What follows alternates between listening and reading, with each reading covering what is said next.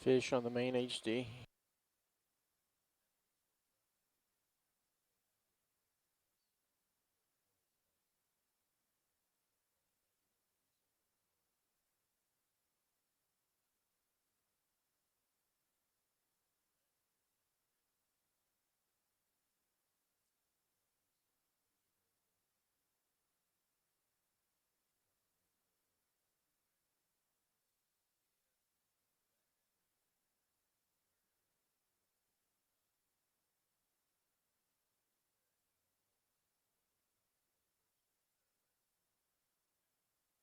Of it as well. I was gonna see if we could measure it a little bit better. He was doing sort of a quick measurement and coming up with some numbers, but he just wanted to get something drafted, the text and a couple pictures and so forth. Are there any other comments about yesterday's dive? Okay, so then let's move on to the. I'll only say, Chris, that this figure that we're looking at here is really useful. Thanks to Mimi for putting that track line on there. And when it's rotated the other way, you could see that we were dipping off that western edge now and again and back up. And it would be interesting to look in some detail at how the fauna, etc., were changing as we moved along that track. But that's really nice. Yeah, and Chris, to clarify, we are talking about probably a 400 to 600 foot change in elevation over the course of the 30 track. meters a minute. I'm sorry, Michael, you were breaking up. Could you repeat that, please? We're at 31. Yeah, are we looking at about a 400 to 600 foot elevation change over the course of the track? Let me get that for you. At this point, I think Because if we find it here, we're probably going to find it all the way along this thing, and it'll go on for miles, and that's one of our objectives. But what we did is, oops, I'm sorry, this is going to be a little challenging here. But what we did is put it right along this edge, and the current's been coming from the west, which is a bit of a surprise. So we're hoping to see a whole lot, because it's got to come over and up from a substantial depth to get up and over this ridge. Hey, Emily, yeah, I think we'd like to go ahead and bump it up to 0.2 knots. So that's the plan. Let me measure it out, the distance. Great. We're dropping it. Excuse me. Things are banging around here. We're in a little bit of a trough. Let's see if I can do this. About right there. So we're looking at starting just under 20 or 2,800 meters. So it's a deeper one.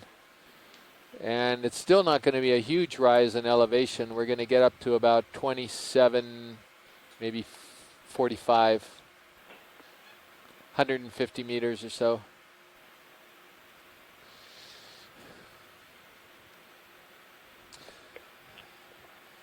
And this is planned for 750 meter distance, so that's probably doable to go from 1 to 2. I'm not sure if we lost you there, Chris, but the video is frozen, so we're not seeing we'll only have to go 0.2 the track, knots which is fine. for a bit. Just wanted to let you know. To slow it back But down again, Chris, I'm just curious. Can you from the contour sent out yesterday, it looked like a substantial elevation change. Can you still confirm that? From yesterday? No, today. Oh, today? No. The dive plan for today that you sent out yesterday. Right. No, it's only. The contours looked like it was. Yeah, Michael, those are 10-meter spacing on those contours, so we're only going to. 10 meter. Okay. Yeah. Thank you. Yeah. Yeah. Okay. Sure. So we're going to have a change of about 150 meter elevation.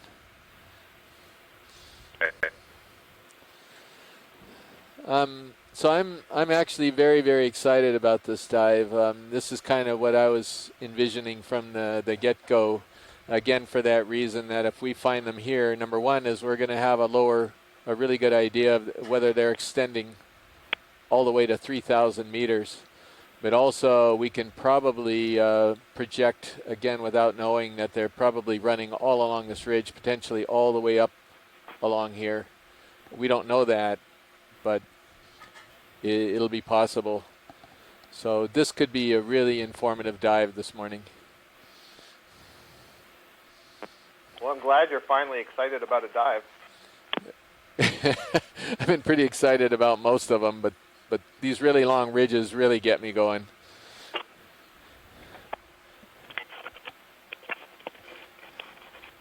Do we have any other comments or questions?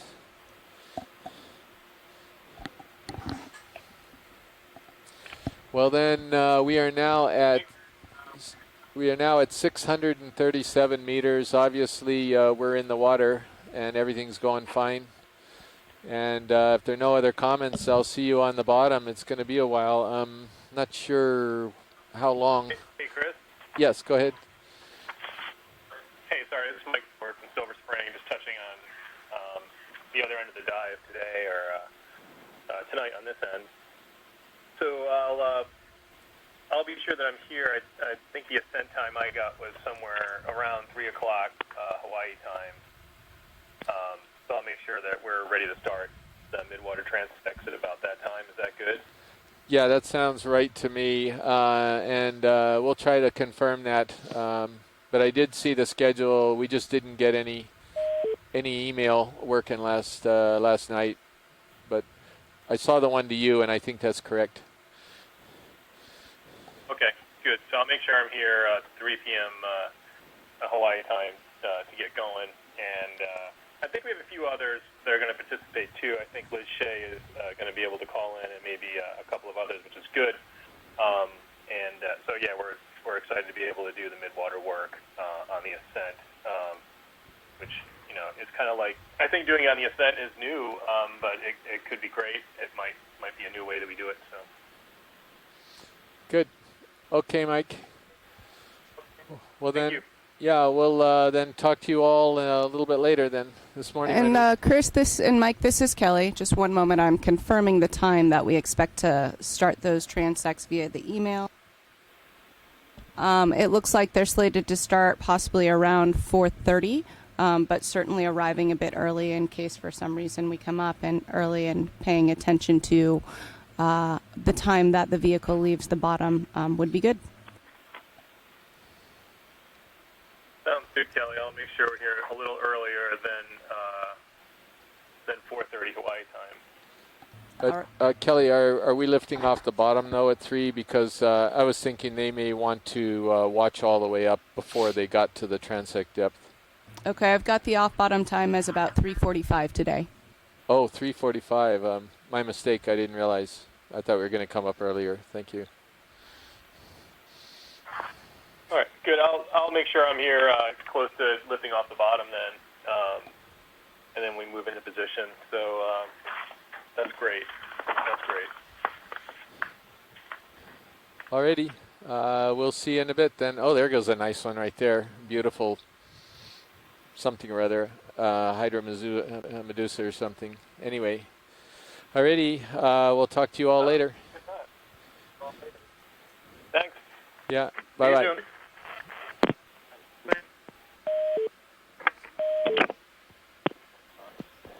So now that I've cycled power on the half pan and tilt, it won't adjust the iris automatically. So I have a dark image.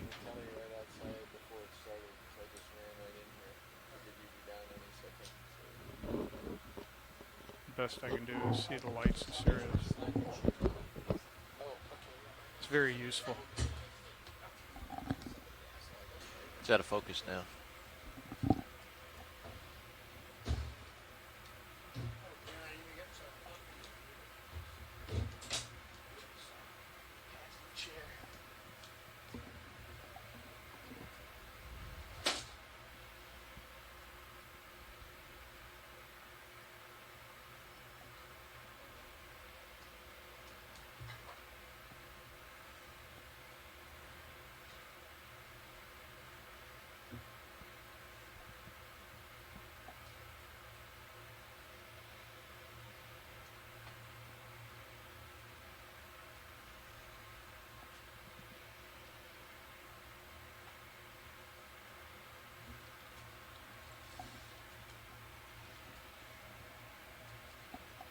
Did it lighten up or?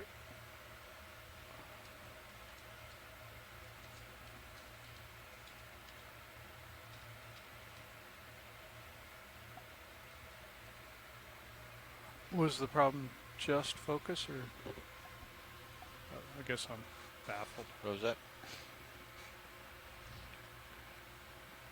Was the problem only that it was out of focus? What I just did? Yeah. Yeah, it was just focus. Ah, okay. And I think the iris is way off because it started with serials blasting it. Right. Okay.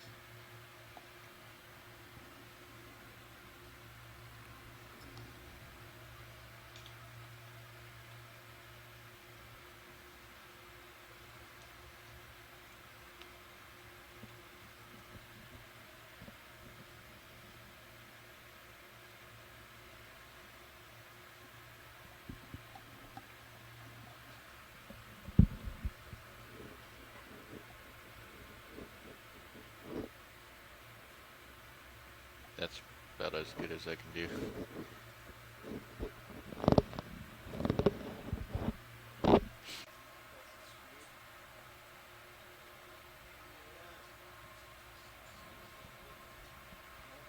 Good.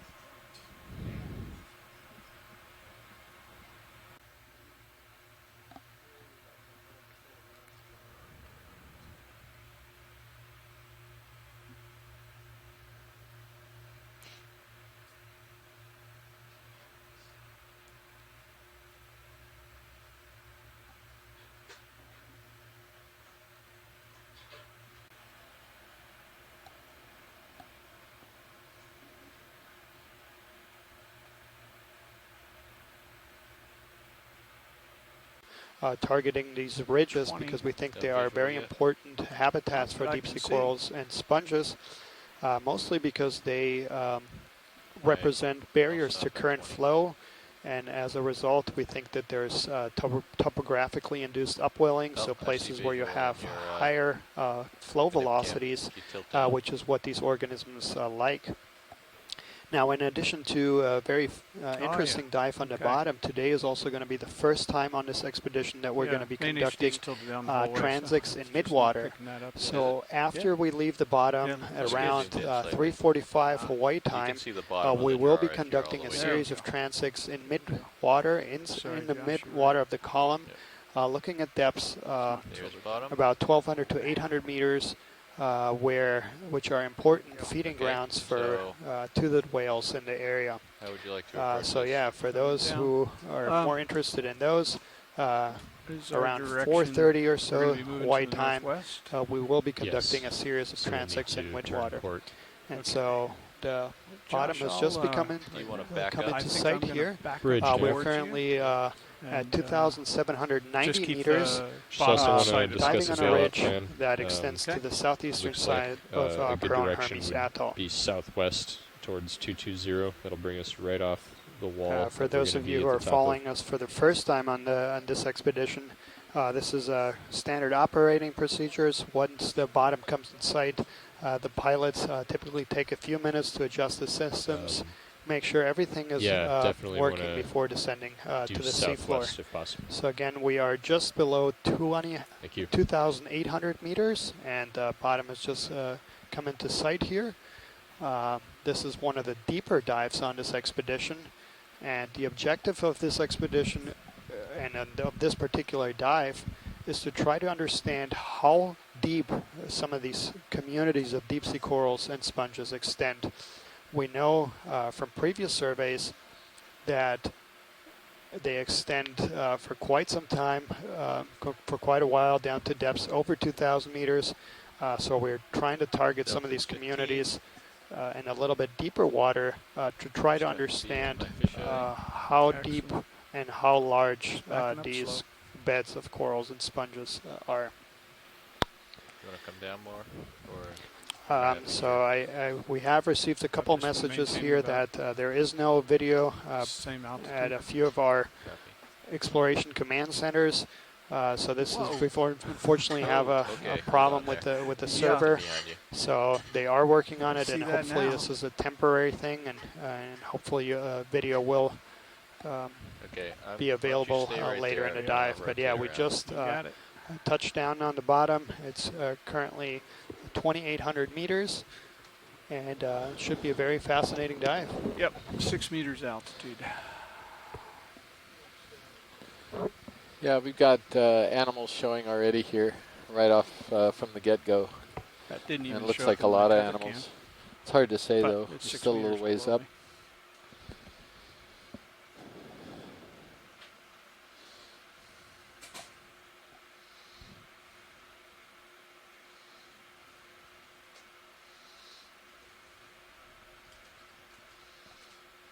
There you are.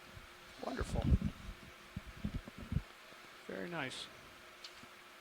Yeah, it's a little crest right there. Yeah. Yeah, you're good. If All you right. want to center up on me. Yep. Actually, we want to push to the left even more, right? Yeah, exactly. But Yeah. I mean, then you have the lateral. That's up to you.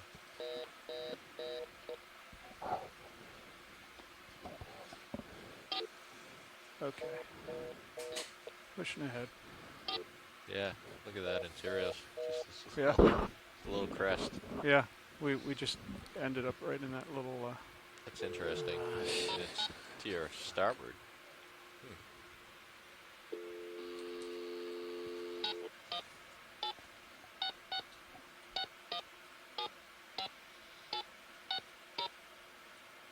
Yeah, my altitude is reading 1920 right now.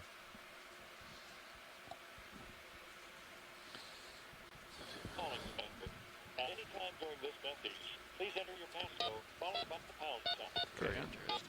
I'm headed west. So we just landed on the bottom. I realized that there's some technical difficulties and no video so far.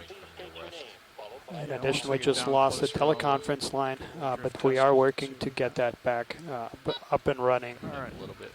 A little bit more. So for those of you who can see or hear us, we just landed on the bottom. Now I'm going to go down. We're just above 2,800 meters, diving on a ridge that extends to the Second, we just heard something. Going on? UH is there and IRC is there, is that right? Suggests. Looks like I need to turn to the right a little bit. Can you guys see the video? I think sonar says that way. That's right about what? Yeah, we're experiencing. Cool. So if you want to Yeah, we're experiencing some difficulties, so we may have to describe it a little bit to you. There initially looked like there was a lot of animals, but it was right on a little ridge crest, right on the edge of a drop-off. We've come off of that a little bit, and we can see that there isn't nearly as many further in, it looks like. So we're seeing sort of a mixed, looks like basalt pillow flow area that also has some sediment channels through it. I guess that would be my best description. And fairly barren what we're going over right now. And I just hope you get the video back, because that would be helpful, obviously. All right. Descending again.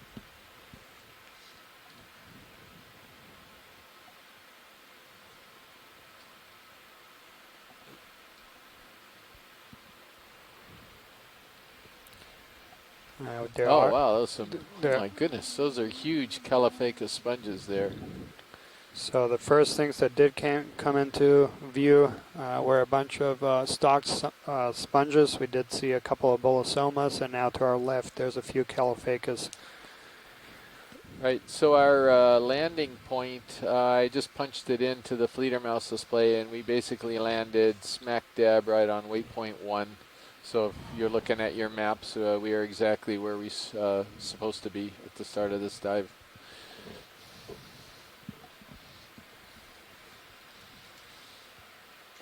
Yeah, and you're just about right below me. Okay. Just drifting here a little bit. It's a very bouldery, rounded, bouldery pillow. Yep. Pillowy, I guess, type of terrain. You're not seeing so many tubes or pillow tubular type of formations. Yeah. They're mostly bulbous. So I'd say if the that's current is out a of description. the southwest right now. I'm not quite drifting with it yet. You can still see particles going past me. But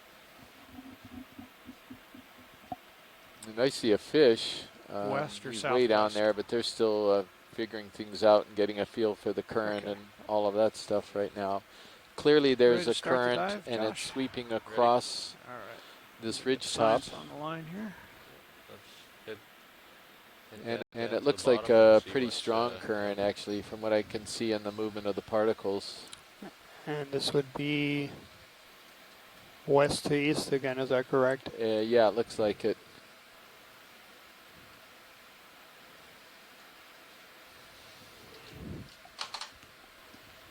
Thank you. Yeah, you're still six meters up. Yeah. Science, this is pilot. Go ahead and deploy your upper scanners. Okay. So yeah, now we have a whole bunch of stocked sponges in view. We have at least... Watch leads, do you copy pilot? We didn't copy pilot. Sorry. Go ahead, pilot. Hi there. We've just gotten ourselves set up on the bottom, and Josh is deploying some more lights, but basically we're ready to get started. Well, let's go over and take a look at one of these really large Calophacus stock sponges. That may be a good start. How about this fellow on the right here? Yeah, there's two of them that are extremely large. Those would be the more unusual of this little grouping. And yes, we have a strong current out of the west. I think it's not quite as strong as yesterday, but it is still significant. Yep.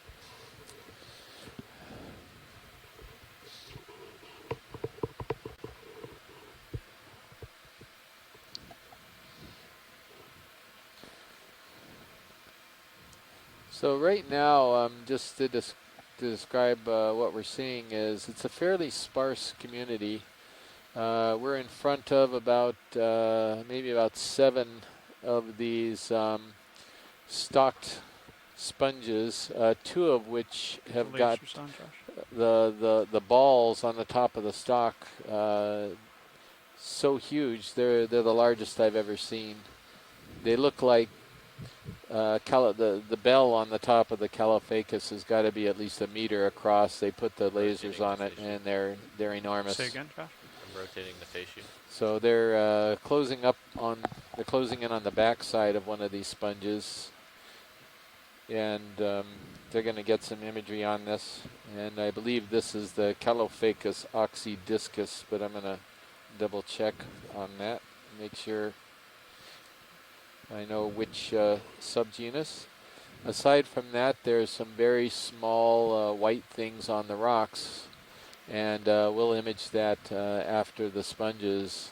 And there's really nothing more in view at the moment. I saw a coral or two when we were coming down. Yeah, there was a few small branched corals, and interesting to the right of the stock sponges, there are a few just bases that might be corals. If we imaged something like that yesterday, where it looks like it just broke off. So it just looks like the holdfast attached to one of these pillows. All right. So I was right. The Calophacus oxydiscus looks like it's the best bet, at least from the back side. Got it. I'll try and rotate for you a little bit. So for you coral folks who are on the line right now, there's not a whole lot of corals you're missing right now, so don't worry about that. And hopefully they'll have the video back before we come into some. Yeah, and so the bottom just came into sight, and we were very close to this wall. Now we've on a more flat terrain, and our current depth is 2,790 meters. That's where we touched down. We're just imaging some of these larger Calophacus sponges, these stalked sponges. A nice view in Sirius of the field of sponges. Yeah, looking at the overhead, it really shows how big these Calophacus sponges are. They're the biggest of this genus that I've ever seen.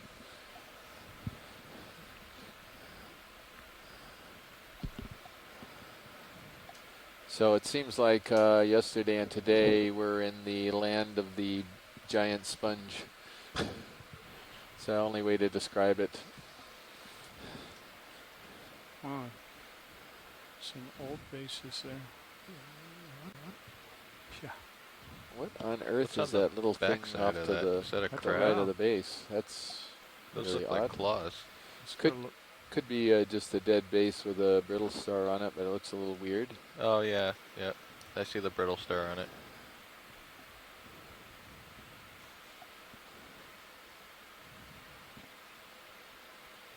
Yeah, no, they're barnacles. And a brittle star. Yeah, a brittle star on these barnacles.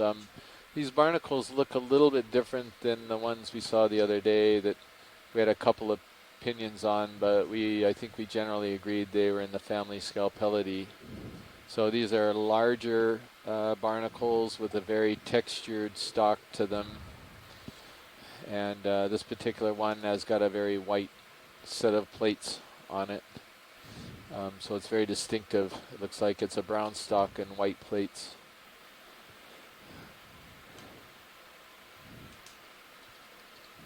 Some very small gelatinous things on the substrate too that almost look like they could be tunicates. It's not really sure. And I see probably 2 corals in front of us. I think one of them's pretty odd. This weird arrangement of branches.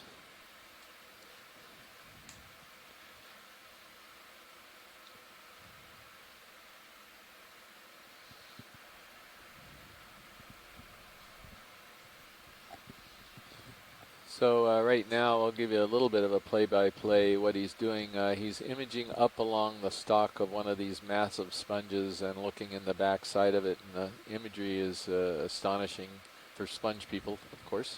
It's really, really beautiful. It's got quite a lot of holes and ridges in it.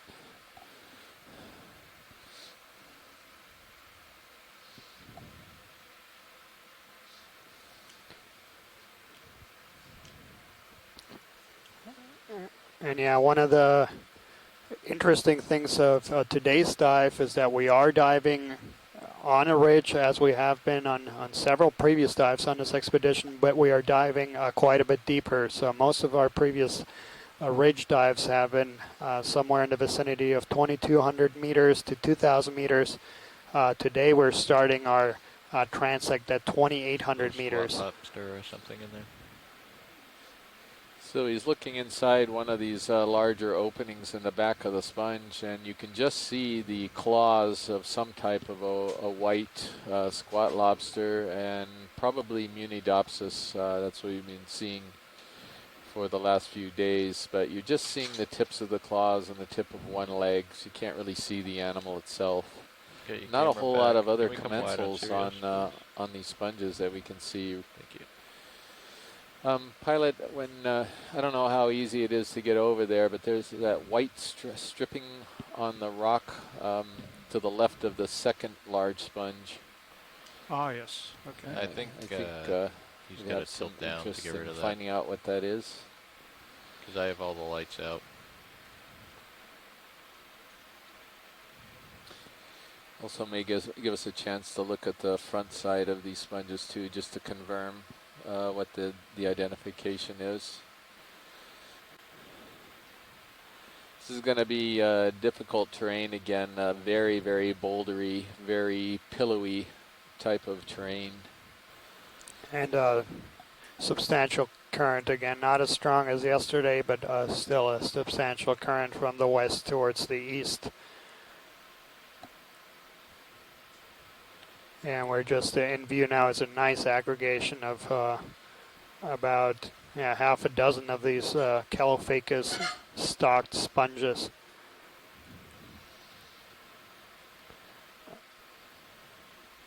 Other than this nice clump of stalked sponges, the substrate around us looks pretty barren. Yeah, it's quite barren.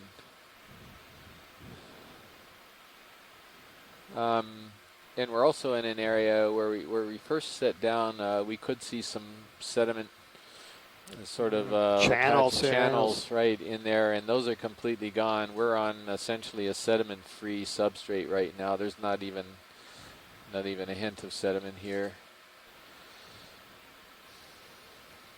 Yeah, so these are very, very lumpy sponges, similar to the Calophacus calodiscus. They're different. They're quite different, I think. This could be something new. So and there's a coral. There's a coral fan down below, a gorgonian. A small, yeah. It's hard to say how small it is compared to these sponges. These sponges, are so gigantic that may be a very respectable coral fan. Yeah.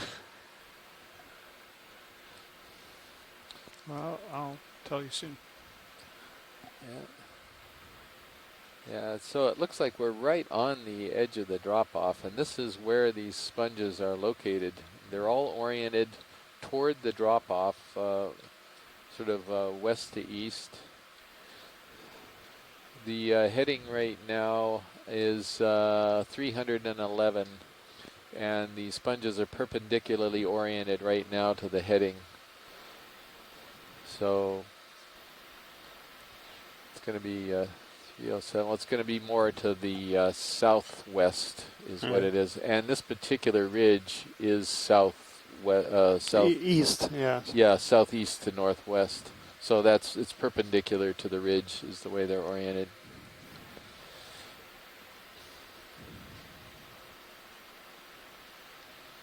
So yeah, we have about at least 4 corals, branched corals in view right now. Yeah, they're hard to see because the terrain is so bouldery. Yeah, or we can get some of these corals. Doesn't matter the order, whatever's easiest. Yeah, and there we can see again those. Okay, Joe, go ahead. Barnacles, those scalpellid barnacles. There, I got your camera. Okay. Yeah, we're going to see if we can document all of the corals that we're seeing. So they were hidden by these very, very large boulders. What are we looking at? The white things. Yeah, so we're looking at Yep. these white objects on the rocks, and well, we have a bunch of barnacles, and then there's appears to be some hydroids there. There's a solitary hydroid there as well in the foreground. Yeah, and then those objects, these are empty barnacles, I think. But they're a totally different type of barnacle. These are balanoid, I think is the name for them. I may be completely wrong here, but these are your encrusting barnacles. These are not stocked barnacles, and these are large. It's our best guess. I don't see any of them open right now. They appear to be closed, but they look very large. There's one of these gooseneck barnacles, getting a pretty good image of it right now, that does look like it could be the Alcochianum, similar to the Hurl guide, the Hawaii Undersea Research Laboratory guide. So the barnacles aren't huge. I just see it with the lasers. They're maybe about 2 or 3 centimeters across at the base. So they're large, but not enormous. Can we get this Gorganian to the lower right there before we try to move closer and see some of the other ones? We can't see the base of this Gorgonian. Again, it's behind a boulder. We're seeing if we could at least get a zoom on the branches and try to see what it is. I think as you rotate, you're gonna. Yeah. These boulders are globular pillow flows. I guess they look like they're at least 1 meter high and 1 meter across, and they're just all over the substrate right now. But they do have some kind of angular sections to them. They're not completely round. Right. Some of them look in place like they're lava flows that I'm just going to try just and erupted right here, and some look like they could have rolled from downslope. Tilting down.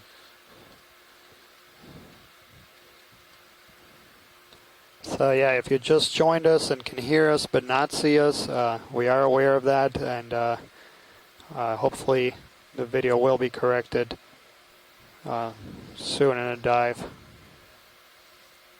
So he's trying to take a peek at this Gorgonian that's sort of way down between these boulders here right now, and I'm going to give him there we go, we're getting a good zoom. So this is clearly a primnoid, and the calyces of the polyps are either coming out horizontally or hanging down. There's some that are horizontal, some that are down. Best guess here from this particular zoom would be Neurella. I don't think it's a Candidella, but it could be. And yeah, the whorls or verticils where the polyps are arranged in groups of 3.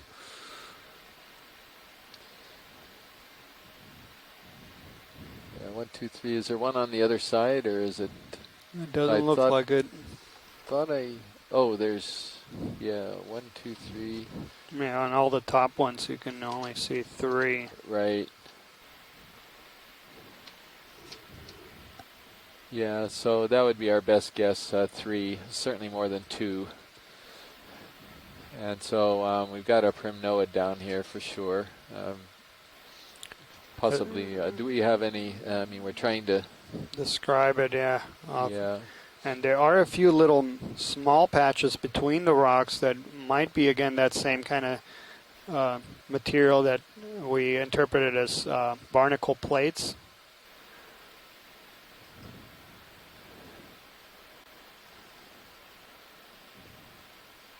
Take the lasers. They're looking sideways at this very large, or one of the very large Caulophacus stalk sponges. And it's so bizarre, it's once again eliciting that sort of mental question of what planet are we on? These things are so bizarre looking. They're absolutely gorgeous, but they're so strange. Yeah. That it's all these very unique shapes. Yeah. But then it's very important to keep in mind that these habitats actually cover a greater surface of the Earth than our terrestrial habitats, and so this is more common than our life forms.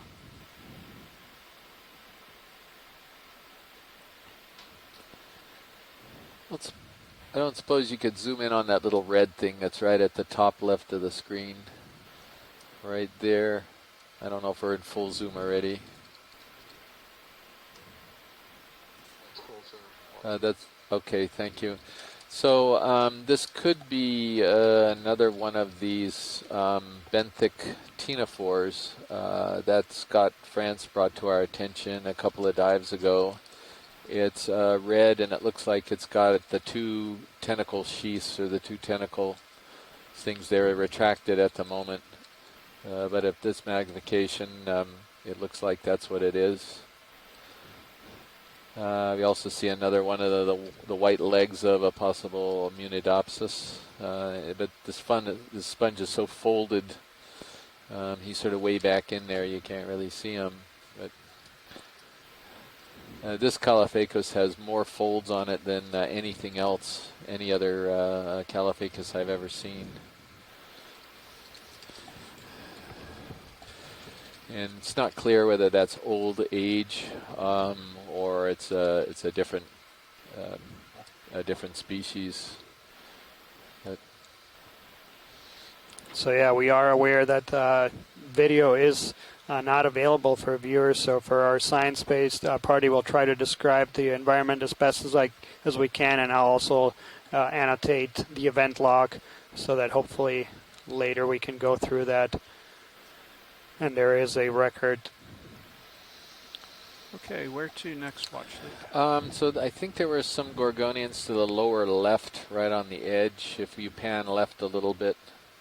Just trying to document every type of Gorgonian we have down here. Tilt down, Josh.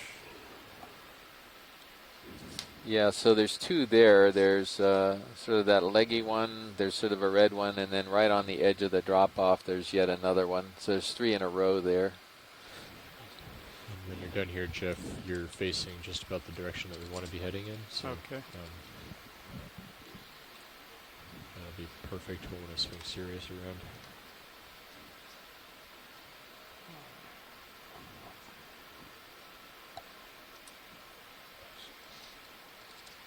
Need to be quite gentle here.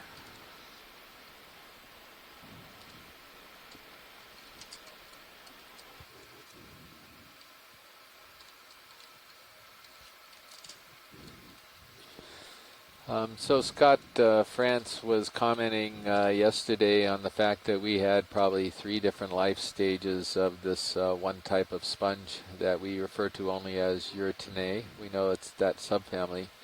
And we're actually seeing it here with these stalked Caulophacus sponges, these glass sponges. You can see some younger stages that don't have anywhere near the folding and the sort of lobes that the older ones do. And so they look much more similar to the Calophacus calodiscus that's in the Hurl Gallery. And I think there's either a crinoid or a pycnogonid on that rock. I can't get a toe I hold think there. that's a crinoid. This is really challenging terrain. This is about as bouldery a terrain as we've been on any of the dives so far. I'm also quite sensitive to not drifting into any of these big things. So can we ID these corals without me landing? Yes, I believe so. If we can just get close enough, we can. So that's an anemone. The orange thing down there is an anemone. From a distance, it looks like it could be Exosalactus. We're defaulting to that genus for any sort of large disc-shaped orange anemone that has a skirt. Yeah, and where the disc is very big too. Yeah, it's got quite a bit of girth to it. So what he's doing now is he's moved off the drop-off just a little bit so he can get away from these sponges, because he certainly doesn't want to bump into these sponges. And he's approaching it from off the drop-off where he has a safe approach to maybe get us some closer up look at the corals.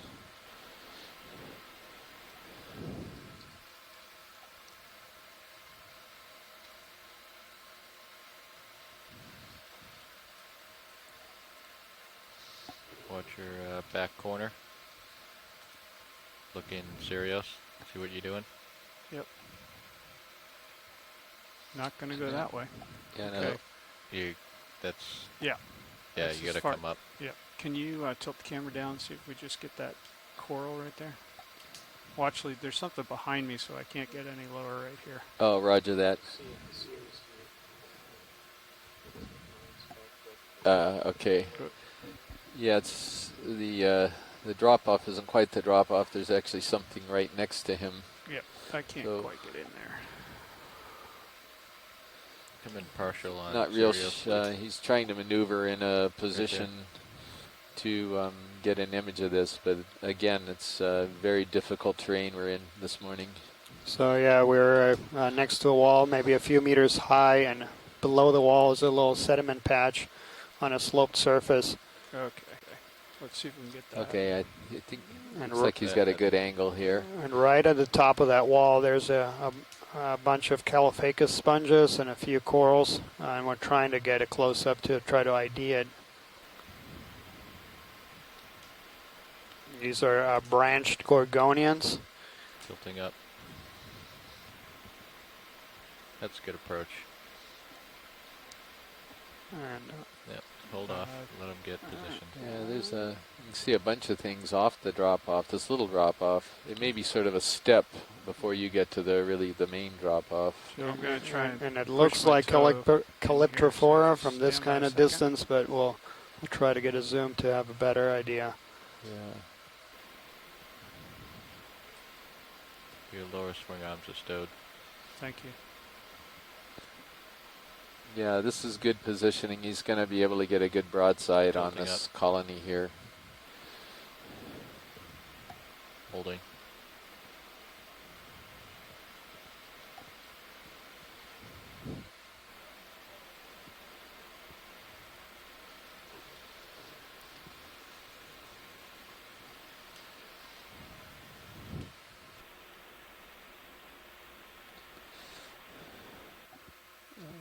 So there's really no question right now that this is another primnoid. It is different than the one we just imaged, and we're getting closer.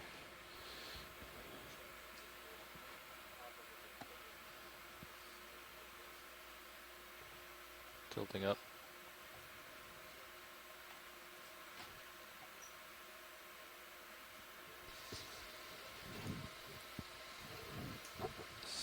So let's see what we've got here. We've got a pretty close image right now. He's trying to get an even closer image of the calyces.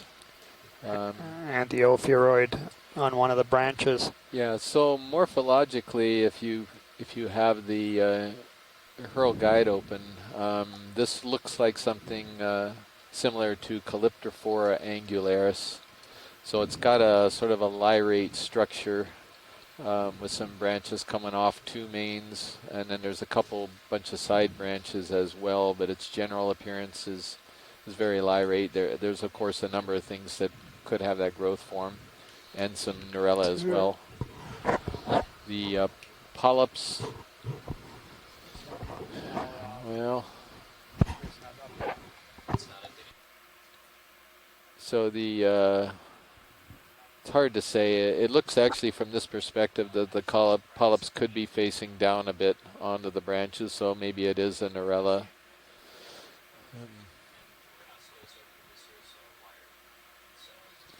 Getting a good pan. Josh. So they're not really facing down. They're more almost horizontal. We're looking at it sideways, so it's hard to... I'm just seeing the tether right there.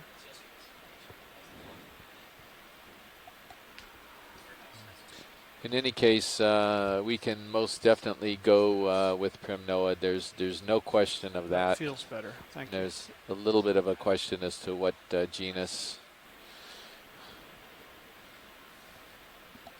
Down. It's quite a dense number of polyps on the branches. It looks like they're in whorls of how many do you see there? At least 3, if not more, probably 4 or more.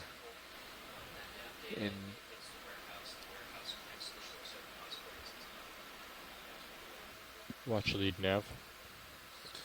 Roger, Nav, go ahead. Yeah, I just wanted to get a sense of what your plan was for the day. I see that we just have waypoint 2 further up on the ridge, and it's about 720 meters from where we currently are. Joe, I didn't know, is that a hard target, or is that just a general goal to be heading up the ridge in that direction? It's a general goal. We just want to be surveying right along the edge as close as possible. Okay, backing up. Copy that. So we're not going to be in any time crunch to get up the ridge today? No, not at all. We can go. It'd be nice to get as far as we can because we have a chance of seeing more animals, but we would like to actually document as many animals that we're seeing as possible, given this is a deeper depth than normal. Copy that. We'll take our time. All right. Watch lead. What next?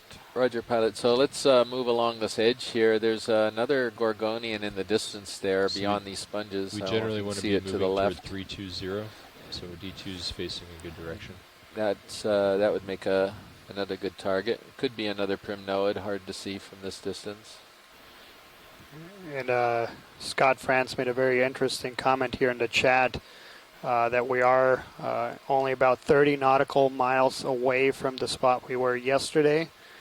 But we are about 600 to 700 meters deeper, so that'll be an interesting comparison. We are in the kind of same vicinity, same kind of topographic feature, but deeper, so differences in community might be due to depth differences.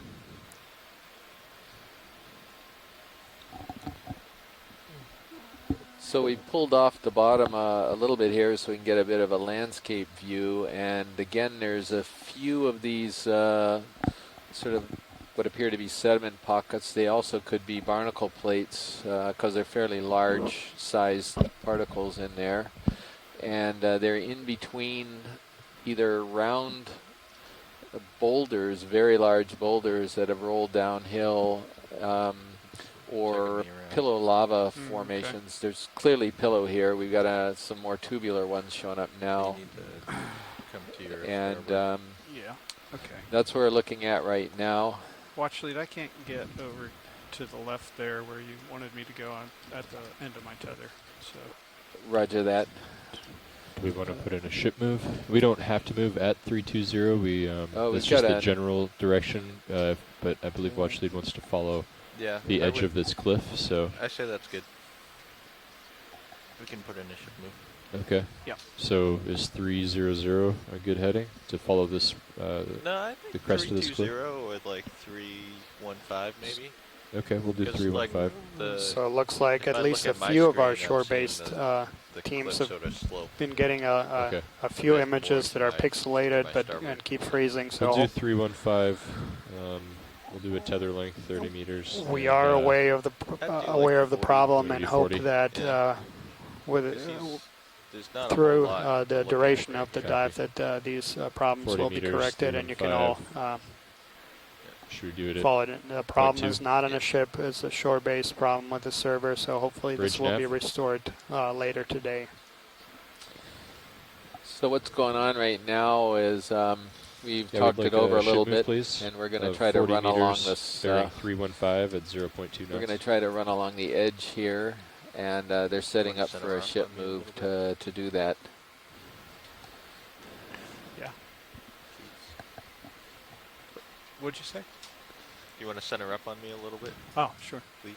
Oh, there's a coral. No, because they want me to 40 follow meters, the edge bearing of 315 at 0.2 knots. So the coral we're looking at right now appears to be similar to the one we just imaged. It looks to be a somewhat lyrate I'll try and stay here on the left. colony, probably primnoid. It's lyrate, but there's also some additional branching going on there, so it's a multi-lyrate, if you will. I don't know if that's a correct term.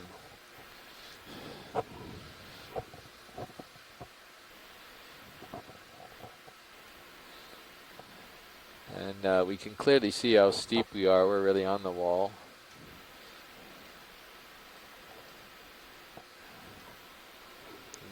Looks like we've got a different type of a stock sponge in front of us. Pretty odd looking guy. The ship store is open. The ship store is now open. Ship store will be open for the next 15 zoom on that? minutes. Yeah, they're zooming in on... yeah, it's...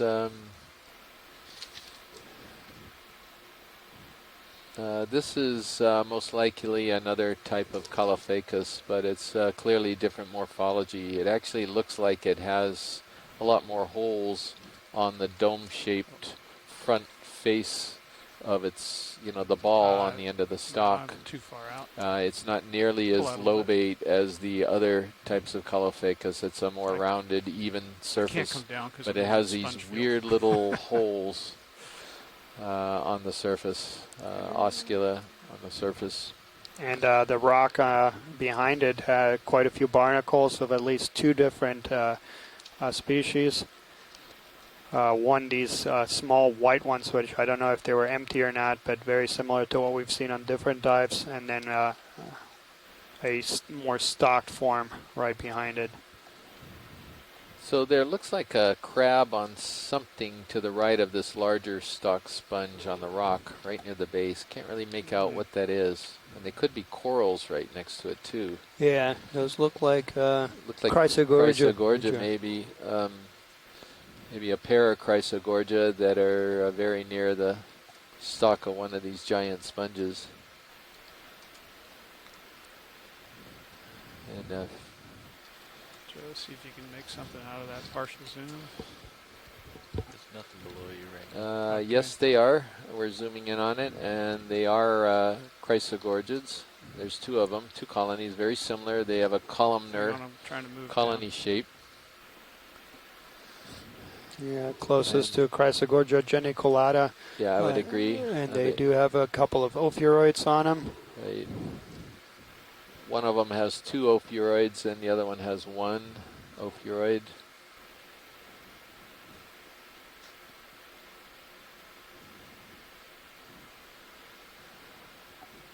So now we have documented Chrysogorgia for sure at this pull out. 2,800 meter depth.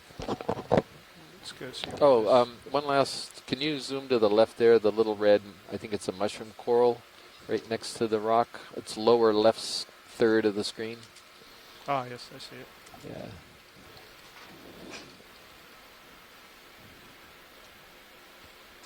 Yeah, this is going to be tricky because we're spotting things between all these boulders and pillows, and they're hidden. Hold that. Yeah, so that is an Anthomastus. Yes. And a red one. And go a little. All right. See if I can tilt down. Yep. Go ahead.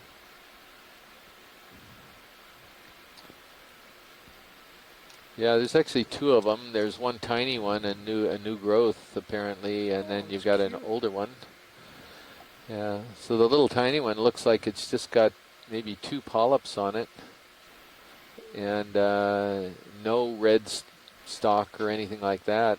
And then the one, the larger one to the right is your regular Anthomastus. Yeah, and then it looks like maybe a crinoid there, just above. No, that actually was an array of stalked or gooseneck barnacles. Oh. Yeah, I took a look at it when we were getting close to it. Can you snap zoom that, Joe? It's pretty wild. Center of the screen. Yep. Oh yeah. Yeah, they may be all nice. I don't know what's going on. Looks like they're all sharing one stalk, and then they're attaching to that. Yeah. Okay, Joe. Yeah. There's probably about 5 of these Alcochianum-like gooseneck barnacles all sharing a tiny little stalk.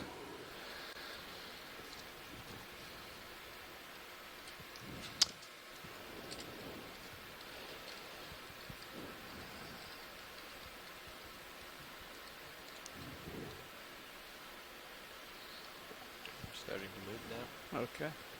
So, science, one thing that I find fascinating is that while I'm having trouble holding my head into this current, all the sponges have actually leaned into the current as they've grown. Yeah. At the moment, anyway, they're into the current. Yeah, and it may be that this is a tidally driven current, and so other days it would be coming from the opposite direction. That's one of those things we don't know. But we suspect the major current flow down here is the M2 tide, which presumably would be two-directional.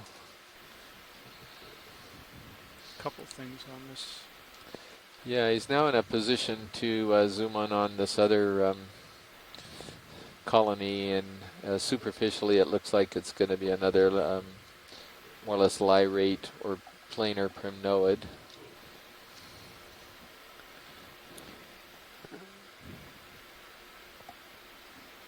This is a larger colony, and it's not quite as lyrate, it's more upright, but you're still seeing these branches coming out sort of laterally, and you're getting only branches coming out on the upper sides of these laterals, it looks like.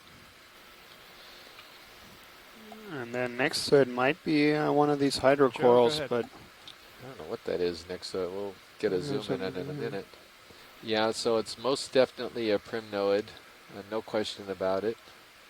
It's got 2 brittle stars on it. One of them is white, one of them is red. Primnode itself at its widest point maybe about 50 centimeters across. This particular one looks like many of the calyces are facing up. So they're either horizontal or slightly up. So I would tend to go with Calyptrophora on this one. Okay. Sorry, should have told you. That's okay. Yeah, and Scott, based on your description, that it's lyrating very close to the bottom. So can they see? They can see every once in a while or anything? Earlier, Scott made a couple comments that he got some Can we get the white thing to the left before we leave here? Stalk? Yeah, that branchy, leggy thing. Sorry to interrupt, Daniel. There you go. I just wanted to make sure they saw that. Okay, what have we got here? All right, I'm pretty sure I know what this is, and I wish we had some of the coral people here. We're looking at the backside of what I believe is Cralium kishinoe. It is a white colony. The polyps appear to be attracted, but you clearly have the polyp balls. It's either kishinoe or it's Paragorgia, and I think it looks more looks closer to Kishinoye, which also has that sort of the same type of polyp distribution as something like Corallium secundum. It's in that same group or genus, new genus. Any chance we can go a little closer? We're at full. Okay, so the calyces themselves are mounding calyces. They're not nearly as extended upright. My best guess is this is a Corallium in Kishinoye. It's not yellow. It's very white. Does not have the bubblegum appearance or that kind of clear appearance like a Paragoldra. And there's something next to it on the rock that's waving around. That's a solitary hydroid. Yeah, and we'd seen a few of those on the... Yeah, a good shot at these barnacles, and they're most definitely barnacles. You can see their whole plate array because we're looking straight down on them. And we're getting some really nice close-ups of these barnacles right now. They're right next to the coral.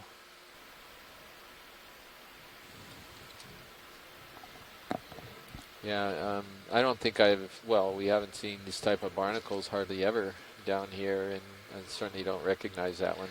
Well, we've never imaged, these depths. Yeah. Do we have the lasers on, or is it just to give me a better idea of the size here? Or are we sort of out of the view frame of the lasers? There they are. So... about a centimeter, maybe. Yeah, centimeter and a half for some of the wider ones. There's some smaller ones, too.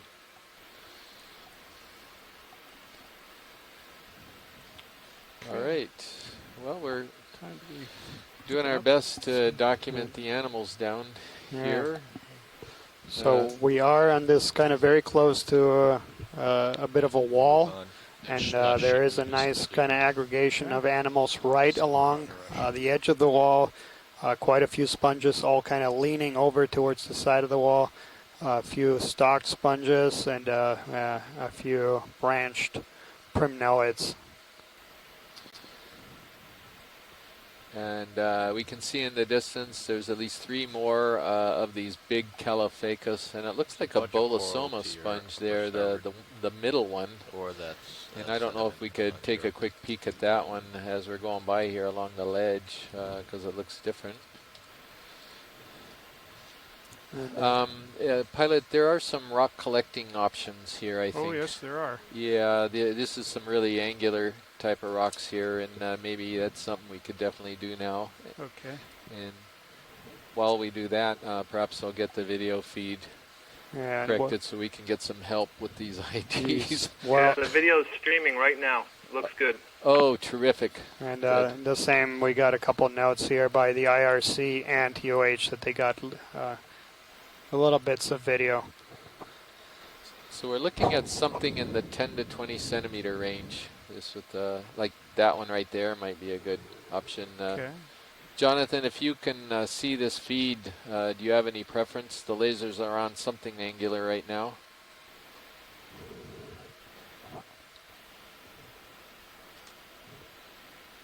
It'd be the rock right next to the sponge stock, or the sponge stock may even be laying on part of it. So if you're just about to sample, I guess just go for it, and that way much if we don't get anything else. Yeah, well, Jonathan, this looks like a very angular rock, so I imagine it is basalt. It does not look very manganese crusted either. All right, yeah, let's go ahead and sample it then. That's exactly what we want. The angular ones that look like they're not, excuse me, that they don't have as large of a coating on them. What are you asking me, Josh? Which box would you like to put it in? Oh, science, which box? Front rock box, please. We just lost a motor. What just happened? We lost a motor. Copy that. Coming up. Speed out of regulation. There looks like another corallium and one of the Exosalactus anemones down there. Yeah, what is that? This thing right here, is that what you're Yeah, it looked like a corallium, but it's But it's not Kishinoya. Yeah, it's definitely pink. Go ahead. If you cycle them. Go Ready? ahead, cycle them. Yep. All right, we have it back. Okay, thank you. Got that in my log. Roger that. Thank you very much for the information. So those of you watching may have seen us sort of very quickly pull off. They had a thruster issue, which they think they're going to be able to sort out very quickly, but they needed to pull off there for safety, obviously, in this type of terrain. And Yeah, we're all set, Washley. Yeah, and they've already got it corrected, so they're going to go back down and try to grab this rock.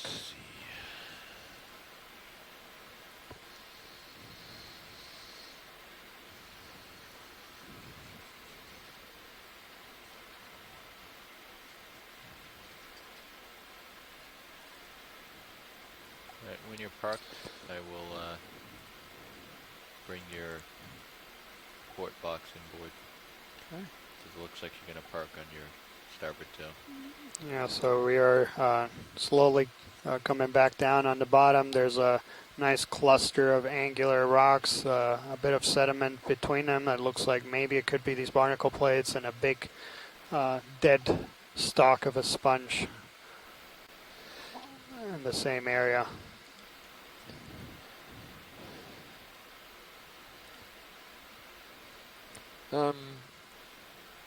So, Michael, are you still there at the Anoye ECC?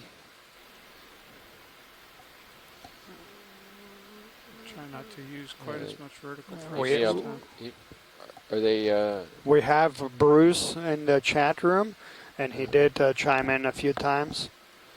Yeah. Saying that they had intermittent video here in the last minute or so.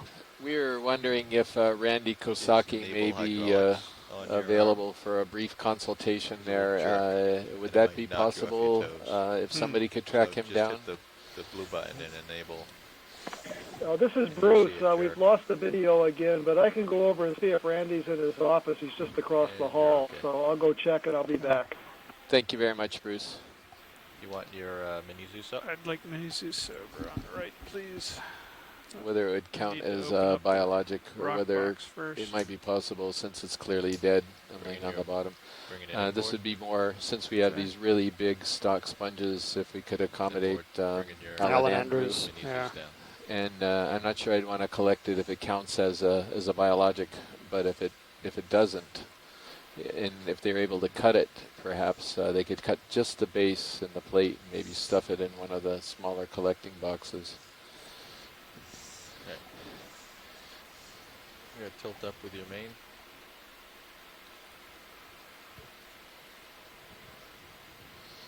This is probably the best chance we would have to get him a stock. That's the. Yeah, and that's a nice and thick one. Yeah, that's what I was thinking. It would have to be cut. A cutter should be able to make quick work of it if they could get around it, and far enough down where.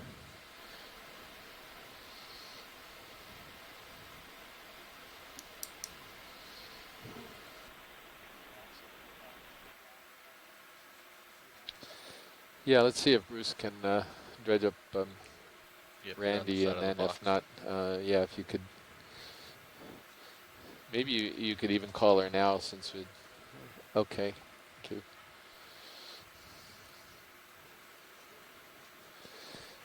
So Scott is asking how the sponge stocks are aged, and we don't know yet. I think Alan Andrews wants to actually take a look at one and maybe try to get some ideas how to do it. I'm not sure I've ever heard of anyone trying to attempt this. But if you can see the video, we've got this beautiful dead stock, quite large, that's sitting right in front of us on the ground. And it would afford an opportunity to get one for Alan or whoever would like to take a stab at aging sponges by examining their stocks.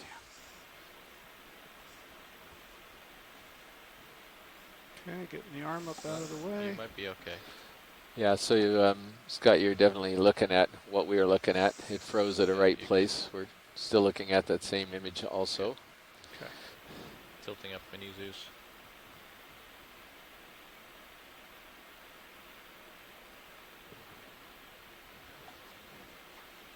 So which rock were we going for? Well, and yeah, that's right. It's fused spicules, Scott.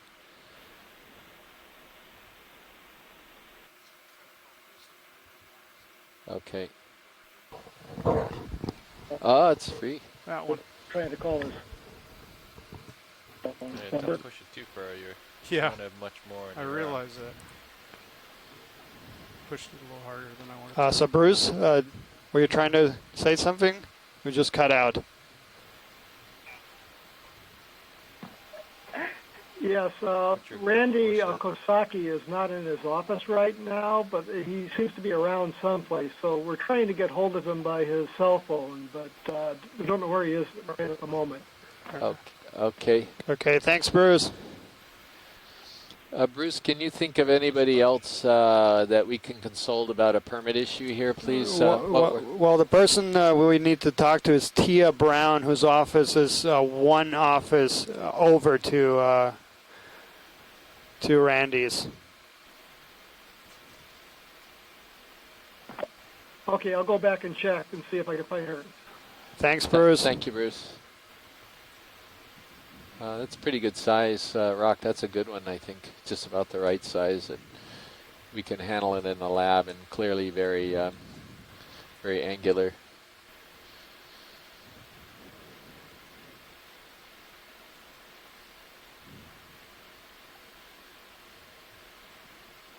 You got to use your wrist.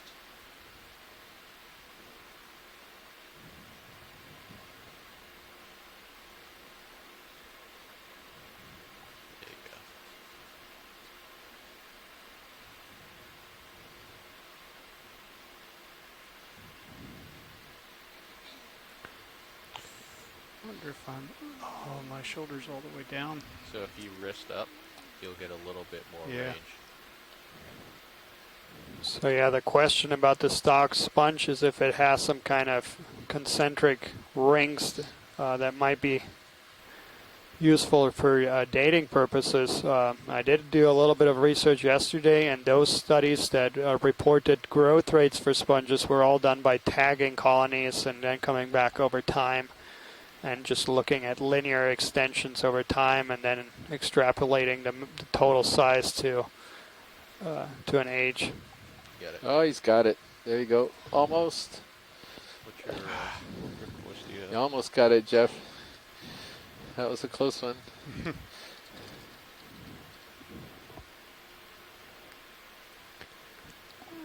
So yeah, there's currently the comms are down at the IRC.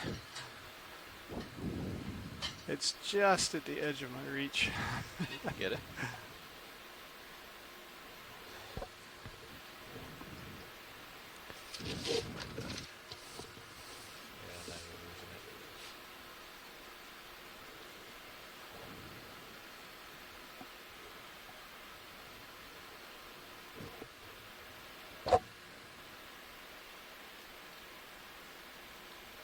Now it's out of your reach. Okay.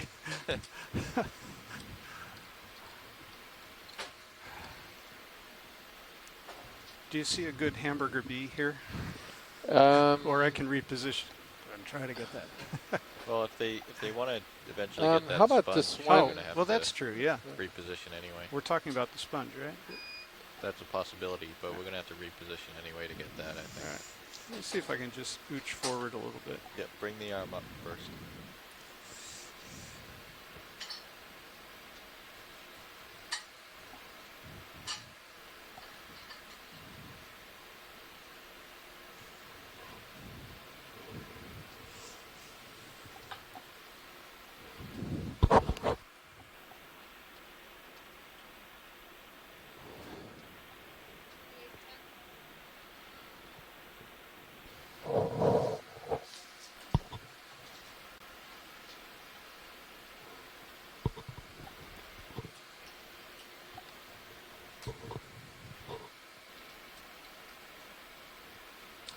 So those of you... I don't think they are, Bruce. It looks like they dropped the phone line and possibly the event log. Yeah, we are currently out of the chat room as well, so we are completely out. Oh, you are there. Okay. Yeah, we can hear you very clearly, Scott.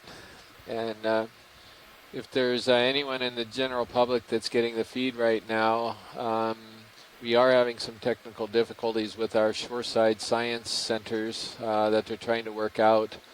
But in the meantime, we're trying to collect a rock. And the point I want to make is that not every rock is a good rock, and that's why we're trying to be very selective. And picking a very angular rock of about the right size that'll be of most benefit to geologists. We look for angular rocks because they are more likely to basically belong here. They didn't necessarily roll down slope from somewhere else, and that's why we've got our eye on this sort of angular rock that's underneath this dead white sponge stock. Yeah, go ahead. Because we only have a chance to get 2 rocks here, and we like to get the box is open right best and most useful rocks that we can. Hey, Jeff, you need the so we are taking a bit of time here to get a really nice one for the geologists.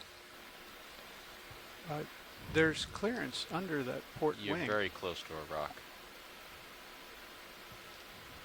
We just don't want to maneuver with the wing the way it is right now. Okay, copy that. Put the slider away.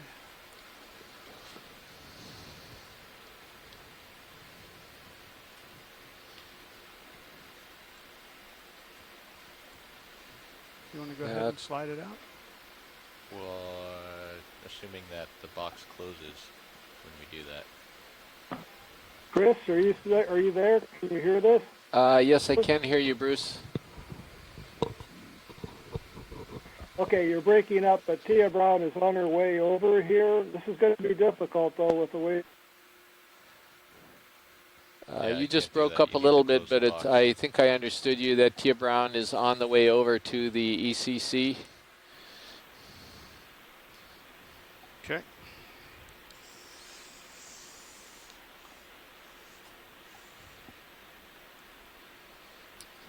If some of these other angular ones are good over to the right, I'm seeing some angular ones on the ground that might be easier. Could always try for one of these. We just need an angular one is the main thing. Bruce, did we lose you? I don't hear you anymore.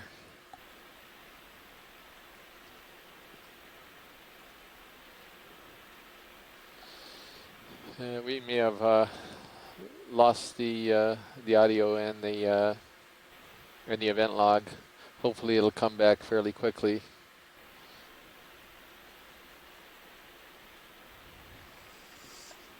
And bring the arm back up. Stand by.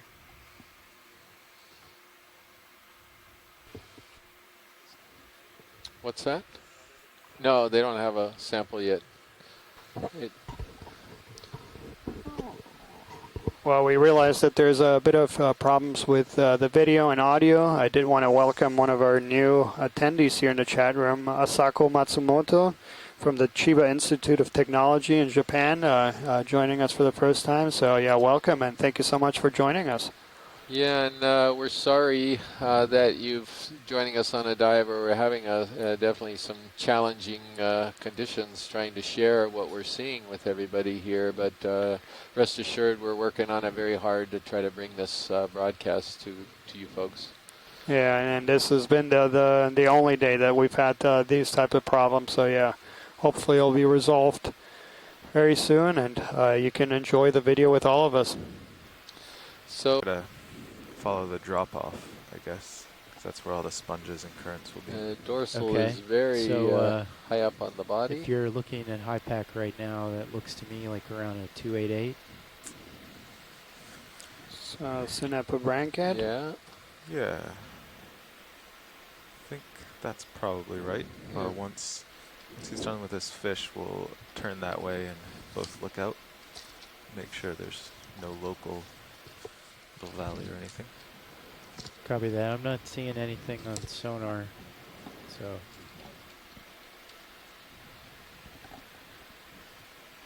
Yeah, so what we thought were sediment patches are clearly huge piles of these barnacles. So that'll be pretty interesting to,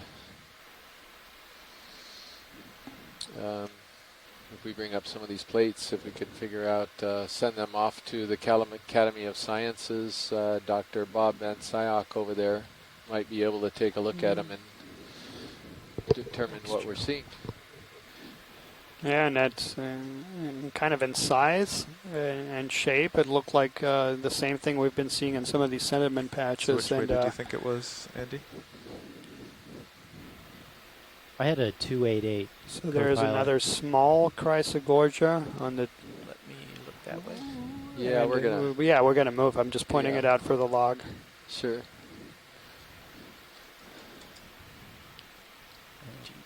That would keep us on that contour line. Yeah. Just in a float by here, Joe. And I know Chris Ma would be very, very sad that he can't see this Prasingid. Appears to have some regenerated arms. Yeah, so this is one of the unique features of these groups, is that they can regenerate arms after losing them. And so we can see that there's, in fact, it has 13 arms, and 3 of them are regenerating, and 1 is partially regenerating. Pushing a little closer here, Joe. You have to just pull out because I'm still bouncing. Not all the way, just a little bit. Just trying to get a little closer. Next to it is a anemone. We've seen a few on today's dives, as well as some of these scalpellid barnacles.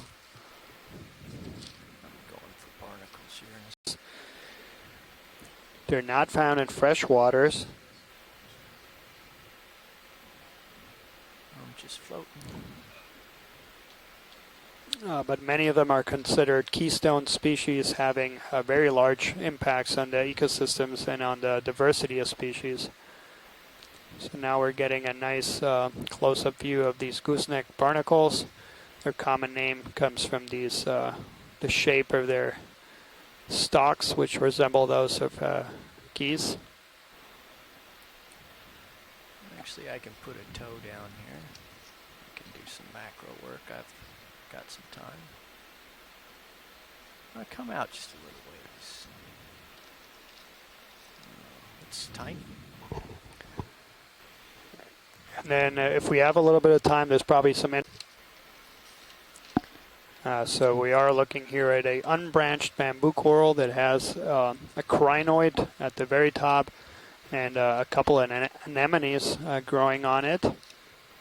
Bamboo corals, the common name of bamboo corals is derives from the fact that these corals have a skeleton that have alternating kind of wider segments, and then amidst them are these joint-like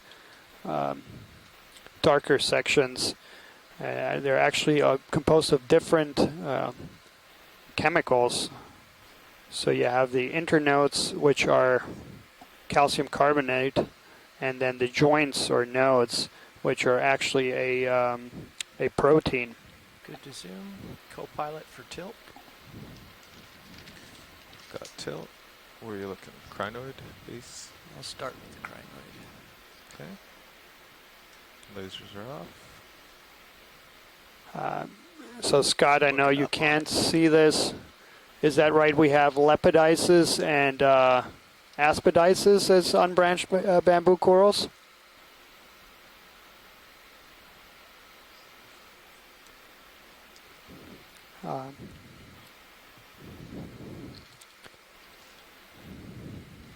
So yeah, on the very tip of this unbranched bamboo coral, we have a unstocked crinoid, or a comatulate crinoid.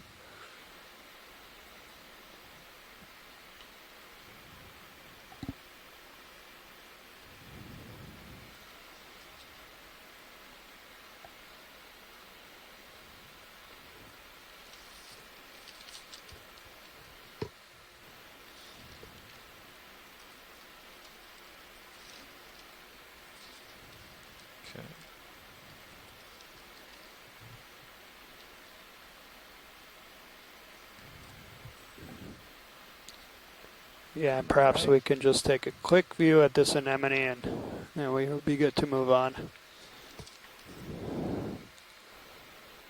So this particular unbranched bamboo coral that we are imaging has a few sections in the lower part of the stem that have no polyps, so the coenenchyme, the tissue is gone, and here we have a Actinoscyphia anemones, so these are Venus flytrap anemones. There's two different forms we have at these steps. So there's the Hormathiids in that family, and those typically have little bumps close to the base. And this does not have that, so that would make that an Actinoscyphia.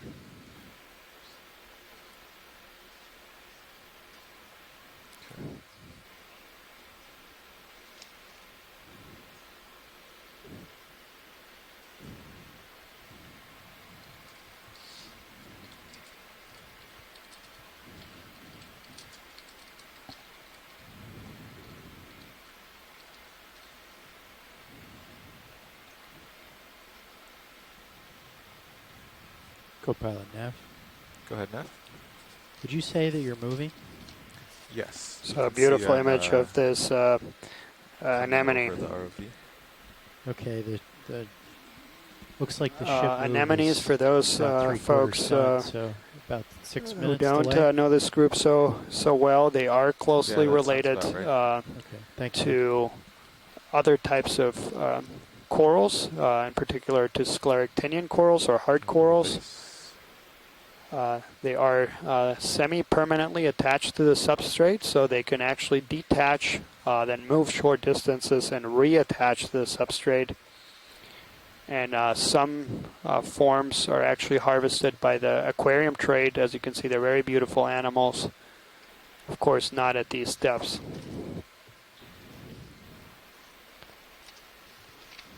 And I noticed there seem to be two nodes, two black bands very close to the lower anemone. Is that something unusual or a reaction to the anemone, or? No, that's the way they grow. They have these nodes and internodes. Yeah, but what is unusual is the exposed skeleton there in several places. A little too much, sorry. Yeah, thank you so much for that close-up. So yeah, I think we're good to move on, and whenever you. Here we go. So again, if you just joined us, we're currently at a depth on the lower part of the rock is another Persingent sea star. Copy that, co-pilot.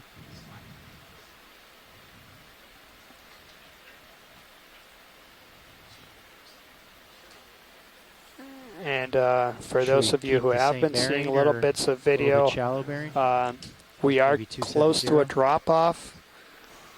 And we did very closely following this drop-off because there seemed to be a few animals around them. There's a little ridge right here that I followed up a little bit more. I went a little bit too... Large Calophacus sponges and probably about a half dozen of these gooseneck barnacles.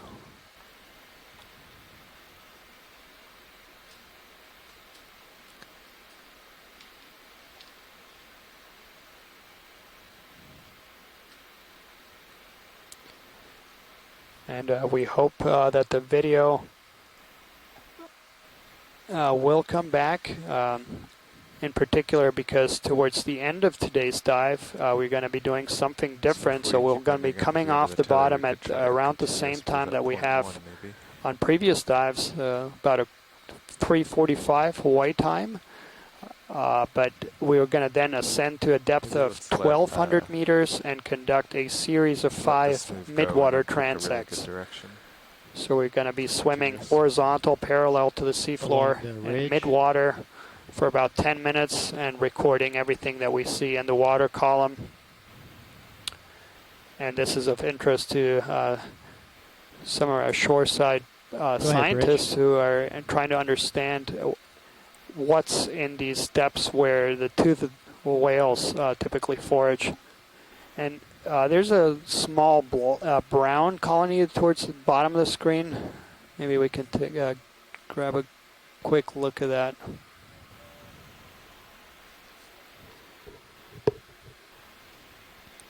Copy that, Bridge. So right now in view are these very big pillows. Thank you, Bridge. So this is the way from lava flows extruding onto the cold seawater, then solidifying, and this is the result of it. Okay. And this is our first black coral of today's dive. Looks like a Stauropathis staurocrata. And I'll take a quick view here.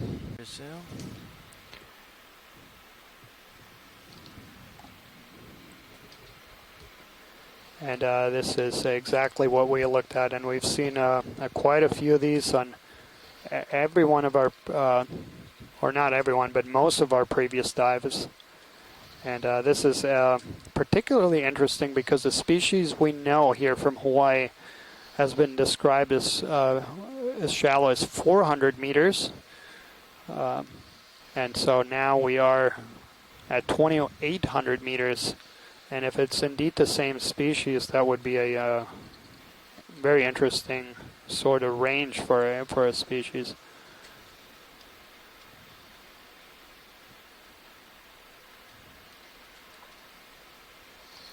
So I'm just back from getting a quick bite to lunch. Do we have video back on shore or not yet? No. So we're going to be doing the play-by-play for everybody. If you want to grab something, I can take over from you, Daniel. Will do. I just needed to feast my eyes on this black coral for a second. Of course, of course. While I'm here, there's a well-lit... We're right in the middle of a move at 270.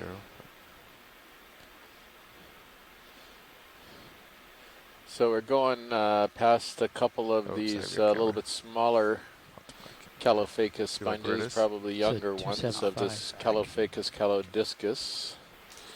Again, fairly barren terrain that we're seeing right now. There's definitely nothing in the westerly direction. It just drops off. Yeah. And I can't see over the top. We're starting to pick up some stuff here. Let me push out and come up a little bit more, and we'll see what we see out there.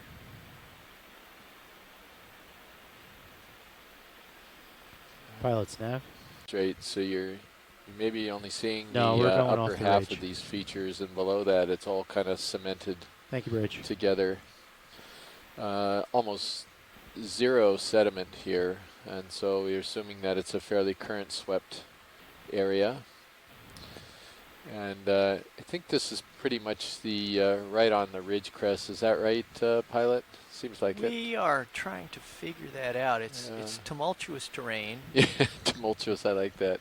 And we're going over hill and dale and trying to see the more general trend, but we don't see out more than 50 meters or so with our scanning sonar. So that's we're kind of in the backyard with the flashlight here, but we're following our instinct and we're adjusting our course a little bit more northerly, and we'll see if we can stay on it. Yeah, thanks. Go ahead, Bridge. Looks like another one of these little primnoids that we saw earlier on. Probably Narella.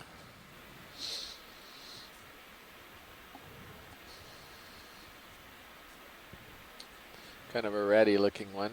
Looks like he's not in a really good place that he landed. He's sort of hidden behind a pilot's nav. Very large pillow flow. So they're not going to do a rotation. So I is right along very Sirius's large heading. Pillow flows here, it looks like. As well, it's tricky though because we really we're looking at a primnoid coral. Hang on a sec. Come out a little video. So maybe it's 280. I saw that the polyps were down, so it's. There's some steepness ahead of me. Let's move. We can zoom in now. 30 meters in that direction. Yeah, the polyps are pretty clearly facing downward, so that would be the guess, and you can see their sort of plate-like too, which, as I recall, are and then we can just follow it. a little. Do you want to do it at a sort of 0.1 or 0.2? The plates on the calyces that we're seeing. Copy that. 30 meters. Sirius is heading. It has a Norella look good. to me, at least, based on everything we're seeing. Okay, let's come wide. It's got a brittle star on it. Just thought I'd swoop down since it was. Sure. And I'll bet the other side is going to be open with osculum. So it's a really medium-sized stock sponge that we're coming by. It's not the Calophacus. And there it is. There's the opening. So Bolosoma is a pretty good ID for this one.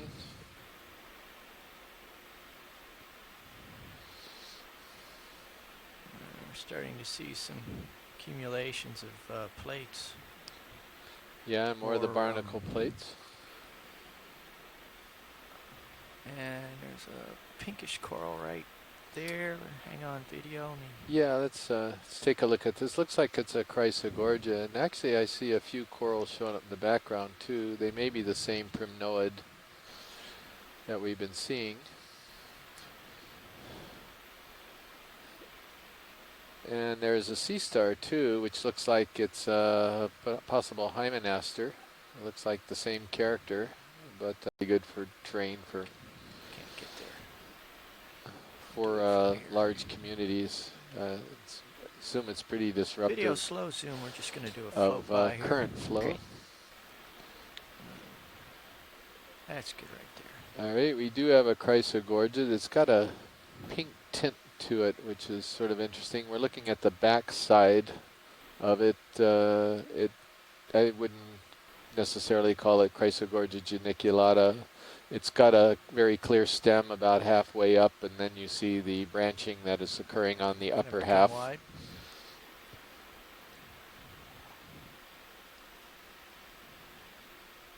Do we need some detail on that, or is that sufficient? I think that's sufficient. I'm sort of hoping we'll get into some better hunting grounds.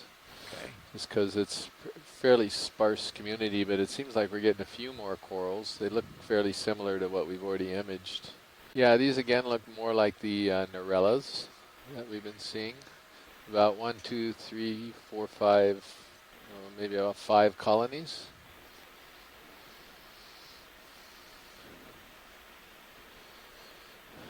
Medium, small in size. Here's a couple more of them. And there's a substantial number of these balanoid barnacles now on the rocks up ahead too. Sort of a patch of them. Co-pilot, would you feel comfortable with a zoom, partial zoom on Sirius? Oh yes, free to zoom. Let me I'll move a couple more of the big Calophacus, some more Chrysogorgids, so maybe we might get into something a little richer.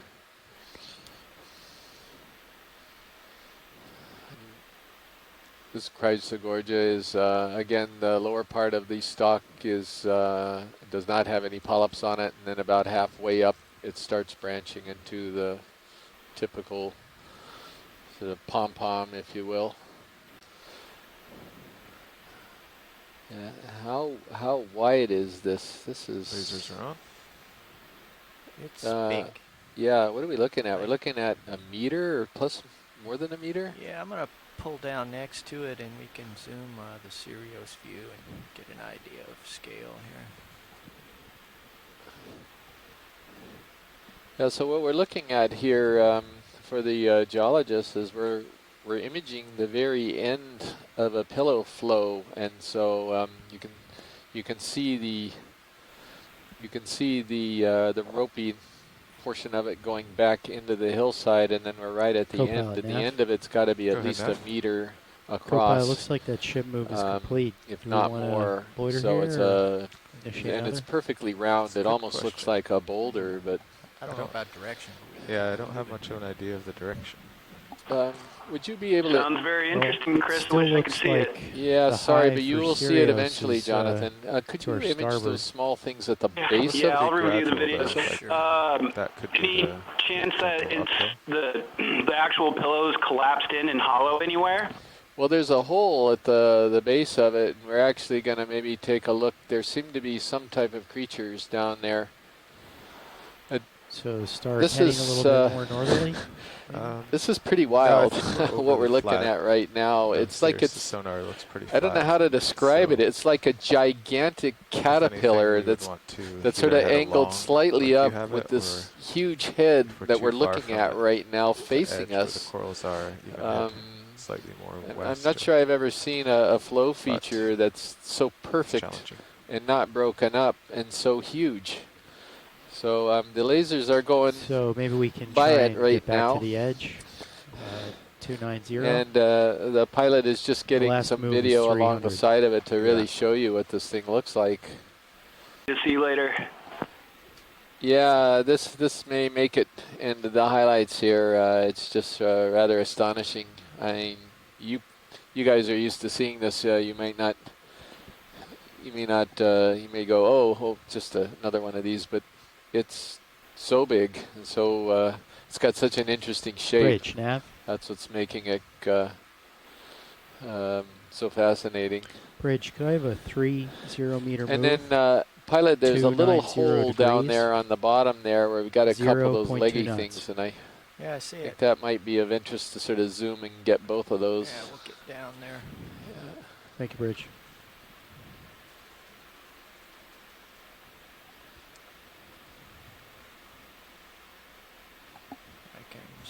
Straddle this rock here, I can stabilize.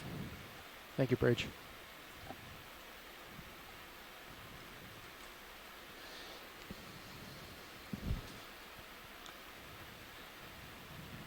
Try to get down, get some more light up in there. So I think what we're seeing is what we were initially uncertain of, whether these are actually pillows or boulders or mixed. I think a lot of this here is all pillows, and that it's just created these big balls of lava that are sticking up. Yeah, perfectly circular. And very clean, very few cracks on them whatsoever.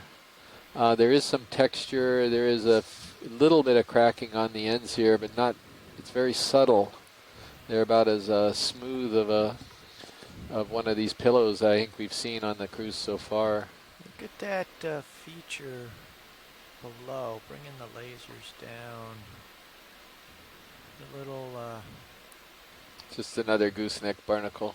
Yeah, the little wiggle in the lava there. The little fold. Oh, I see what you're saying. At the base of where the where the lasers are now. I see. Yeah.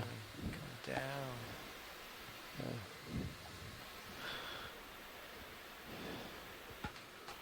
Turn the lasers off for a moment here just to get a beauty shot.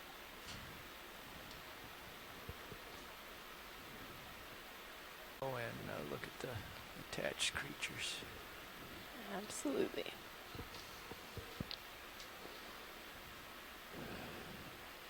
Okay. Oh boy, this is one of these cases where we could have used some help from our shoreside group. How about the one above that's straight up from the... Coming up? Well, is that what we're looking at? Are we looking at hydroids, or are we looking at... This looks like a very strange cladorized sponge. And what we're looking at is we're looking at stalks, 1, 2, 3, 4, 5, 6, 7, 8, 9 elongate but very thin stalks in this zoomed in view that terminate in what appears to be one of these disc type of cladorized heads that's got these spicules sticking up, sort of radiating from it. And all of these stalks are coming from one branch point right by where it attaches to the substrate, so it's like a cluster of cladorized sponges. That would be my best guess. Yeah, it looks like a bunch of dandelions when you've blown the... Yeah, and the question is whether that's what we're really looking at, or whether we're looking at polyps. Well, they're not polyps. Yeah, I don't think they're either, because you're not seeing bending them all. They're acting like sponge spicules. Very thin. But here to the lower part on that rock, there is definitely a hydroid.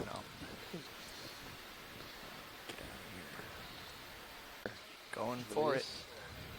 This looks like it could be something different that we haven't seen today, just peered from behind a boulder.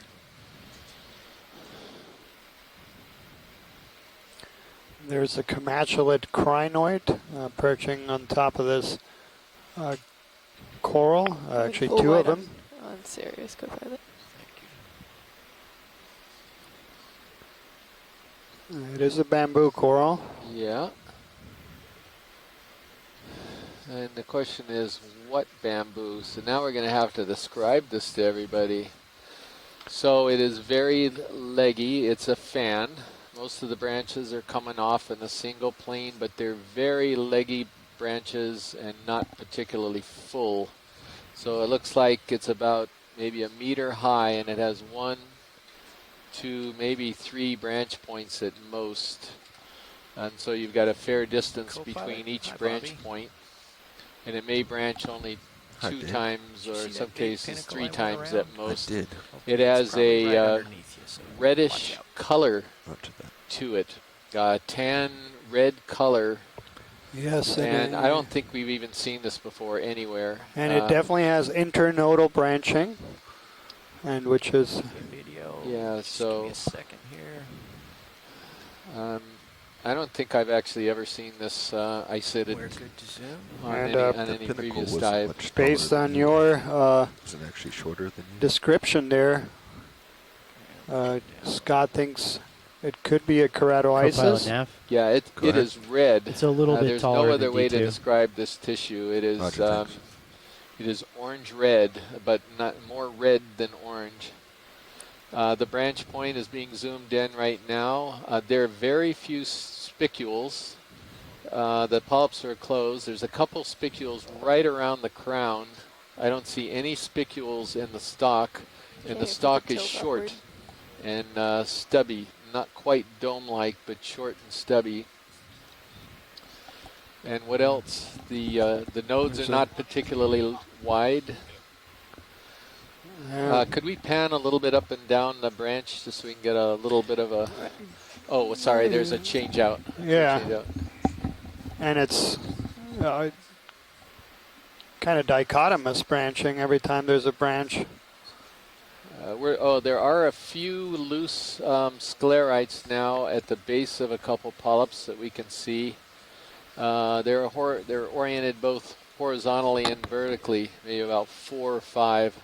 And I did see sclerites in the cenenchyme, but only at the top side there. Yeah, and as you go down the stems, we're not seeing anything. So, folks, we have a potential collectible I realized here. I have the telecon on. I don't have to be typing all this. I could be asking you. Surely you see some. Well, I should say surely. If you see sclerites, you probably see some needle-like forms. I imagine up at the tentacle end, towards the tentacle, fairly prominent.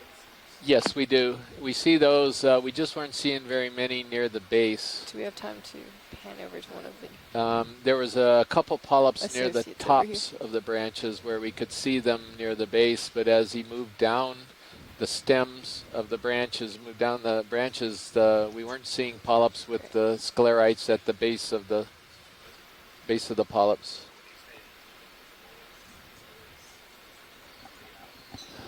So, does this at all sound familiar, or is this a potential collectible?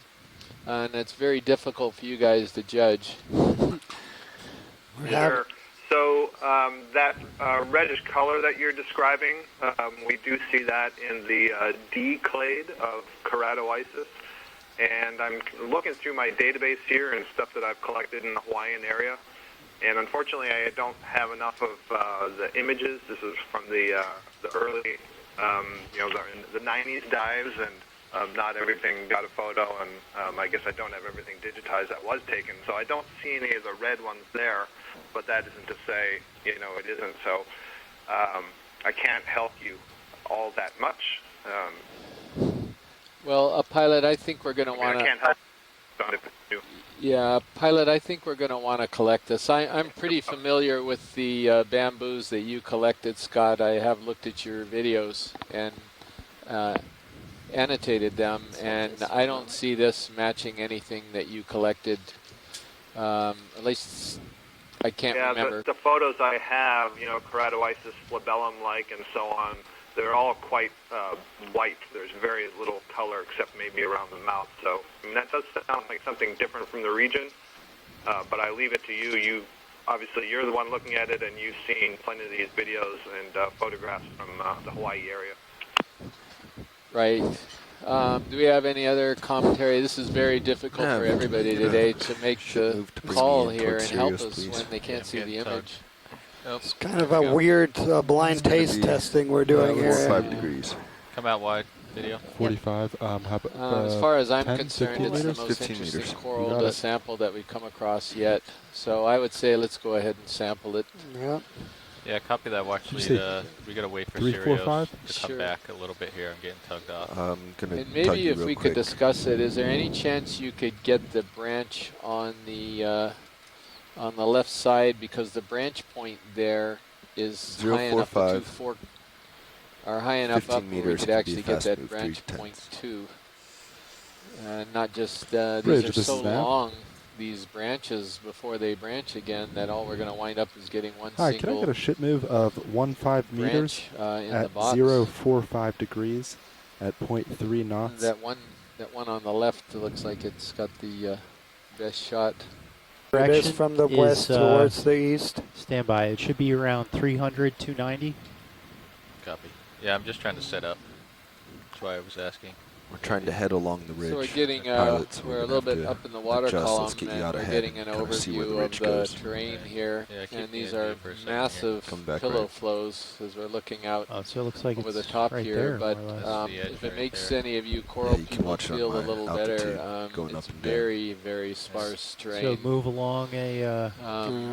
one of the sparsest areas that I think we've seen so far on the cruise. Yeah, but it probably will make some of the geologists feel a little worse to say that they're absolutely beautiful. Some of them are perfectly round. Yeah, and we've got this drop-off, and we're clearly right on the edge of the drop-off, because it just falls right away to the left of the screen and to the right of the screen. I'd like to get you out leveling ahead off and see which way we need to move. right here. You call gigantic pillow flows as leveling off. Yeah. Now there's a very large branched icidid up ahead. Yeah, I'm showing...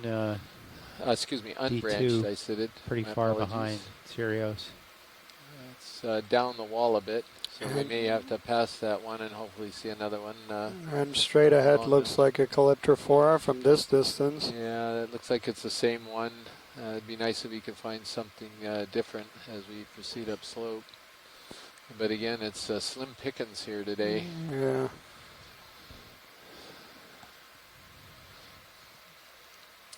There's an anemone. Could be a Harmathiid. It's still a little further out. And Once that's you're over to the comfortable, left. pilot, if you could right there turn on the rock. and see what direction is a long slope in your current position. Yeah, copy. Looking at to the abyss. 3-0. He's right on the edge, and it's No, just but I would say sheer drop off move where we are. 3-0. You line up with that. Don't trip and fall. 30-meter move or long way down. So, you could pilot, do what would you call that yeah, slope? 40 at 3-0 should be fine. You'd say like an 80-degree wall. Yeah. 70. Yeah. 70 degree. So 70 to 80. It's really steep. Yeah, it's just amazingly steep. It makes it even more curious while we're not seeing more animals, but again, we are a lot deeper. I don't know if we're seeing a depth effect or a terrain effect. We've got current, we have hard substrate. Right along the ridge of the, and the edge of the ridge, right where there's presumably a lot of upwelling topographically induced. So the way forward will be in my left hand. We're keep you on seeing the wall. virtually bridge, no could I have a sedimentation 3-0 meter move? And we're on the side of this degrees. ridge. The current is definitely 0.2 raging here. knots. You can just see these particles coming across from left to right as we move up along the ridge crest in the northwest direction. Can we get a little bit of zoom here, Tara, to lose the skids? Of course. Thank you. Yeah, thank you. A little chrysogorgid, pretty much the same things we've been seeing. A couple little anemones, I guess. Would you like to look at one of these? Yeah, maybe. One of them, yeah. Yeah, that larger one that you're going at would be a good example. It's about the extent of your leash, pilot. Right. You're going to have to come back downhill after this. It's very tricky. It's, again, these huge pillow formations with this very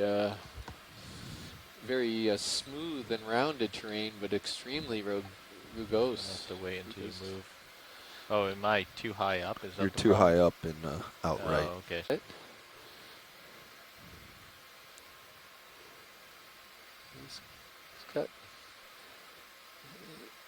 He's right in the center of a lot of these trails, but no trail leads up to him. So I'm not sure he's at fault here. Or he's covered his tracks well. So this sea cucumber or holothuroidean go ahead, Tara. that we're looking at is take pink. my camera here, Beautiful pink. Bobby. It's got long projections coming out on its back.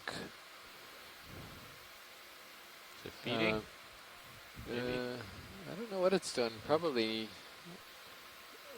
maybe or maybe not. I don't think so because I don't see the feeding apparatus or the feet really moving.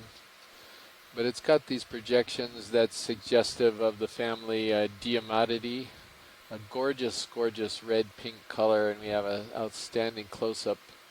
Semi-translucent, we can see the internal organs there. Yeah, the intestines, which are filled with sediment or whatever he's been eating. Yeah.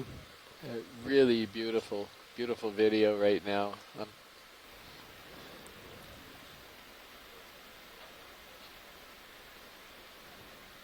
So Jonathan Tree, our geologist, while we're looking at this animal, he said it's really neat that we're looking at the perfect combination of the physical factors that affect the shapes and morphologies of pillow flows. To make them remarkably round, as you're describing, that the effusion rate, viscosity and composition, the slope surface of the flow, etc.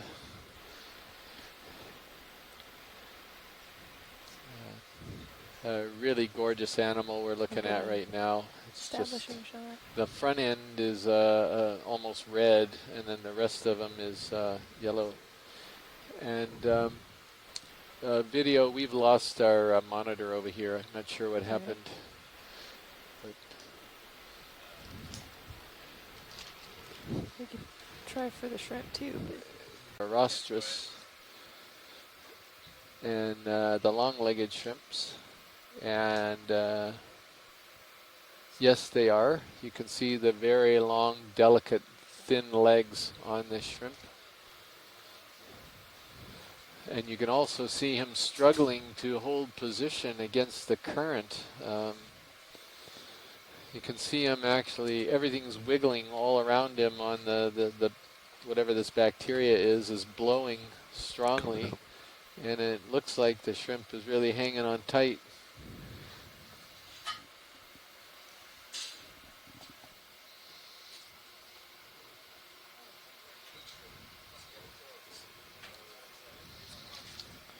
It's a really great image of the shrimp as well. Yeah, another one of our consistent components of the fauna. Pretty much every dive we've done. Yeah.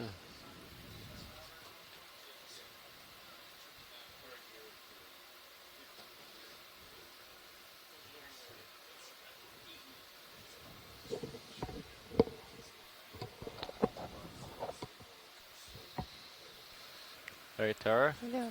You're happy here. I'm going to Happy swap here. off and. as we're starting to move here, another pillow flow. It's kind of nice with the lasers on it from perfectly filling the frame, and I'd say it's 2 meters long at least, if not more, and maybe a meter across in diameter again. Like a giant sea cucumber. Yeah, a gigantic sea cucumber. That's a nice view there with the actual sea cucumber next to it.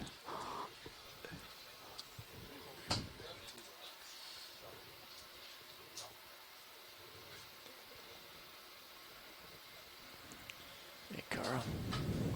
Go left, my brother. I don't know what we have there on Got top that. of the pillow. Yeah, a quick zoom just to see if 315. we're wondering whether that was an aberration or not. Okay. Oh yeah. Seems like we're that's on the exactly edge of what the, it is. It is a the stalked drop-off now. crinoid, Yeah, but it's okay. got a really small Sorry, I'm losing crown on it. Yeah, thank you. Is that good enough? Yeah, Or that'll be good enough. should It was move whether away? it was the same one that we Okay, saw. co-pilot. Really? Yeah, Well, I think see what you It this has a earlier, reddish tinge straight to up it, the so hill maybe thing it is the is. exact same one that we just saw. I don't know whether we It's sort of want to see it, attain the top of the ridge or as we were No, we're passing supposed to by. stay along the edge. along the edge. Yeah. Which Okay. looks like we're there. Yeah. Yeah. All right. So looking at you and the edge. Well, I don't know how many times we want to torture It's not Jonathan looking and 020 tell him about to these amazing see you pillow out there flows, right but this now. is probably the most dramatic Let's terrain try. I've seen in quite a while, if ever. It's let's split it. Let's try 315. Copy that, 315. Short move, yeah, all 30 it needs meters, is a little or more life Yeah, growing I on it. wondered, It would be the Carl, if you perfect could setting. just jump over there. Did you see something? So in the we were seeing distance some more over of these there? clumps Pretty of far these out now. gooseneck barnacles that we think could be similar to this Talking about in my Alcoquianum. sonar now. Alcoquianum. It's Yeah. a scalpellid, almost. Yeah, I Almost for think sure. the way I'm going now, due north basically. In the video, if you'd like, you can zoom in a bit on my main HT to get rid of the skids. Great, thank you, Pat. bridge. Could I have a 30 meter move? 030 bearing. 0.2 knots. So if this is the same thing, the That's right, polyps are Bridge. out. It clearly has a fuzzier Being texture right here to on it the edge, from there's this a good amount of distance. current from that And by the side. same thing, we're talking about the bamboo coral that we just sampled. Yeah, I see stuff coming from the west. Some of the stem Particles coming looks past you. red. The branching looks a little different to me. It looks like the branching is occurring, the rate Yeah, of but I don't branching think we can is trust faster, contours so that on the there's scale a that we're observing here.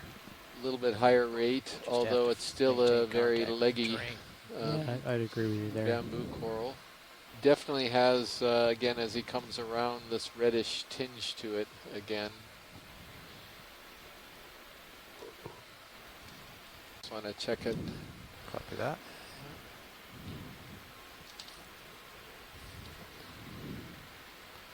Yeah, it definitely has the red tinge. But the polyps look a lot bigger here. So it'd be interesting to see when you get closer. Can you go full wide video so I can see my skids touch? Absolutely. Thank you.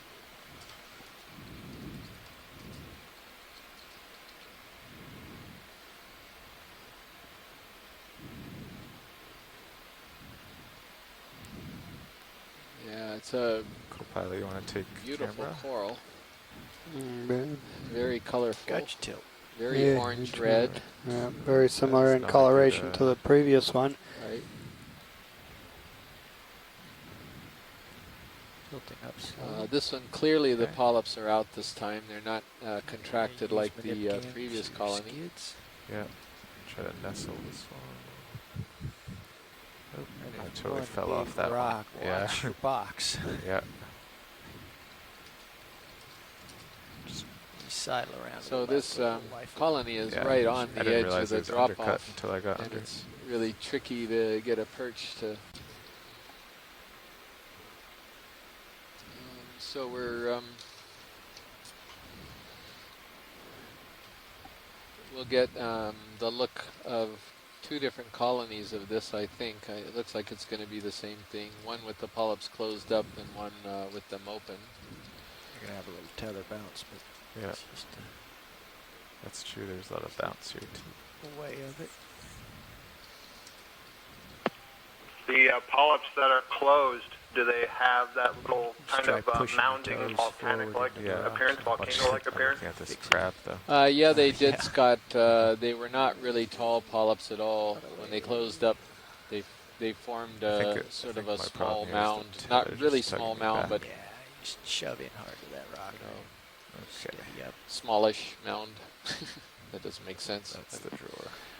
Because those sort of the mounds themselves, that's another characteristic that we see seems to be associated with that D clade, so that would be suggestive of being in that group, so that's nice to hear. Just try some quick zooms as I hover here. Yeah, they're... down slow. Okay. There we go. Okay, video, you're free to zoom. Great. Just try to... Yeah, just give us a look at the live polyps. So the polyps are all extended. It's clearly a internodal branching. It is not nodal for sure. Has the same coloration as the closed polyp colony that we just sampled. You can see spicules in a few places. But see over here, it's very sparse again. Yeah, you don't see any spicules on the stalk further down the branches. And I'm not really even seeing any near the crown on this one with the polyps open. Or where the tentacles are coming out, sorry. No problem. I know it's pretty bouncy. Yeah, sometimes the lighting's got to be just right to be able to see that. You can get fooled when you actually get them up on the deck and say, oh yeah, there they are. Yeah, and he's there panning down, giving you a full view, again trying to stay as stable as possible in this current.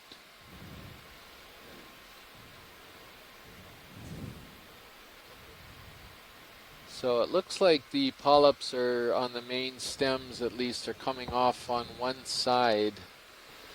And it's the down current side that they're coming off of.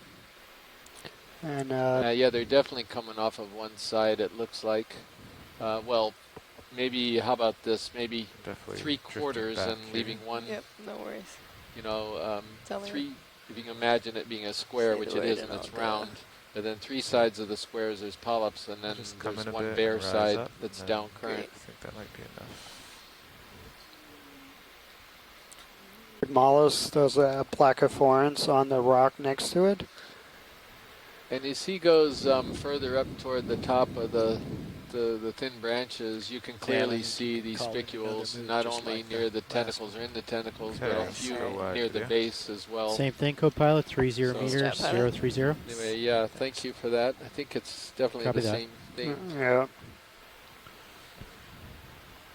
Bridge, nav. So it only looked like you could see kind of a bare side down on the main branches when you got into the smaller branches near the top. 030 degrees.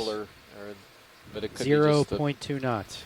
Diameter of the branches versus the size of the polyps, where it looked like they were more complete all around it. That's right, Bridge. Yeah. There is a fish to the left center, a big fish. Very big, yeah. And I wonder if we could get that. Of course. Got tether. And he's coming right towards us. Yeah, I don't think I have to go to him. He's attracted to something. Right. It's looking like a macrurid, a rat tail. Okay to zoom, pilot? Yeah, you're free to zoom. Yeah, but a very big one, yeah. Okay, and I'm pretty sure I can give a pretty good idea on this one. I'm fairly confident that we're looking at a Coryphaenoides, and most likely a Coryphaenoides longiceros. Change direction there. Looks pretty classic. The light.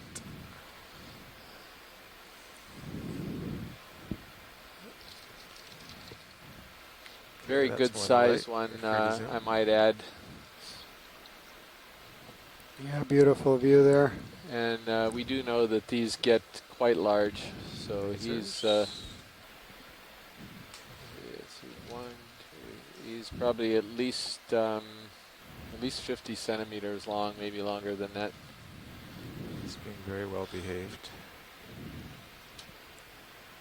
Yeah, possibly larger than, longer than 50 centimeters, but beautiful.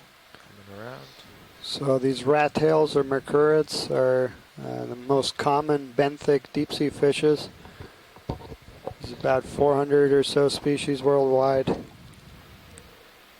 including some larger ones where that have commercial fisheries targeting them.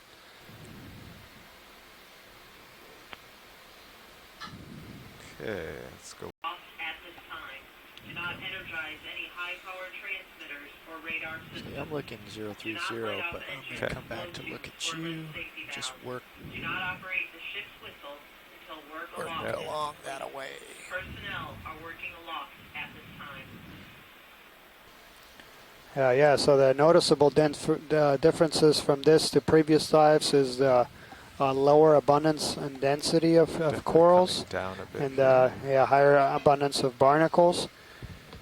And in terms of the sponges, we have seen some species that look very similar to what we've seen on previous dives. Some of these Caulophacus and Bolosoma, we've seen very similar ones in previous dives. So there was some inquiries in the chat room about the possibility of getting some screen grabs and trying to email them very quickly, and I just consulted with Roland, the head of the video group here, and just find out if that's possible, and unfortunately it's not possible to do that very quickly. The entire process usually takes about 24 hours, I'm afraid. Okay, I think I'm more. As we see are due to differences in depths, and I already pointed out some of these, but yeah, the barnacles a lot more abundant, and corals and sponges a lot less abundant. Well, if anyone's listening to get down there, I'm going to have to tip the hat. It would be interesting to look down in this. We're looking at sort of a crevasse that's perpendicular to the wall of the slope right now. And it's really fascinating. It's looking pretty deep. He's coming over the top now and still can't see the bottom of it. Yeah, looks like a slot canyon, huh? Yeah, I don't know how far down that goes, but that's pretty fascinating. There's some sediment down there. Yeah, there's sediment, rippled sediment on the floor of the crevasse. And how wide across would you say that is, Pilot, if you could estimate? I don't know. See if 2 meters? will fit. Yeah, maybe about 2 meters and... maybe drop down a little bit. Yeah. Maybe get a sense of scale. 5 to 10 meters high, something like that. Maybe it'd be deeper than that, or shallower. Sure. He's sort of dropping down to give a look, and this will be on the video, but really fascinating. It's pretty cool. It doesn't look like it just broke in Serial's half. just a little it almost looks like it just formed that way or something. I don't know. And there are a few of these smaller colonies of something we saw at the beginning of the dive, which we thought was Corallium cashewnui.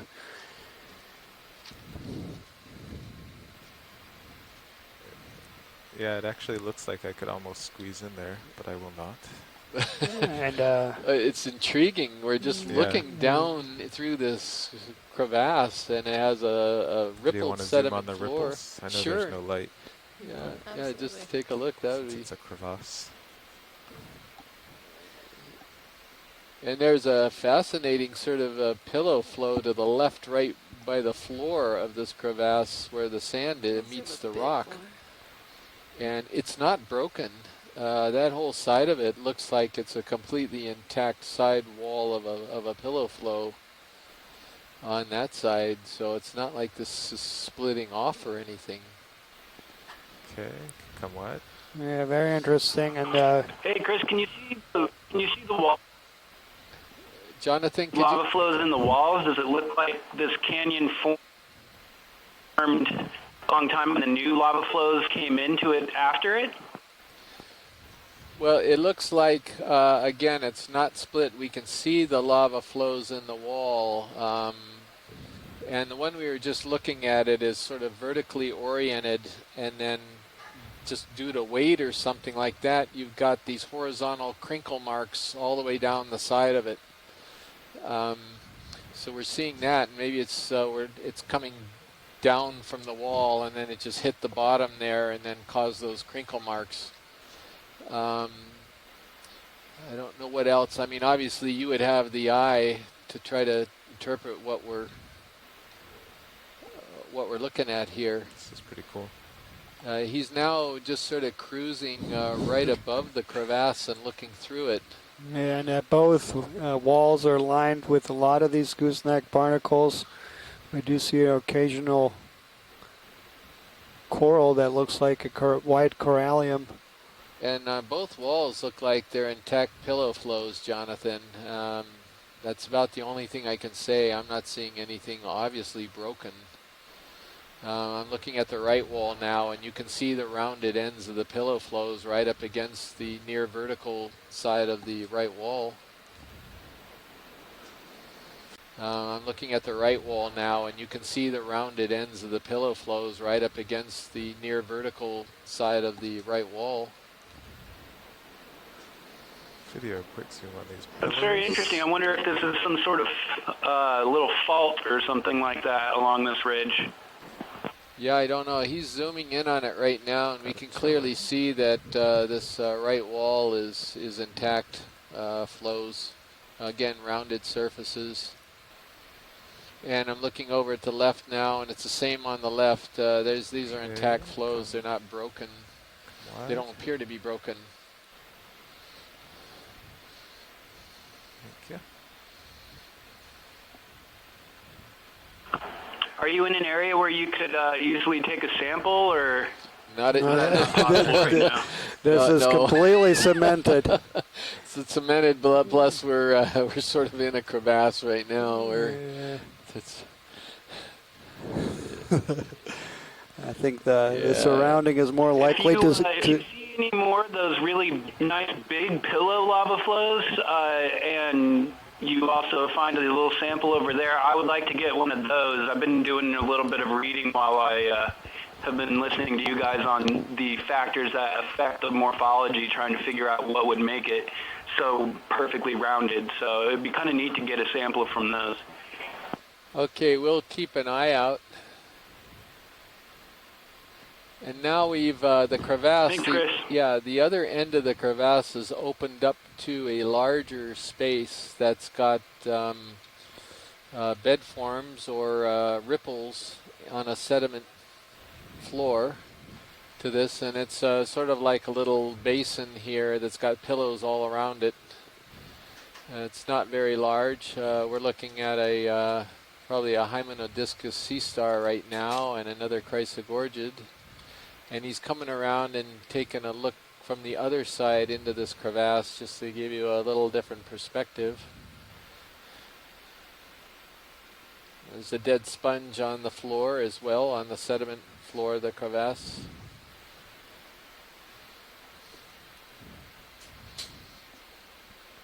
There's a Chrysogorgid coral there, and we just passed. And he's very slowly dropping toward this this little basin area that's on the other side of the crevasse. And along the walls are linear rows of barnacles. There's a few brittle stars on the wall as well. And there's a jelly coming through.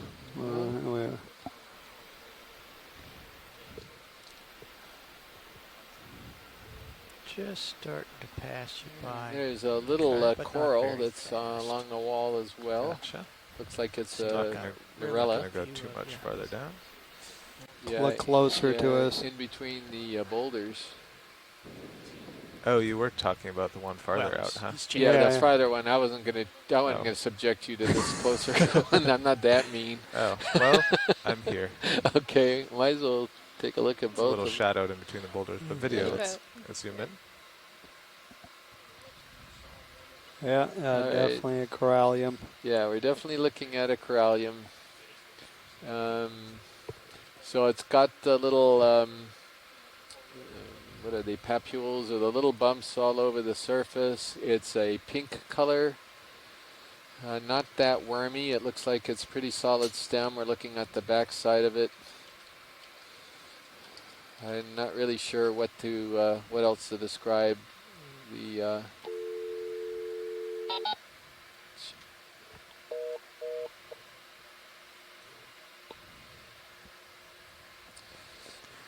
Okay, happy with that video? Taking it. Okay, video, free to zoom. I have it. I'm moving it. Okay, we got the back side again, but it looks like it's the same one. Yeah. It's another corallium. Very pink. Is this a brittle one or a stringy one? It's a brittle one. Okay. It looks to be a broken piece. Yeah. Not too wormy. I'm not seeing a whole lot of worms on it. Tilting up slow. And there was a question here in the chat.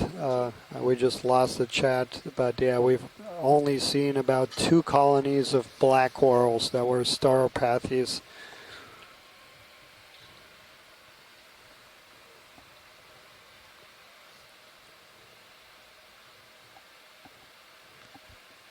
Okay, watch lead, you happy with that? Yes, I am. Thank you. Okay, whenever you're done, video. Okay, I'll get a quick establisher. Sure. Great.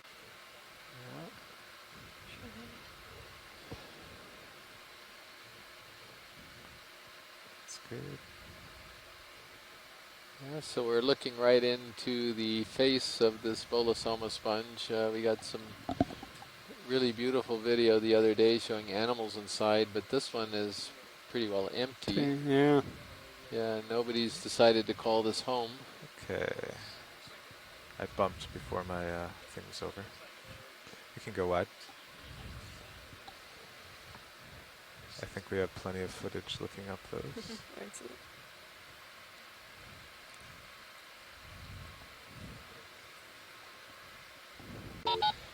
I was hoping to find the world's largest sponge on top of this one. Yeah, I wonder if we could do a snap zoom on these strings just to confirm they really are barnacles. Sure. I'll just come a little lower and closer and fly by. It's pretty interesting the way they're forming in a string. Yeah. And I think Scott was... Nice.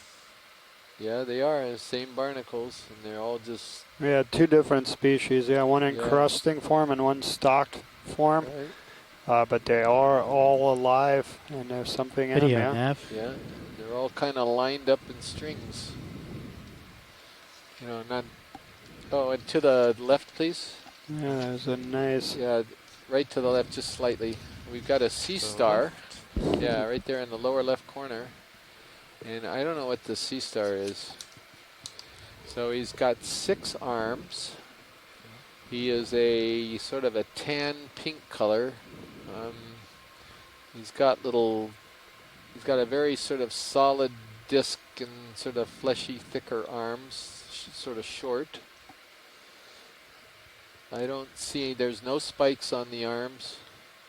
Maybe those are the 2 feet underneath it. And he's got bumps on the central disc. And they're getting a little closer, so we'll get a better look at him. And he's sitting right on top of a barnacle. Well, I don't know if he's eating them or not. Yeah, that was what I was hinting at. Yeah.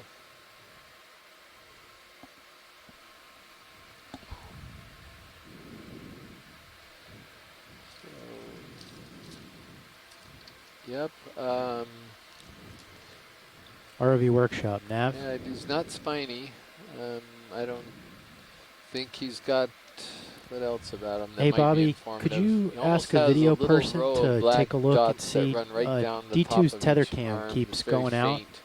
So it's not Hey, now it's a known issue. really Pinnacle.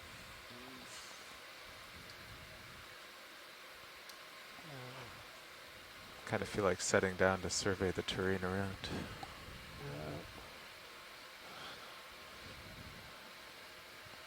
Yeah, so what he means by pinnacle is we have just a little local high here of the terrain right on the A edge. little bit left. Lie down. Look at that. It's sort of bumpy. Again, formed by pillows. somehow are pooching up. The interesting thing is this crack runs north-south. Got an anemone. Yeah, big one again. Yeah. Which we've been defaulting to Exosalactus for that size, although.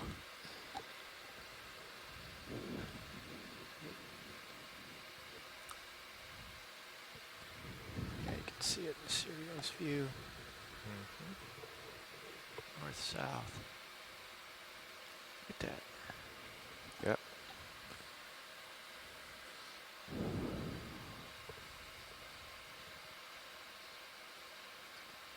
It's like we've got another one of these sort of crevasses, not quite so dramatic as the last one, and the sediment is not rippled on the bottom of it. It's a much more modest gap between, I guess, two flow features. I don't know what you call it. Yeah, it's not as high. Yeah. Where do we want to go now? And he's going to run right down through this again, get a look at it.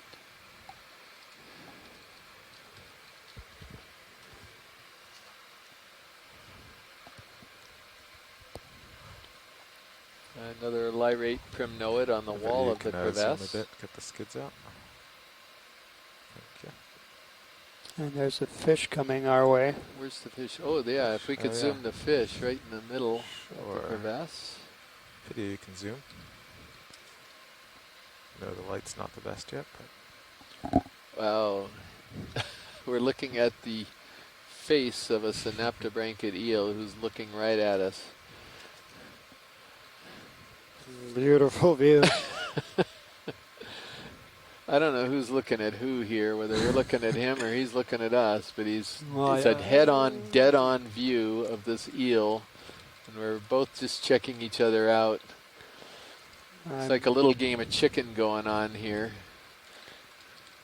Although I don't think he can quite see us. Is he blind? Yeah, likely. A description of this eel, the dorsal is very far forward. We can't really tell where the origin is because he's so head-on. I can't tell if it's over the pectoral fins or not, but if it's not over them, it's almost over them. It's very close. Yeah, it's just behind the pectoral origin, or is that pelvic or pectoral? I don't know. Whatever the two fins are coming out the side of it. Yeah, it's behind, but it's a very long, and it's a very full dorsal fin as well. Come a bit wider so you can get after that. So it's not a small fin. It's got a pretty. It's a fairly broad fin. I think it's clearly a synaptobranchid eel. Yeah. Yeah. Okay, let's let him just swim off. He's on a mission.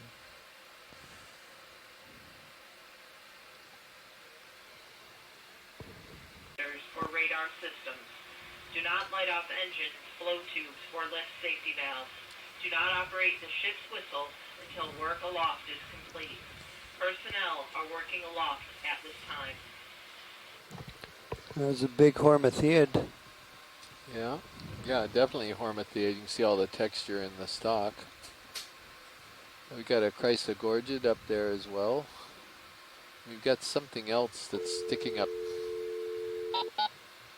A long-legged shrimp just past us.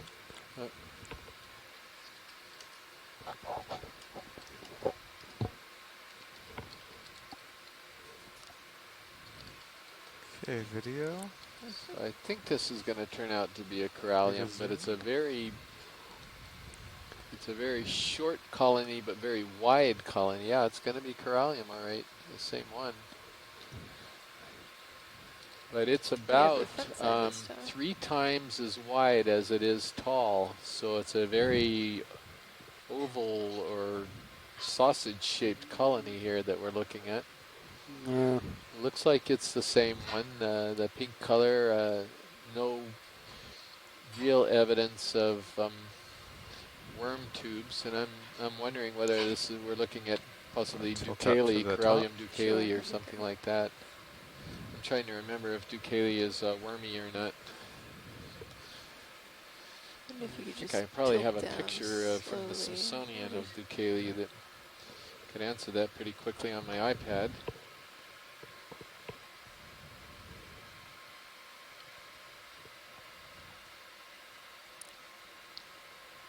Okay. Okay. You get the other end? Sure.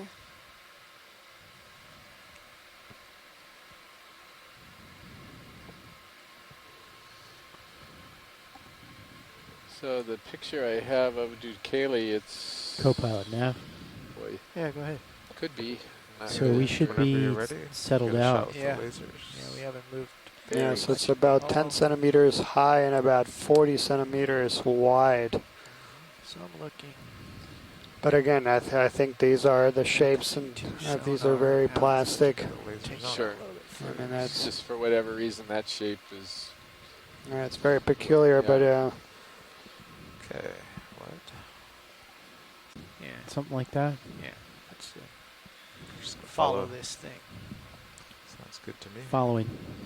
So 310, like 30 meters, maybe. Let's go a little bit further. Let's go 50. Let's see where we end up. Copy that. 50 at 310. Co-pilot, do you think the water is murkier than the past 10 dives? Possibly. I can see the full Bridge, length of my nav? lasers. Yes. See halos around the lights. Yes. Turbidity is up, I think. We don't have a transmissometer. Bridge, could I have a 50 meter? Actually, that's what it. Oh, I see. Yeah. Yeah, that's what I was looking at. Yeah. It looked like a black coral to me from the top. Yeah, so that's what I thought too when I was pointing it out to headed that way. The black coral guy spotted it immediately as an enemy where everybody else thought it was a black coral.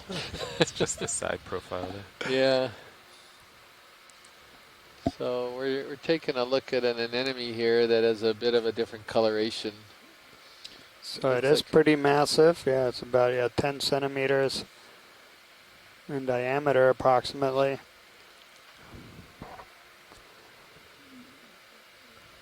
But a lot more pink than I've seen orange brownish in that size. And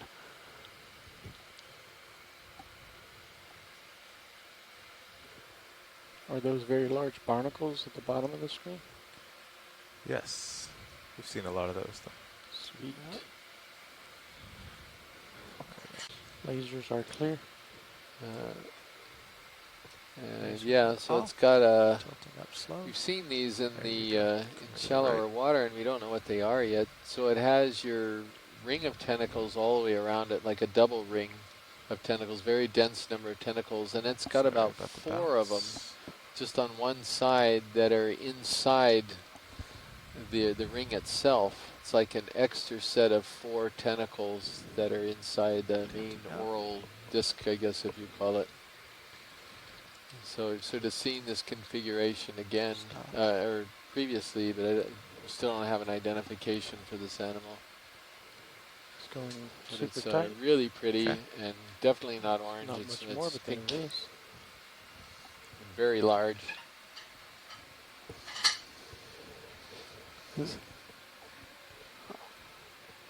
Co-pilot, can you come down a bit? It could be.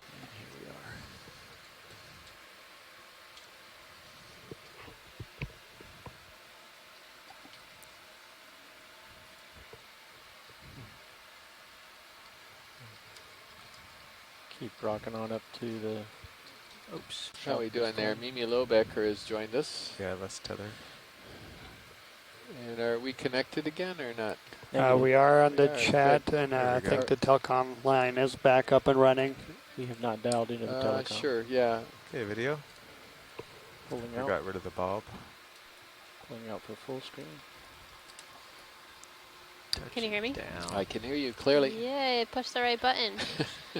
Hello, everybody. I just thought I'd come in and give an update on how far we've gone along our planned track. It looks like we've gone straight line 223 meters, but I know we've done some meandering, so we've probably covered a little more distance than that. Yeah. Did we go off the edge at all? Yeah, we slightly, just slightly over it. It's really steep. We got blown off. Well, no, not so Yeah, much we just blown out, but it's 70-degree slope. Oh wow! Yeah, it was a really controlled peaking.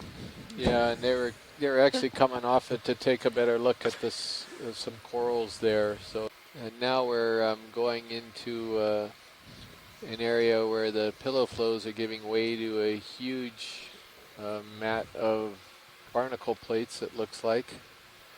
So that half the screen is this whole, I guess you could call it sediment or graveyard of barnacle plates, and half the screen is pillow lava right now. Yeah, but it's interesting. That's the first dive where we see the animals that could produce this debris next to them. There might be a little chrysogorget there right in front of us. Yeah, we could maybe zoom that lyrate one right in the center. And sure. Okay, video for to zoom. So the polyps are definitely down on this one. Different color. So I would assume that's most likely indicating a Narella of some kind. Ophiuroid? And we've got a Ophiuroid on the very top branches. It's a modest colony.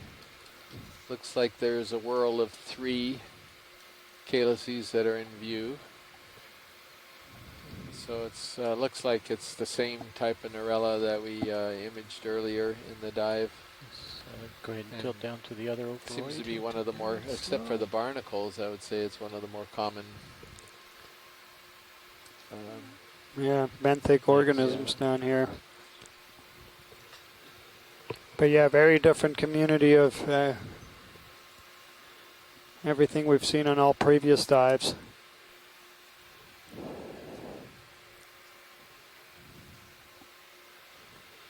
Pulling for a full specimen. So we are looking at another approximately 2 hours here on the bottom.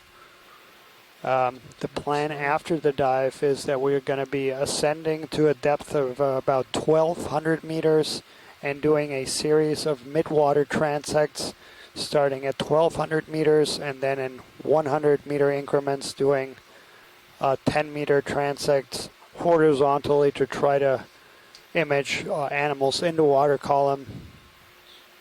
The Papahanaumokuakea Marine National Monument. Yeah. That? This very large marine protected area. 40 meters out. Take a look. So maybe a 20 meter move directly west and then. Let's see, how far away is that? It's 25 meters. We're going to jump a canyon here, so it's going to happen. That's actually so we are gonna, yeah, and we're gonna try to get a look at this unbranched bamboo coral. Where the cursor was. Cursor is 37. I did not. You go ahead and call it the ship move, though. It'll take a while to get us changing direction. So which way should we head? 250, 300? Whatever direction we were when this was straight ahead. Okay, 250. The coral that's down in that hole. 30 meters? Afterwards. No, it's 40 meters away, so.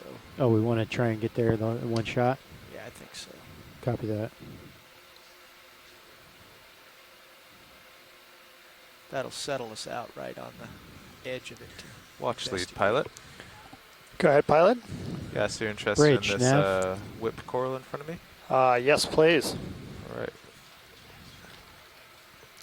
Bridge, could I have a 40 meter move at 250 degrees at 0.2 knots? Pushing in past the skids. Okay.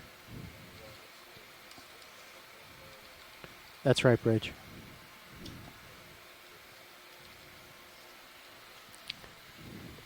So we are just getting close to this unbranched bamboo coral. Under current classification, that would be a lepidophysis. Got it. Okay. Tilting up slow. Tilts. And we imaged an unbranched bamboo earlier in the dive. I'm just trying to see if this is the same thing.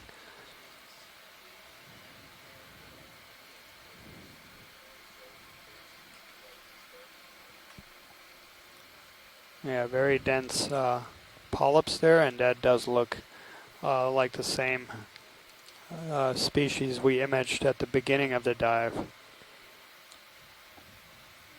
It's a pretty background. Yeah, beautiful shot there.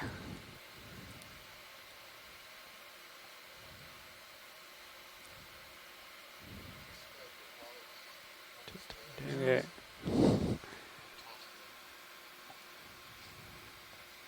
Yeah, so we do see some sclerites, none in the coenum chyme, extending to the base of the polyps.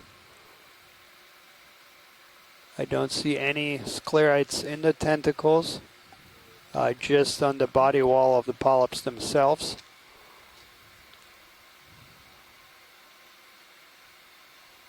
The coloration of the tissue is kind of yellowish white, and oral disc is orange.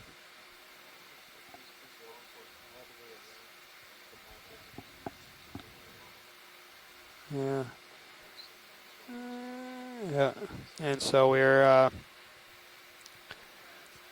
the polyps are kind of in a spiral fashion around the whip.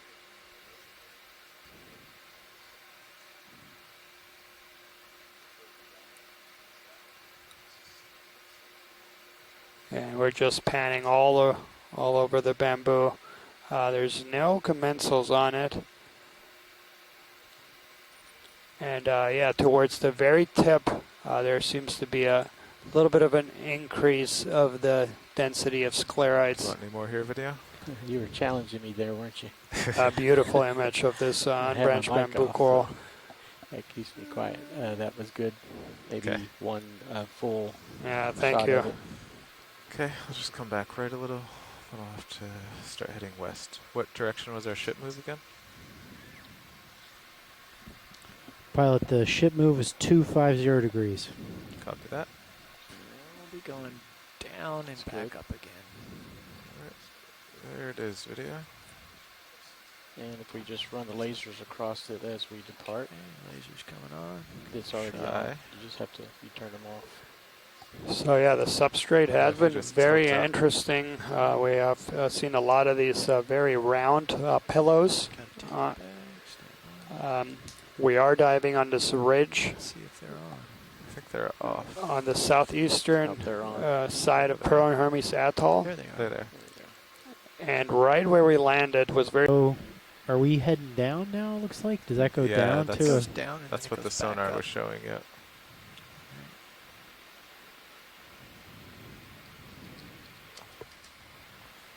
Okay. Co-pilot, if you take the tilt, video you can zoom. Got the tilt. Sorry, the light's not the best, but don't have much time. So yeah, that is a Bathypathes. And that's the first one we've seen today. Tilt up.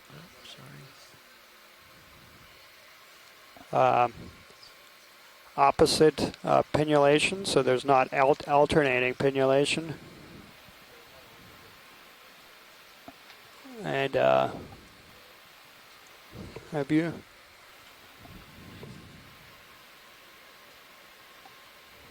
Tilt down a bit. Tilting slow.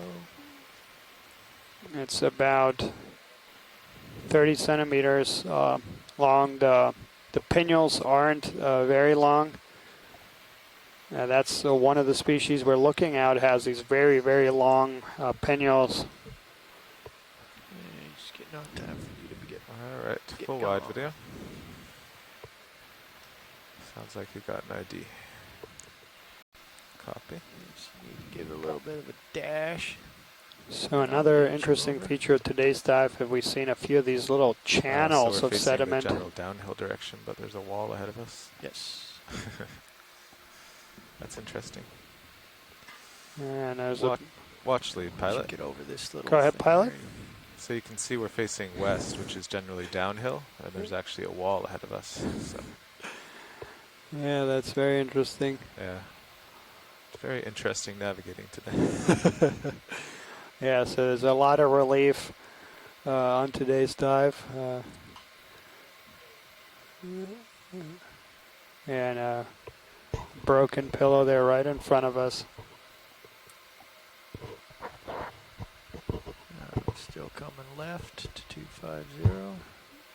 Are we going to keep going, or should we follow this? Well,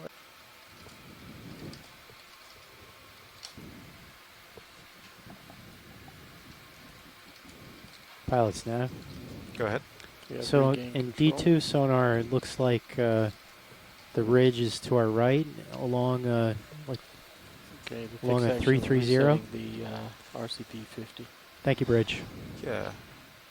Or it looks maybe there's two parallel ridges and we're on one, and then where we just were is the other. I think there's many parallel ridges. And we just jumped across. Yeah, so the terrain is very interesting. It seems like there might be two parallel ridges. So we were on the western edge of a ridge, and then moved away from that, and then came across another wall. Yeah, I think so. That's about the general symmetry, right? Which is also a pretty narrow feature. Pilot, could you swing slightly to the left there? So then, now this opposite branching and that kind of coloration you've seen quite a bit, right? Is that right? Hold on, Chris. Like 340. Yeah.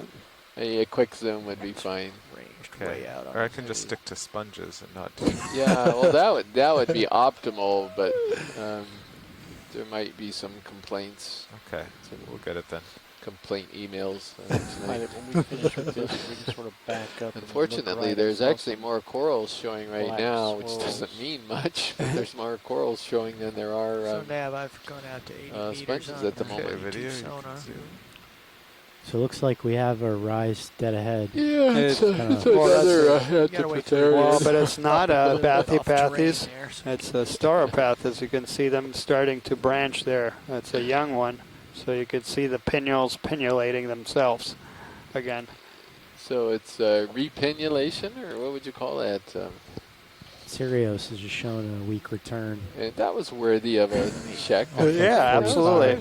Well, the same old Bathypathes. Yeah, but I think... and that's really pretty video. It's got a golden translucent color, yeah. Yeah. Did you hear that, Roland? Pretty video. I did hear that. Yeah. And we're... Let's see, what do we see here?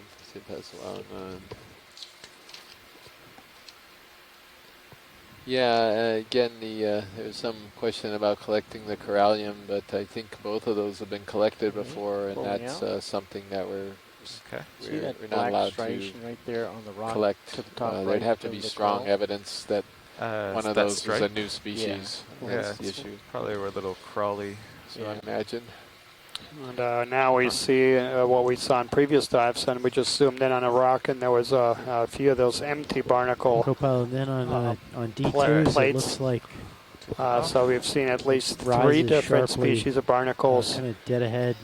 In encrusting form, then gooseneck one, and both of those are abundant and alive. And then a third form that it's just the empty plates. Those white small ones on rocks. So in terms of numbers, the barnacles are definitely the most abundant species here, but they're of course small. And so I'm just looking north. I don't see so right now we're going across this kind of narrow looks ridge like top, if you like will. we're kind of in a depression, and it moving rises north. almost all around us. Yeah, I think this direction is... The ridge top is lined by barnacles. Yeah, I see more out there, yeah. Gooseneck barnacles. Left a little bit here. There's a little bit of a current. It's probably about right there. I think this ridge runs roughly northeast. So climb up that way, so like along a 340. So yeah, something like that. Yeah, I think so. 340, or actually go 350. Barnacles are very similar to corals. They are suspension feeders that are permanently attached to the substrate, so they do have some similarities. Copy that. They of course don't grow as big. Bridge. They're Nav. characterized by these 6 plates. And Bridge, we think could I that a have lot of the 40 meter sediments move that we've seen on at dives so 350 far degrees are bearing. dead barnacle plates. 0.2 knots. And We'll many just pause places we've here and seen look them. at something while we wait for you. Thank you, Bridge. And look at those black striations. Those were the original. They look like they're So we're looking again at these beautiful pillow lava formations. There are a lot of them are perfectly round. Can you say that again, video? Those black striations we just went past, because they But actually not look much like they're biology raised on the them. rock, like They are mostly tubes rather than just trails. barren, with the It's exception also of a on the rock few to the right of the lasers again. Oh, I see them. that have barnacles on them. That way.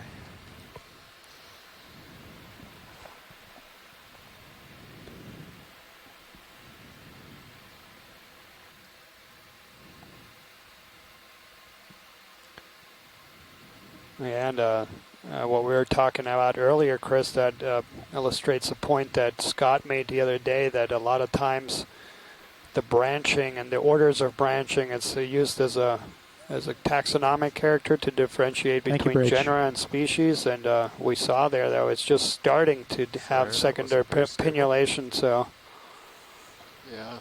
It's easily deceptive. Yeah, so if in small colonies in particular, its temporal colony starts off as a single polyp. So at that stage, it's... Oh, look at that. It's a cladorized. Yeah. Yeah, a little cladorized sponge on the edge of the rock. It's somewhat similar to what we were seeing the other day, that sort of the pennatulate type of colony form. It's...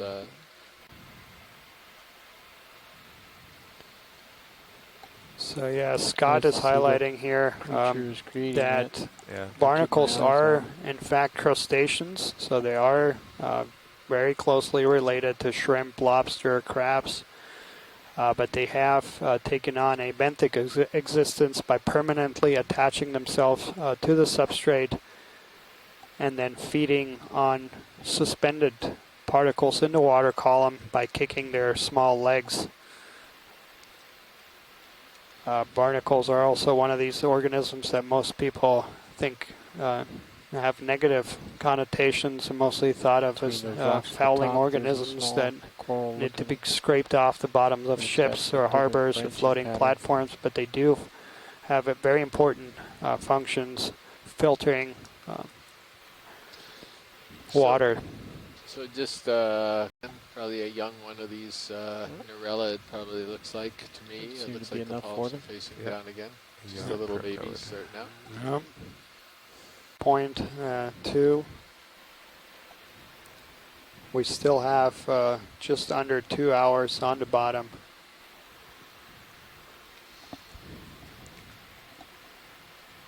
And then after we come off the bottom, we're going to do a few mid-water transects. Yeah. Oh, I see that. Again, just looking more at these spectacular, huge pillow flows that we're going over. That's really the highlight of today's dive, I would say, is just these enormous flow features here. Yeah, and then these kind of very interesting, almost slot canyon-like. Pilot, are we waiting for the ship and everything to get lined up again? Let's look at that spiky thing at the bottom, right? We had to change direction to follow this ridge. To the right of the laser? I do. Well, actually, nav. Spiky. Just a little bit. I think I've worn out my welcome in this boulder area. Might sidle over to your left and down and see if there's anything loose. For those of you just joining us, yeah, the ship moves was about 6 minutes ridge, ago, so you should called a just start Ridgestone feeling Ridge. it. It's a volcanic ridge extending southeast from Pearl and Hermes Atoll and the Papahanau Mokuakea Marine National Monument in the Northwest Hawaiian Islands. We're on the ship Okeanos Explorer. Time like this, and we are approximately 2,775 meters down on the seafloor. Unfortunately, there are some technical difficulties, and we haven't been able to share the live feed with our viewers today.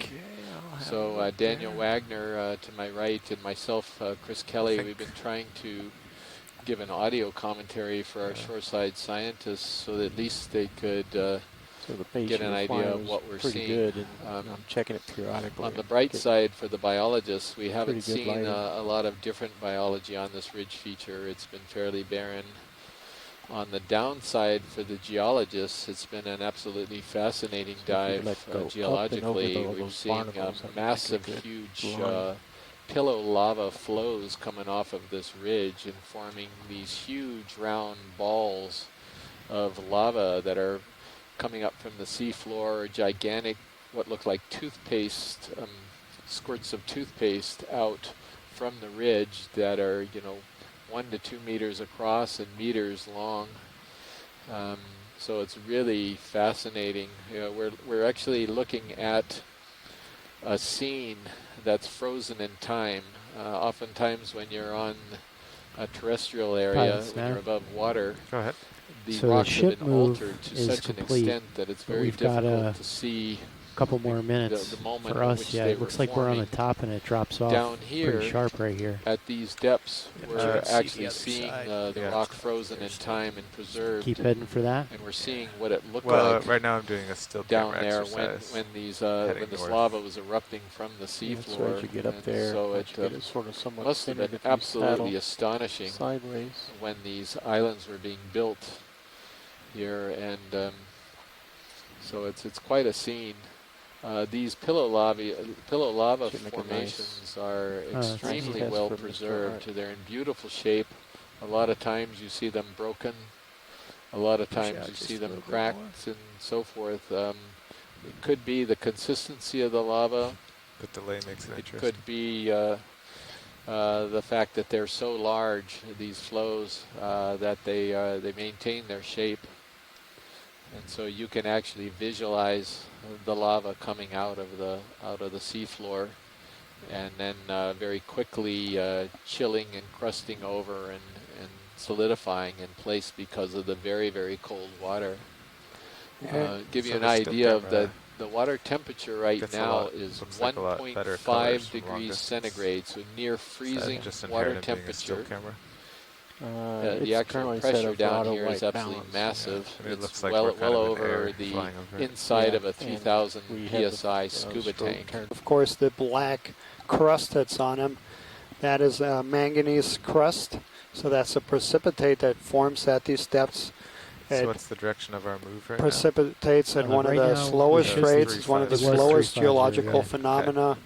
Only a centimeter or so over several million years. So try and go along. And in some of these places we see thicker crust that gives you an idea of how old these structures are. You mentioned also, Chris, about the video being down currently. Loose rocks down there. Are working aloft at this time. Do not energize any high-power transmitters or radar systems. Do not light off engines, flow tubes, or lift safety valves. Let the move finish up, and then you go down and have a look if we're close enough. Working aloft at this time. So, pilot watch lead. Go ahead. Roger. So what I was sort of thinking about was those rocks down on the sediment rather than here. These all look pretty cemented. Yeah, we're waiting for Sirius to stop moving so that we don't want to drop below a crest while she's still moving and get the tedet tangled. So it's just going to get some barnacles and coral while we wait with about 3 minutes. Sure, roger that. And have you noticed the pattern that as soon as I ask you to speed up, I find something that requires you to stop? It's pretty standard, yeah. Sorry. Could we speed up? Oh, could we stop and get a rock? Co-pilot, do you mind taking the tilt? Got your tilt. Tilting down slow. Yeah, I just wasn't expecting to see that area that actually might have a chance of collecting. We just hadn't seen anything like that for a while, so. Gotta take it when it does pop out. And so this is a really beautiful image that you all are missing right now. Sorry, but he's got two of these gooseneck, these really large gooseneck barnacles in view right now. One of which has all of its feet out feeding, and the other one's completely closed up. So you can see the two side by side, and you see the two positions And you just see some of the feet now curling down. He might have caught something. He's trying to bring it down into his mouth. Yeah, now all the feet are starting to come down. Yeah, no, that's very interesting. Yeah, so they feed very similar to corals. There are suspension feeders, and they use these appendages to trap tiny particles in the water column. Yeah, absolutely beautiful imagery. Yeah, that was just nice to have the twins there. So one open, one closed, side by side. Absolutely. That was a there we are with lasers. And so, yeah, this is part of we are currently on a 22-day expedition, depths as deep as 4,800 meters, so approaching 3 miles. So we're now imaging a coral. It's a coral in the family Primnoidae. And if you didn't realize that the coral is actually attached and facing downward, then you might assume that the little coral polyps are facing upward, but in fact they are facing downwards, and that's helpful for the taxonomic identification. We're going to tentatively call this one in the genus Neurella on that basis, and we have such a good close-up here that's remarkable. You can actually see some of the harder parts of the polyps, the calyces, or the little houses that the polyps live in. You can see them. That also gives a clue as to what genus this belongs to. And wrapped completely around one branch is one of these brittle stars. And also up above, Pilot, just pan up just a hair. So it's another one of these curious things, unusual sponges. And to the port. We saw something like that on previous dives, but not with as many stocks. There was a single one of them, where we thought that they were first hydroids, but the fact is you don't see any tentacles wavering in the water current. They're totally stiff. So we're assuming this is a completely bizarre sponge, and it looks like a spider with really, really thin arms, but it's not. It's a sponge of all things. So another example of the very curious animals that we're seeing down here. Because he closed in on that view, we could also very clearly see the manganese crust that Daniel was talking about coating this particular pillow flow. Right on the right. These rocks again are extremely valuable to the geologists because it gives them the chance, a real fighting chance to understand the geologic history of these atolls and islands up here. Without a rock to do chemical analyses on and to try to do dating types of analyses on these rocks, then you just don't know. You just can't say how old. Do you want to move Sirius farther this direction, or? Watch. Turn right and light. So we're descending down this little slope here, and again just seeing pillow after pillow just sort of cascading down the slope. I didn't think it was this tall. I didn't either, but I think you're just right over. We do see quite a bit of a current kind of flowing up and over this. So should we move a little bit farther in? Let's just get a look around here. That's exactly why we have been targeting these areas, is that there's places where we think that the surrounding topography is accelerating currents. We're going to have to and the animals that we are interested in studying like these kind of high flow environments, because besides water, of course, this high flow brings particles in the water that these organisms feed on. 20 meters. So now we're looking at, it's a beautiful view of these pillow lavas that are covered by these rows of barnacles that feed on suspended particles in the water column. If you needed to wait a minute, there's that sea star right on the edge of the rock there. That was Roland, our video operator, pointed that out. Oh, great. Okay. Go. Take a look. You know, Chris Maw at the Smithsonian is our sea star resource here. He's a specialist and expert in all things echinoderm. He's also created the Echino blog on the internet with with all types of interesting material on it. And so we'll sit down and describe the sea star, and I want to see how good Chris is, whether he'll actually call in based on my description of the sea star. And we'll describe it accurately. Thank you, Bridge. Would you stand by for a moment? We won't. He can adjust fool his him. right now. So Move settles out.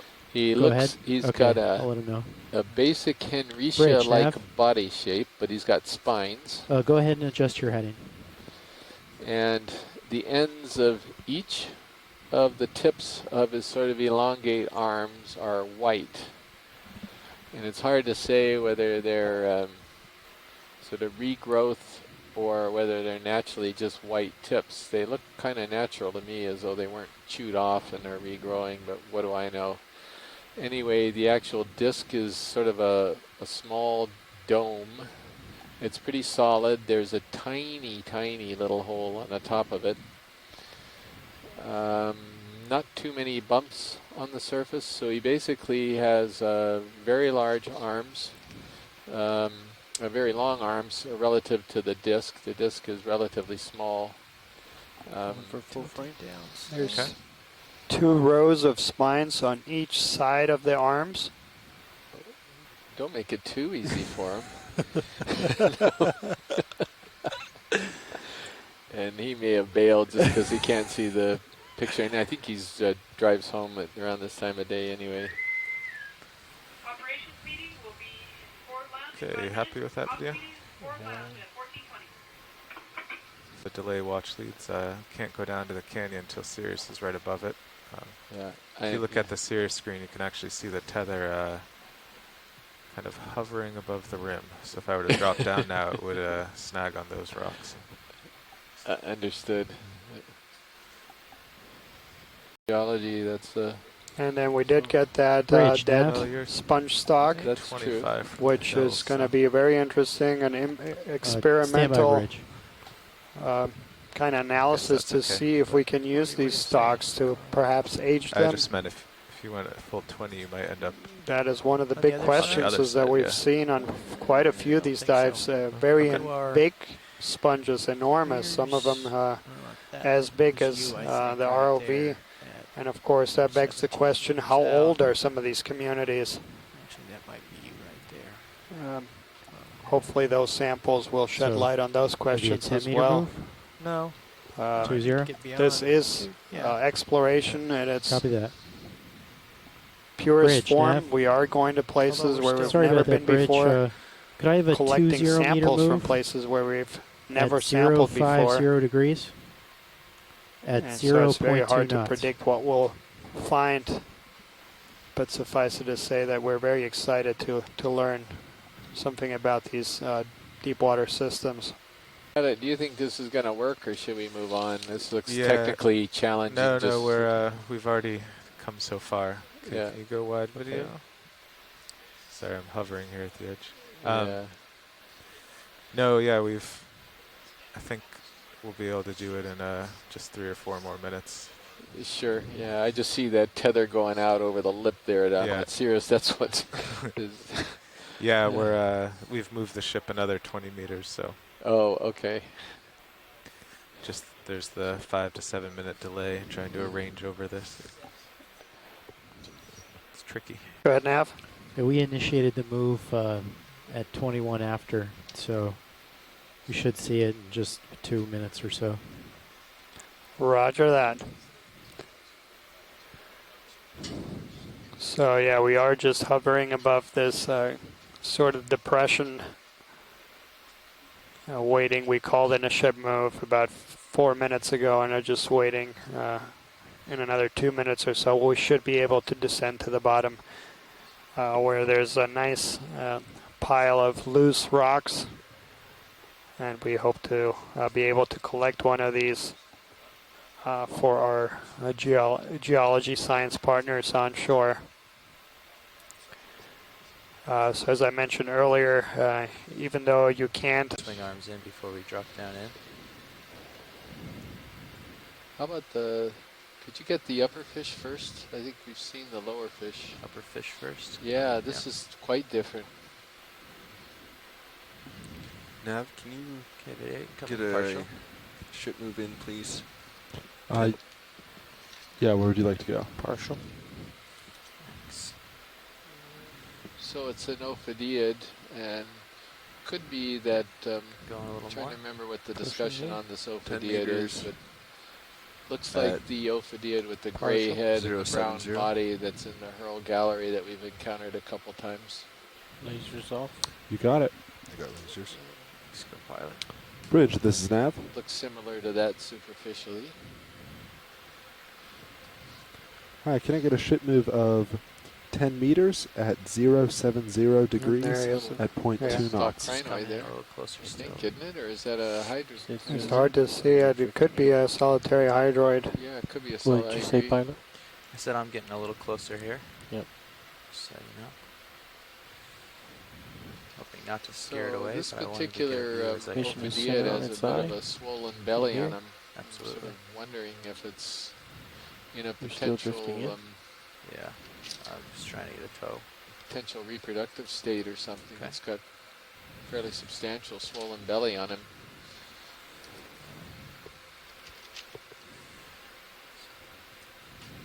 So Ophidiid is cuskeel.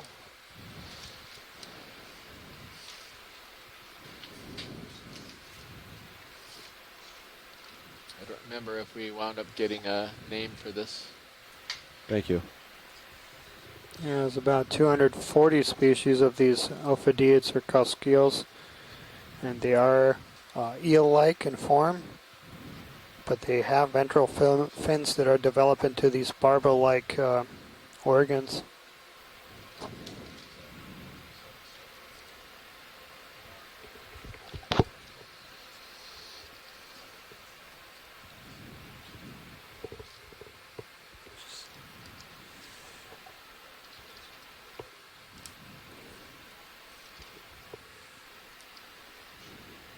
You're drifting back.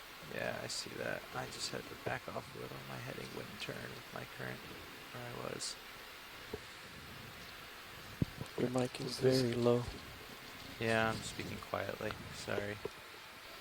What is it?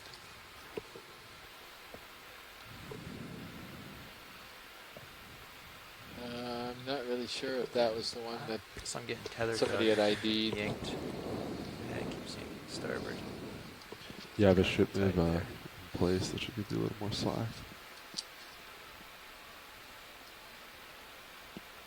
Yeah, just like that. Video. Go as tight as you like.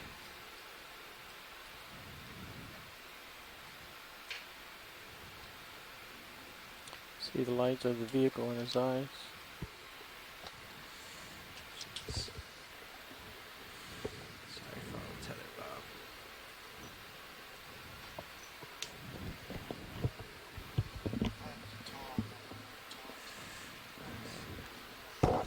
Clear. Thanks.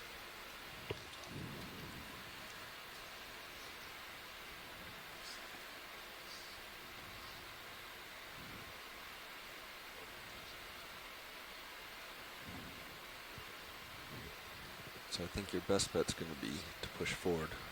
Yeah, getting that. Can you bring the light back up on Sirius, please?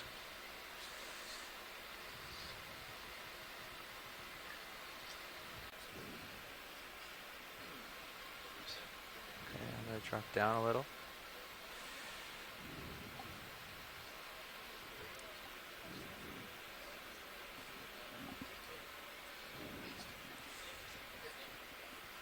Let me zoom my sonar in just a touch.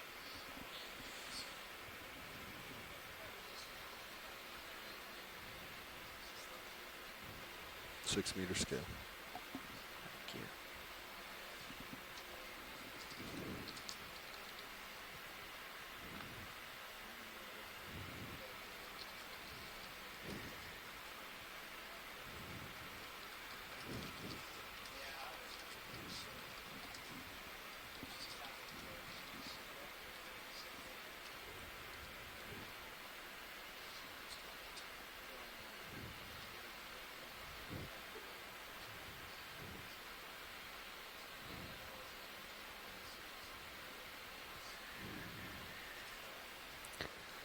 All right, thank you so much. Yeah, we've finally made it to the bottom, and there looks like there's a bunch of rocks that are angular and loose. Is there something in this pile that looks good? I can continue a little farther up if there's something better up there. Do you have the lasers on right now, or are they off? They're off right this moment. Yeah. Lasers on. Compiler's turning them on. This one? Yeah. Maybe we could scoot a little bit further up. How about if we pan down just for a moment? Let's just see what's directly below us. It almost looks like there's a square one. Yeah, I'm well aware of that. That's a tight fit. What about this triangular one? I'm trying to find something that's a bit bulky as well as angular. If you go to the left of the lasers, just a little bit down, kind of buried in the... And so left and down big. Yeah, right below it right now. Yeah, that's pretty big though, isn't it? I think it should be okay. Let's see if it's loose. Pilot ready if I settle down here? Go ahead.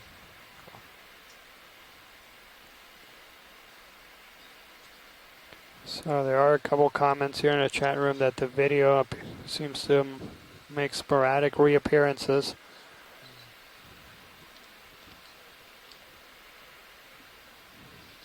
That's a pretty big one though for us to handle in a lab. That's what I'm wondering. How about the one the lasers are on right now, the kind of oblong one right there? That might be okay. Or the one behind it. Just don't know if these are loose or not.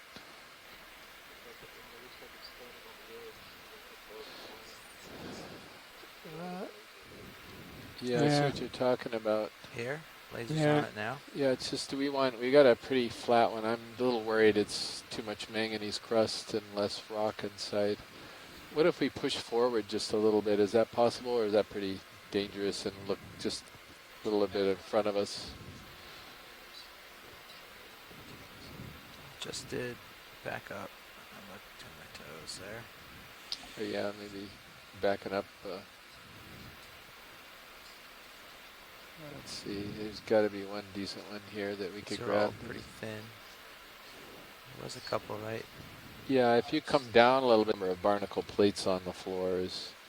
Where's the direction of the move? Next move gonna be? Just getting you out of the canyon. Okay. What do you got white up there at the top of your thing? Is that a weird couple of starfish or something? Not sure yet. Guess we'll find out when we get there, huh? Let's crab? Tilt down. Could be a crab. No, it is a crab, isn't it? It's a big crab.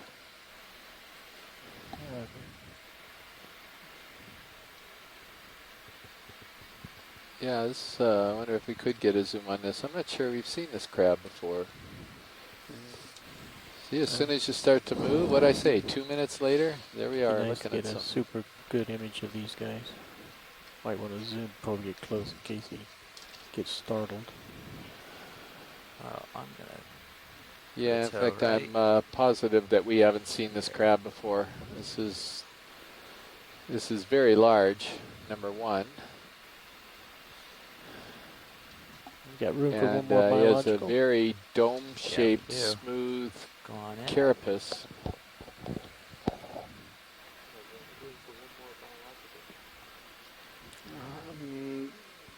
That is correct. Roland's proposing we put the crab in that. You know what, Roland? Actually, would that work? Do you think you could actually get him? I'm serious. I don't know what this crab is. I've never seen anything like it here. And I'm not so sure we're going to find the coral that we're looking for. It's been very sparse.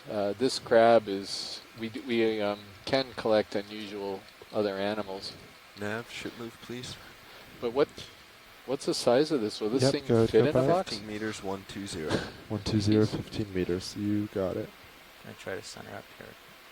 So what we're looking at probably is some extremely large form of a Munidopsis or something like that. We can't see the rear end, but he's huge. He's got very blunt Hi, can I get a ship claws, move of very short 15 claws. meters at 120 degrees at 0.2 knots? He doesn't really have a spine coming out of the top of his carapace. It's more like the carapace kind of comes to a point over his eyes. Thank you. And it's very bumpy.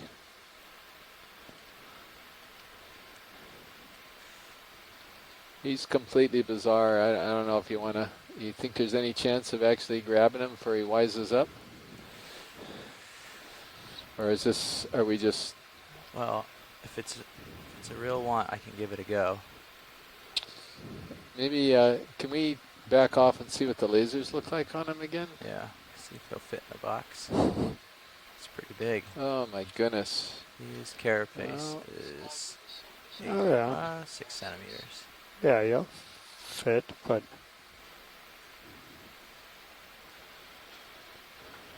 16. Would he? What have we got open right now? all of the bio boxes except bio port to outboard. Yeah.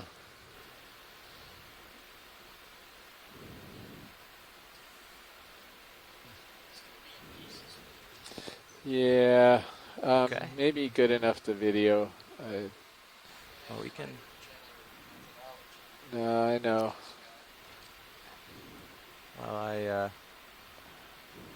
happy to go for it if. Well, actually, he's going to be a preservation problem for us too. I really don't know how to preserve him. I mean, we'd probably stick him in the freezer for lack of anything else to be able to do with him.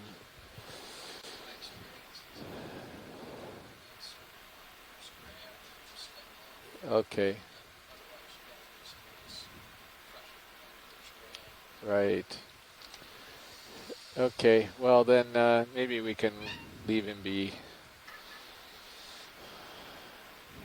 And can we maybe tilt down? I'll try to brighten up. We haven't seen any others of these two. But then again, we don't dive at this depth very often.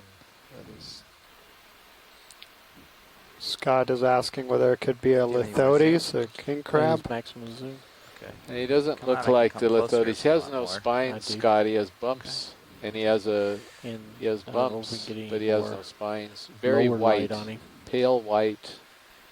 We're in a canyon, so we're trying to keep the swing arms in.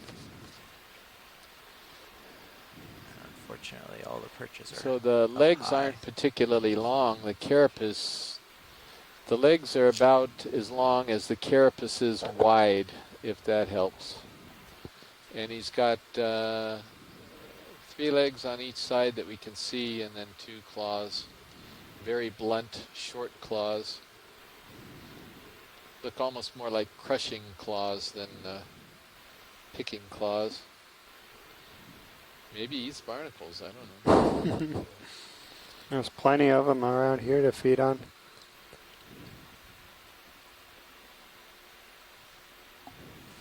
Okay, videos. It's about as close as I can get. He's down in the little hole there.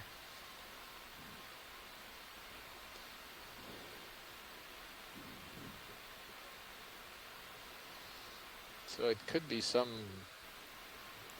maximum zoom. Yeah, it could be some bizarre form of Lithodid, but without the spines. The legs are way short for the other known Lithodids. He's not holding his legs the same way. Well, I don't know. Who knows what the cues are?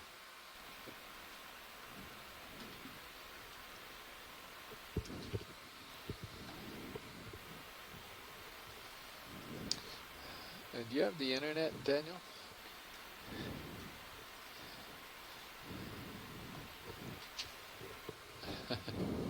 I'm just curious as to what a Yeti crab looks like, the one that was found a number of years ago. I mean, you can actually see some hairs along the legs on it, but not nearly as hairy as the other one. I wonder what the family was of that one. Just trying to refresh my memory. Yeti would be white, the top easy. of his shell, the back side of his shell.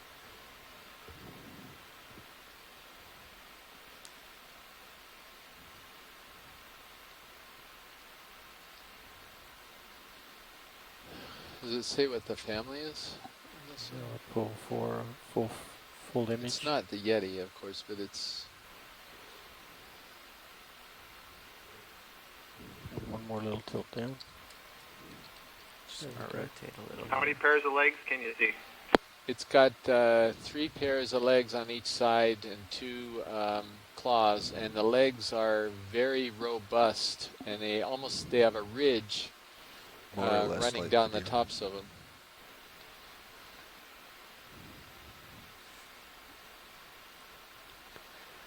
Can get you more light if you'd like video. I've got enough on the top. There's, I wonder if we could zoom in on a picture of the Yeti crab. We can't. I'm trying to get the family. Yeah, and the Yeti crab was Kill. also. Okay, one last image. Let's get Whitey. one leg full screen. And You pick a leg. that was also a hydrothermal vent crab too.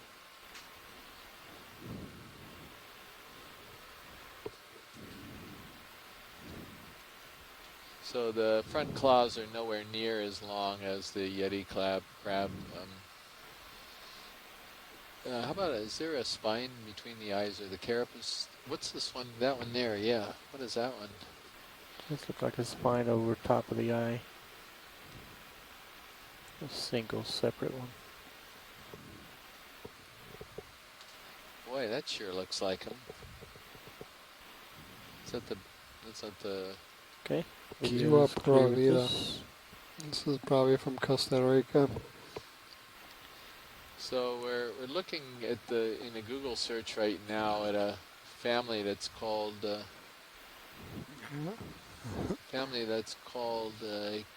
Kiwaidae, Kiwaidae, and the species looks like Kiwa puravida, or something like that. That looks. Aren't those the Yeti crabs? Yeah, they are. It's the same family. But we found a picture. I thought those were hydrothermal vent crabs.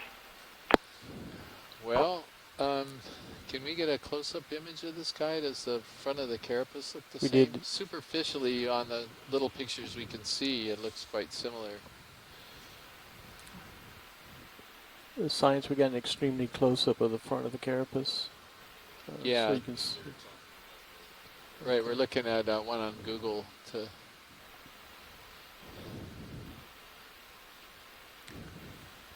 And in the description it said that this family is in cold seeps or hydrothermal vents. Well, it's not quite right, but there are certain similarities to it, and I guess we'll find out when Mary has a chance to look at this thing. I've certainly never seen it before in Hawaii. Back up on top of that wall. All right.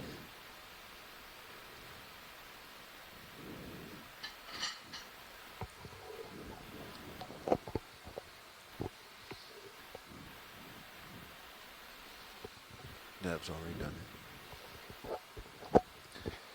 So Scott, if you want a general idea of what it looks like, again, if you go to that species, that genus Kiwa, Kiwa, and in that family, there's a picture, top side and bottom side view, and if you can imagine, very close to the same crab, but slightly shorter claws.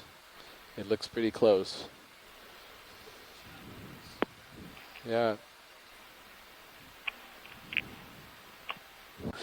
We did 30 meters. Yes, there was. That crab was calling us. Yeah. It's very strange. That's correct. But who likes waiting? Nobody likes waiting.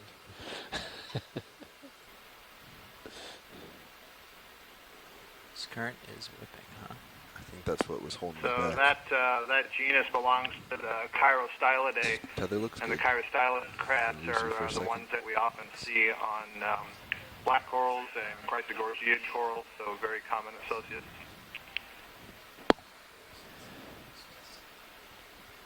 Did you guys see my question about the post-dive call? Visual. Going back No, I didn't.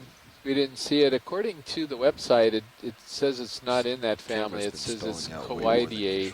It says it's got its own family. One they were looking at, so I'm not, but who knows? Let's see, what's your question? I wasn't talking about the family, the Right. super family. Oh, super family. Got it. Okay.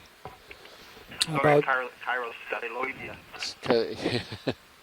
Yeah, so Scott is wondering if the post-dive call, if we'll do that before or after the mid-water transect. So we'll have about an hour from the time we come up till the time we start Are you transects. An idea of the next ship move? We have about I 25 minutes of bottom time left do before the you guys post-dive call rearrange after yourselves. we come up off We're the bottom. happy to go along this ridge. Is that where Watch Lead would like to travel? Yeah, making our way up, just following the local highs.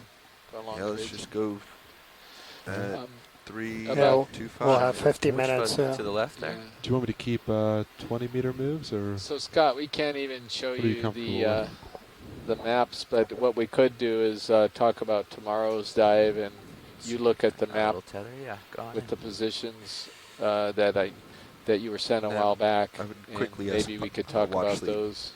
To see whether he wants to stay on top of the ridge or try to follow down the I'm inside. not sure in those, Got it. the dive tracks on them. Don't we just have the kind of like a JPEG of the scene? Watch Lead, this is Nav. The dive tracks that we initially planned? Excuse me, Scott, stand by for a second. Nav, yeah, let's stay on the top of the ridge. You got it. Thank you. Roger that. Yeah, excuse me. Hang on. The ship's door is now open. Our move will be... Sorry, Scott. We had a couple messages come in. What were you saying again?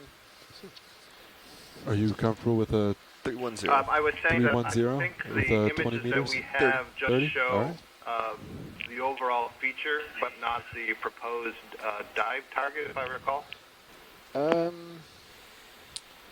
Bridge, this is Nav. You know what, Daniel, why don't you take over for a bit here? Absolutely. I'm going to go check and see what images I sent out. Got it. I mean, you can check here too. Can I get a ship move of 30 meters at 310 I think it was a while back. at 0.2 knots? No, yeah, it was a draft dive plan. I think I sent you a series of maps, but Yeah, up to you if you want to check here or back in the room. well, I mean, they weren't sent the specific dive plan. I'm just wondering whether we have a map to look at that has the dive points on it. That's the... Yeah, I'll have a look. I think I know what you're talking about, and I don't think they had the points on them. Weren't those the ones that we were using to discuss the initial possible dive plans? Yeah, and my concern is that I made all of the maps already based on the points. I mean, I have the points on maps here, but I was going to send them out one by one as they needed it. No, yeah, we're good here, thanks. Well, I think maybe given the difficulties, we should just leave it to you guys on board to make the decision tonight, and it'll be a fun surprise. Straight above that coral, we have an image that. Okay. Yes. Did you see what I'm talking about? Maybe we could zoom that other animal. Yeah, that's right about it. Okay, Scott, why don't we do that? Because, yeah. Now, as soon as I say that, I see a Chrysogorgia, and I hear myself on the screen, so it looks like the video is working now. Oh, all right. Yeah, and it's just picked up here, too. We've got the nav again. And we've got a hydrozoan we're looking at right now, a monobrachium or something like that.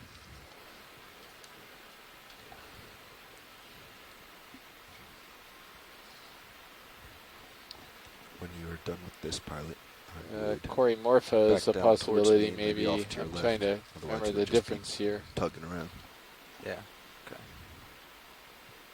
I'd probably go more with monobrachiidae for this thing, but I'm not sure I understand these very well.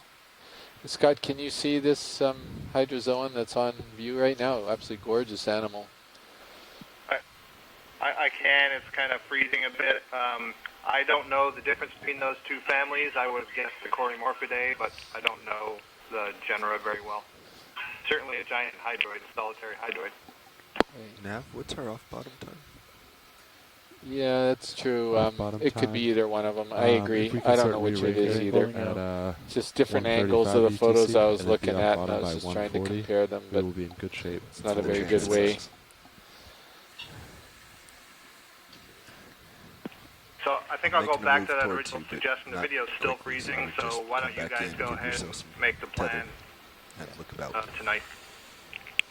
Yeah, that's fine, and we don't have all that many people that are in the chat room right now, too, even because of all the difficulties. we do see a few more corals here on this side.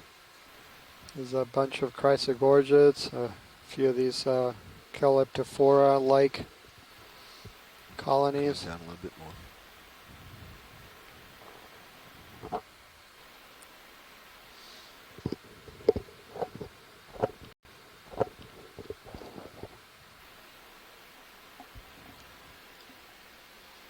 And we do have a new member here in the chat room, Elizabeth Shea from the Delaware Museum of Natural History.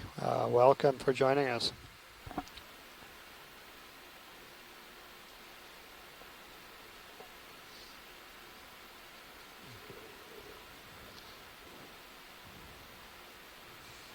What is this? This is pretty weird what we're descending on right now. There is a crab. Well, I'm looking at what the sheet stuff is. Video, I have one light in, one light up. If that's too much, let me know.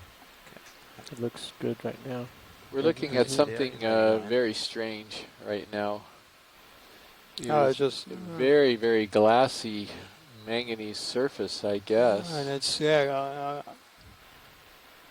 kind of growing underneath the crust there, or is it? It's just crusted on top. Yeah, so it's been there for a while. Looks like it's crusted. What is it growing on? It almost looks like it's a dead sponge or something. That it's.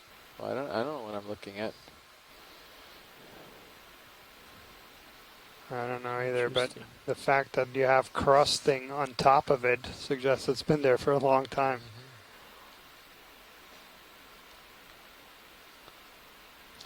It looked like this glassy tar sort of stream coming down through this channel. It was very weird. And there was a white crab that may be another one of the ones we just imaged that was down below a little bit. Down below? To the left and the below. Oh yeah, another squat lobster. Yeah, I just want to see if it was the same thing. That's definitely not the same as we just imaged up there. And no, this is a different one.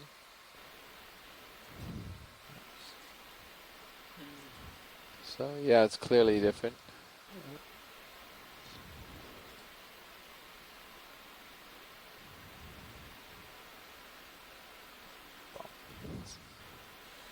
There was an interesting thing at the top of that. You see that big potential crab leg hanging up there? That is a huge crab leg. That's what it looks like. Probably a sponge Yeah, piece. what's the thing back in the cracks there? That's, I assume it's some type of sponge stock, but it looks pretty strange. Very glossy there. Yeah. Curious what that is. If it's really hard or if it's squishy or.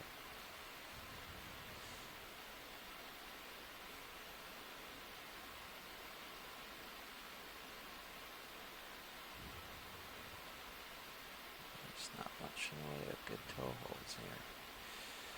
But we'll find it.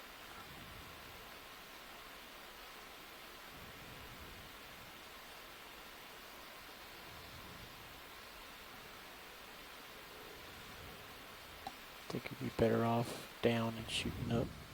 Yeah, shooting up. Yep. That's where I don't have anywhere. We'll go there. So thank you, Scott, for participating today. Let's try this. Got myself situated for now. Go ahead. Your command. Yep. Yeah, go ahead. Sorry. A couple barnacles there on the bottom, but yeah, that's a sponge stock. Yeah.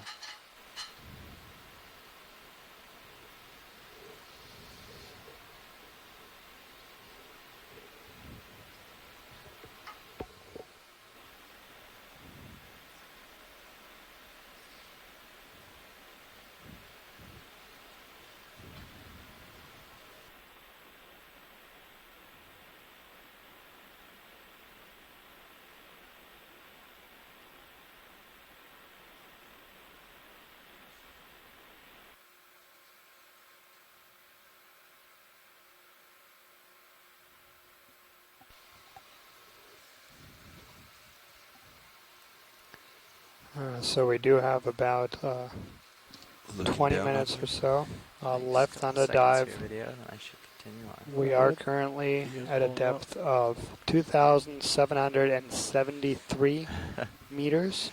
Every toehold diving on a rift zone ridge to the southeast of Pearl and Hermes Atoll, up in the northwestern Hawaiian Islands, the Papahanaumokuakea Marine National Monument.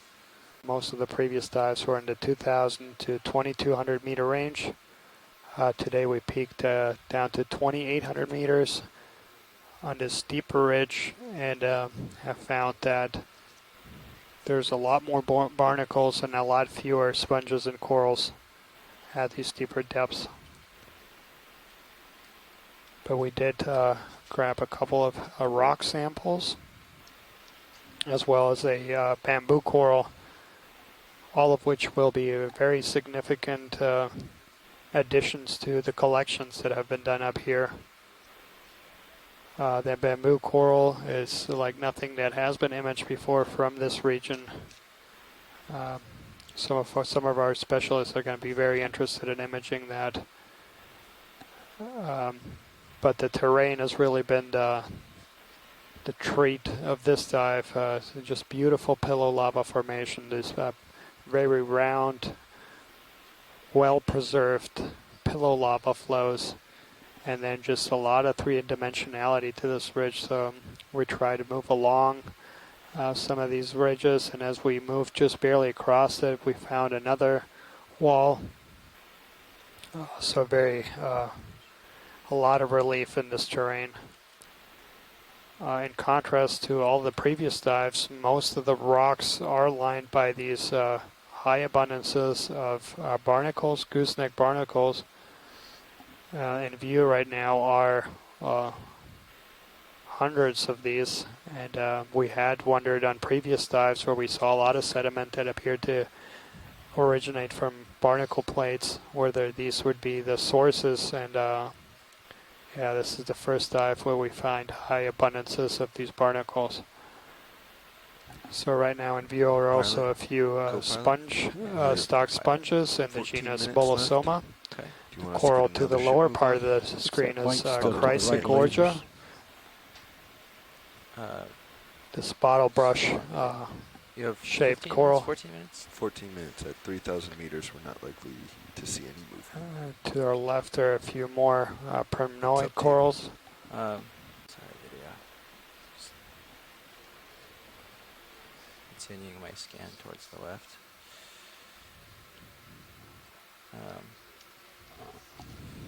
I guess I could backtrack.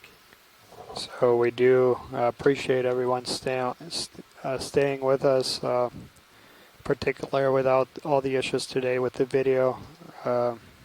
Really appreciate you guys hanging in there. Tomorrow's dive is going to be on a flat top or tabletop seamount to the east of Pearl and Hermes Atoll, so just to our north. And we're going to be diving on one of these ridges off this tabletop seamount. So now in view are some of these sediment patches, and we've seen several of these on previous dives that are all composed of these barnacle plates. So barnacles, they're generally composed of these 6 plates that encase the soft tissues of these organisms.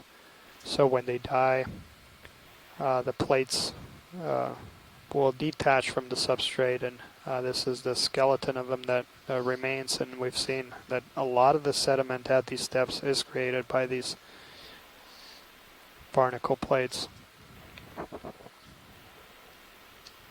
Okay, we're clear.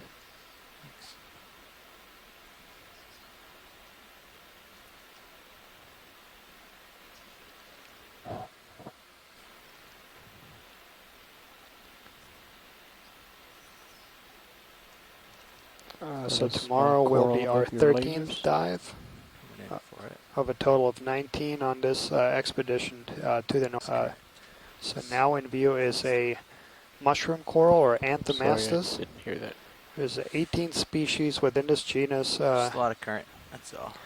described. Go on in. So this is what is known as an alcyonation octocoral. So in contrast to gorgonians, which have an axis, so a skeleton that runs inside, these do not have a skeleton inside. So the skeletal elements are just these tiny calcite spicules that are inside their polyps. It's like an anthropod holding on to a sponge. And yeah, you can see there how much of a current, and we've seen that in most of the time during today's dive, with the exception of a few features or a few spots where these big walls were actually shading the currents.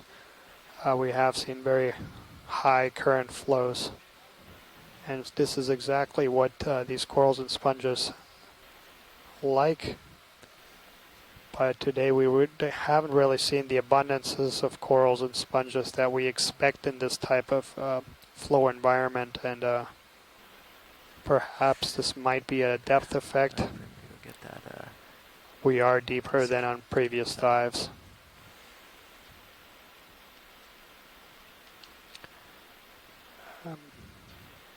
Our current depth right here is 2,770 meters. Well, actually, this is Nav. Go ahead, Nav. Yes, we have about 10 minutes left before we need to start getting ready to get off bottom. Just as an update. Roger that, thank you.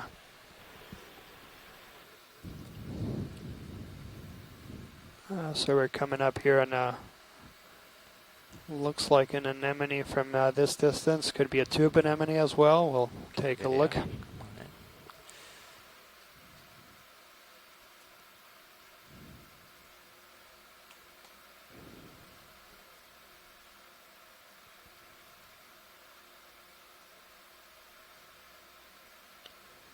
And I don't think we have imaged him before on this dive. On to the top of this, there's another one of these.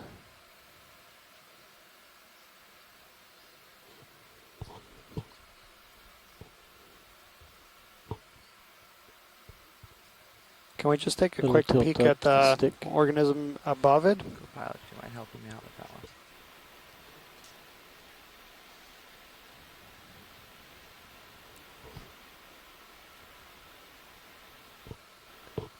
Yeah, and that looks like one of these cladorized sponges, and we have seen a few of this on today's dive, and actually one of the rocks that we collected had this organism attached to it, so hopefully we'll be able to clarify, but it does look like more like a sponge and not a polyp. Okay, pulling out. Thank you.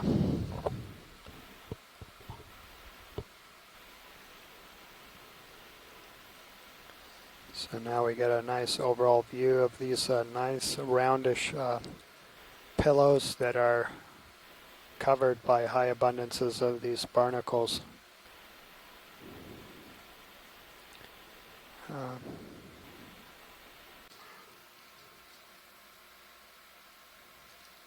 So there under rock ahead of us is a brown black coral. We've seen two different species of black corals on today's dive.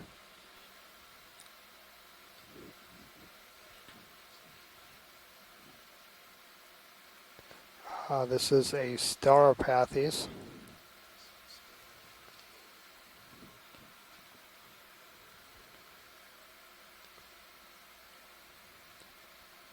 We have seen, while not abundant, we have seen these on several of our dives up here in the northwestern Hawaiian Islands. Look at the tips of that orange coral. It looks like it's branching at the tips. We see a few more just...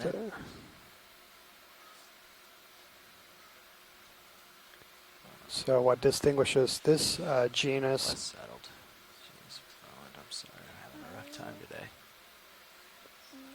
What distinguishes this genus here, the Stauropathes, is that you have pinnulated branching, so you have that main stem and then side branches coming off of it, and then called pinnules, and kind of like a fern or a feather. And then each one of those side branches coming off of the main stem also will branch again. So you have secondary pinnulation. Beautiful golden coloration. That's the tissues you're looking at, and the skeleton is what would be black. For full image. That's what why these organisms are known as black corals, and that's because originally, of course, black corals are primarily found in deeper waters, and traditionally the way to collect these was through trawls or dredges. And so when they would come up to the surface, they would have very little tissue remaining, and all what you would see is the black skeleton, and hence the name black coral has stayed. Black corals are very interesting and differentiated from other corals in that their skeleton is not composed of calcium carbonate. It is a proteinaceous skeleton that's very rough and durable, very hard material. In fact, it's so hard that it doesn't really dissolve. You can put it into all kinds of acids and it won't dissolve.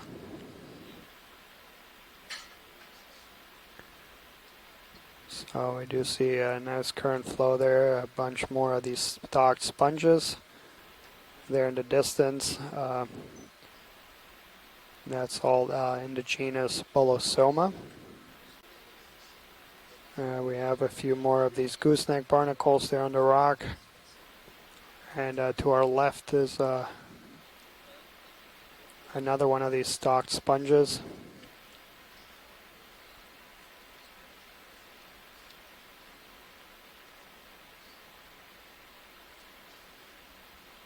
On a few of the rocks, and we've seen this throughout today's dive, on the lower portion of the center of the screen is just the base of a likely a coral that broke off, and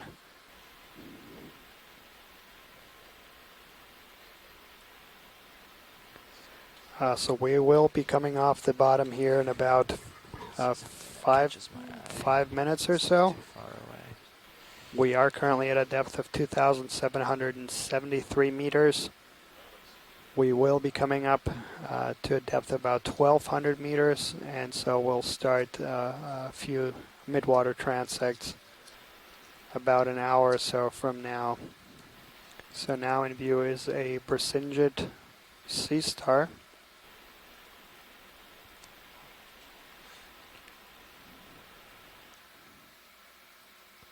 Calling you? Negative, that's me turning. Okay. To give you some extra. Possibly in the genus Hymenodiscus. Alright, pilots, we have about 2 minutes left before we need to start getting ready to get off bottom.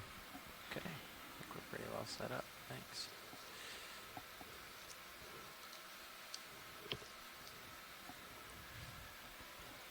Okay, video, if you want to come in on the Sea Star. I know we've had a couple of these, but this will be the last shot.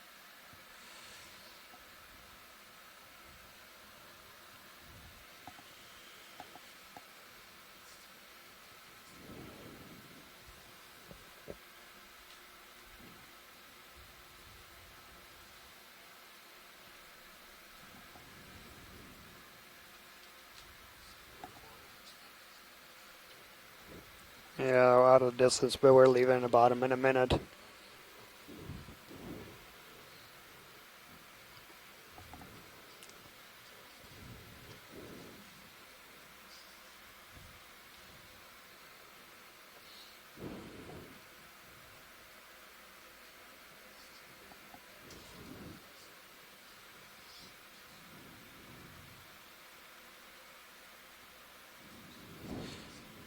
Sponge of sunburn.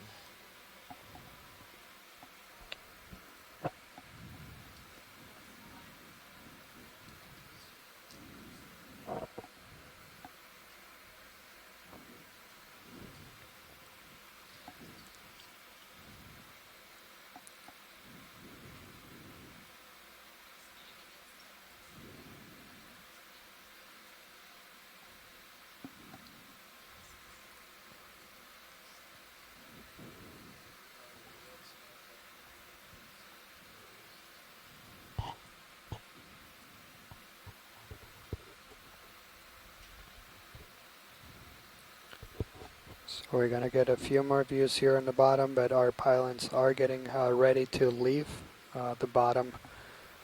Our current depth is 2,773 meters.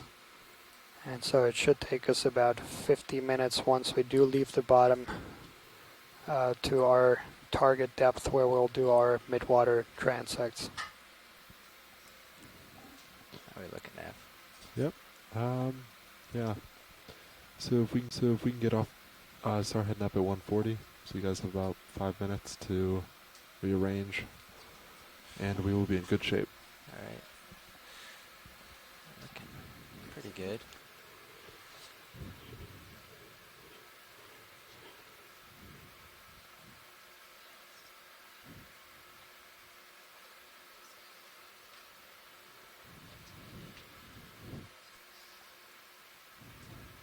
Okay, video, you want to come in on this?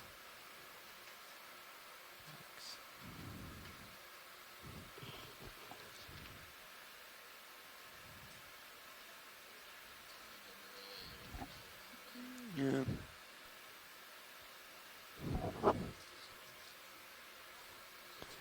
So this is another Norella.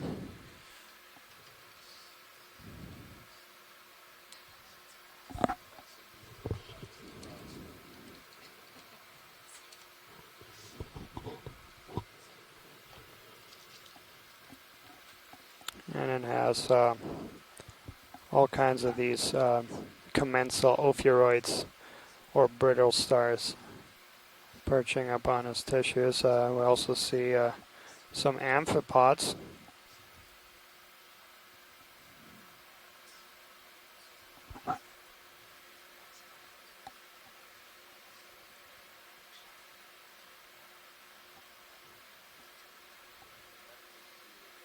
They're just below the ophiuroid.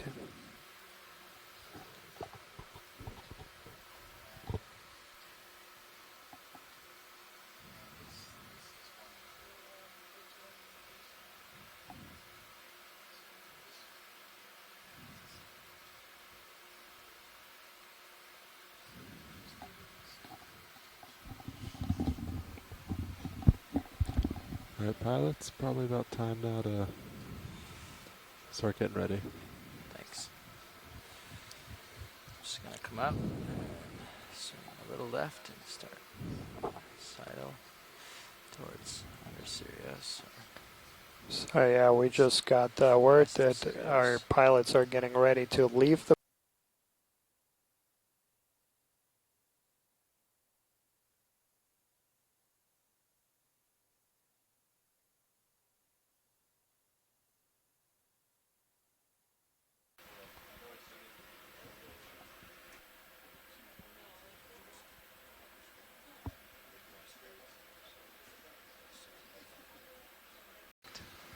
Alright, everyone, we will be starting the transect at 2:33:40 at 1,200 meters. Alright. So, are we starting? Or not yet? No, we did. We just did. Started. We just did? Okay. If you see anything that looks interesting, go get it. Spider.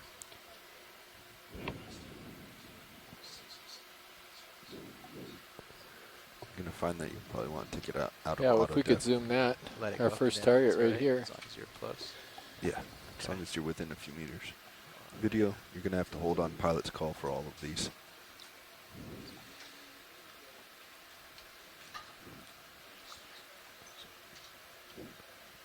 It's coming close.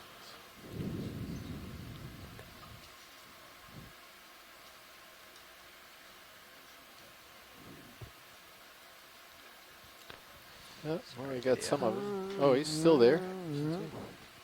It's just waving around in the water. Hard to follow.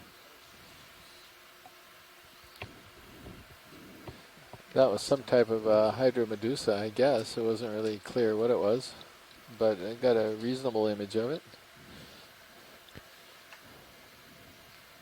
At this point, you may take your all autos off if you find it helps you fly better. Oh, I took auto depth. Oh, that's what I was having trouble with. Yeah, exactly. Took auto heading out. Doesn't respond quickly enough. I was thinking I had taken auto depth. There's another one. That would make a difference. Yeah. Coming straight ahead, slightly to left of center right now.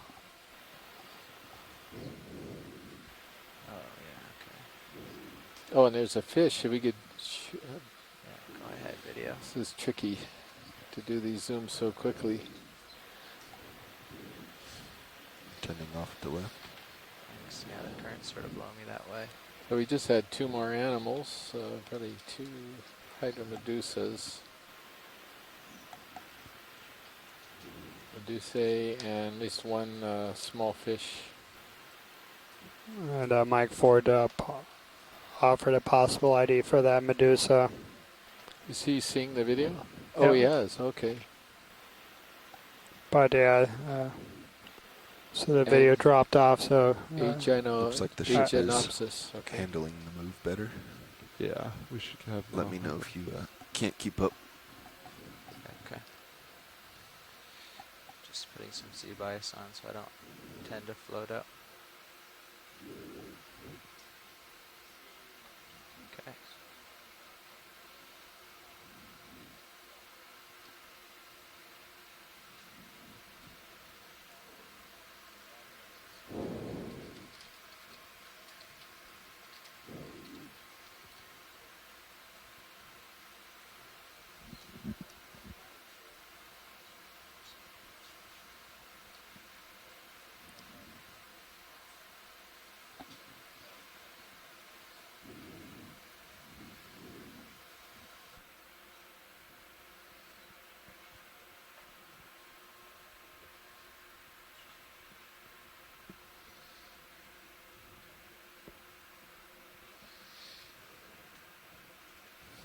How about that target right there, that large white thing? Go ahead, video. Yep. Is that a ctenophore? Yeah, it's a ctenophore.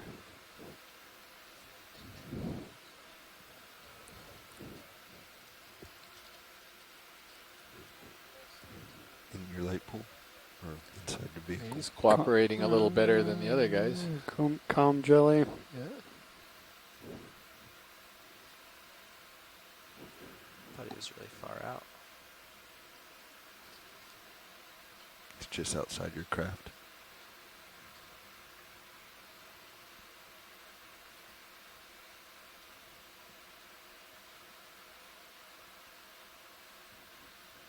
Time to pirouette and keep moving.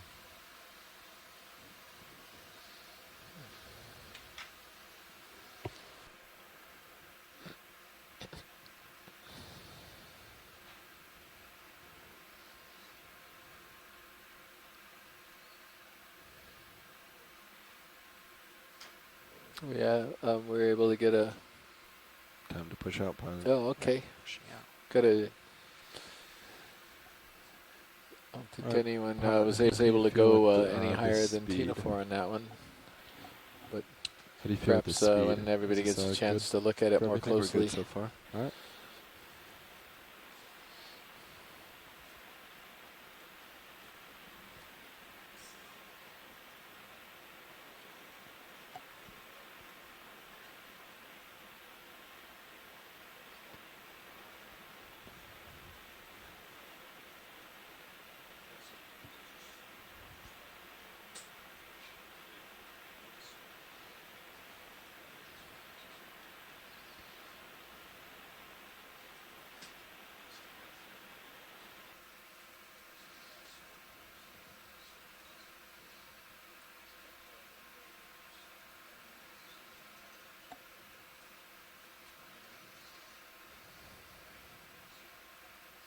A little too small, I guess.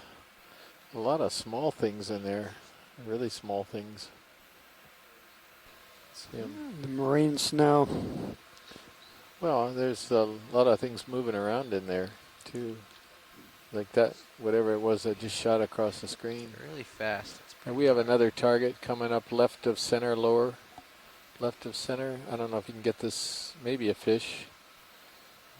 That's pretty far away. All right, video. Now he's, yeah, there he is in the background.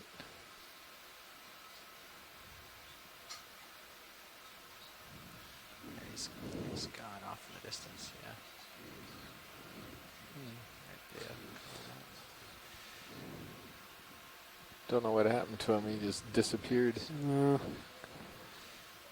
Disappeared into the distance.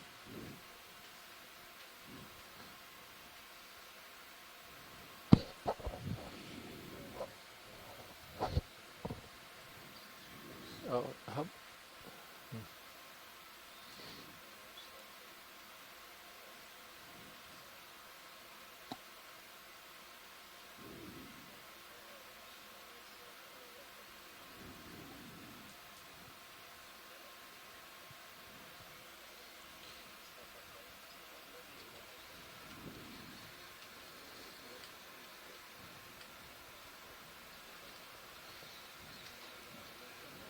Yeah, the tricky part is seeing them well enough in advance so you have a few moments to set up and get a quick grab.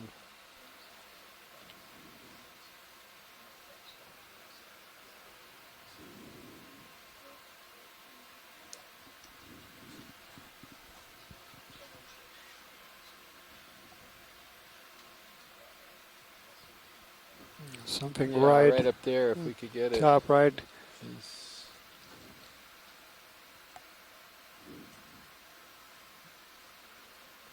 Boy, those are hard to get. Well, there he is. He's still with us.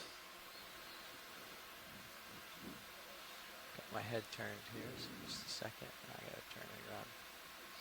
Go ahead, video. Just dancing around, but we'll try to get him.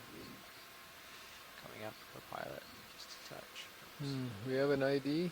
Let's see. Oh, Mike has come in on the Tina 4.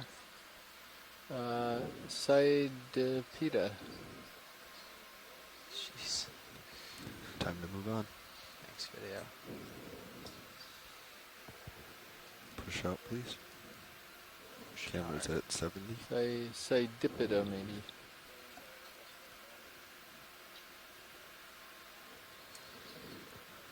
It's your happy area.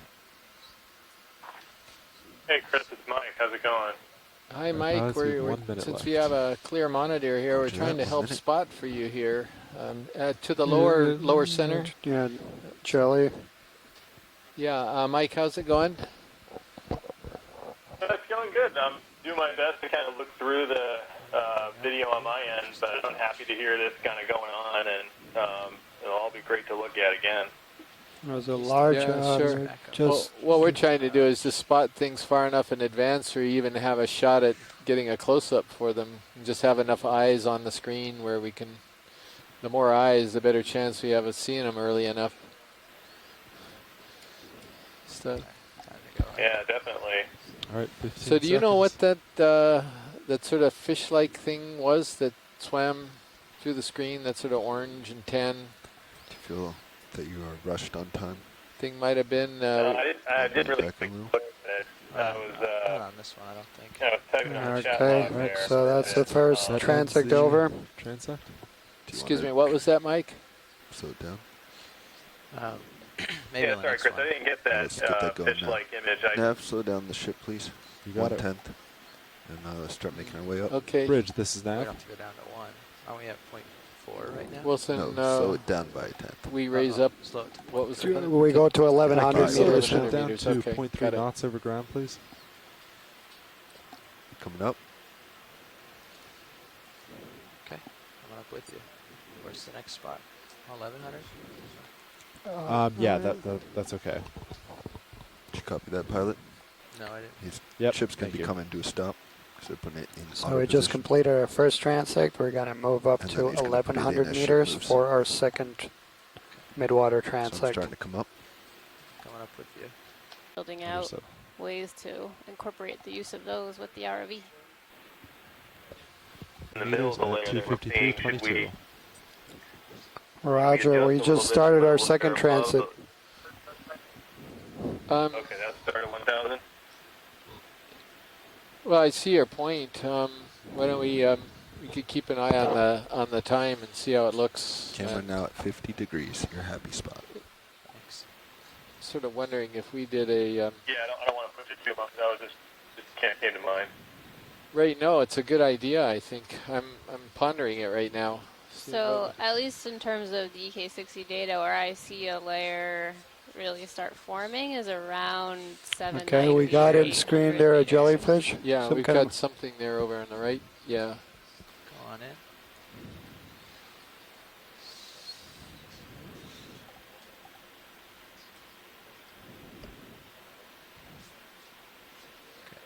Wow.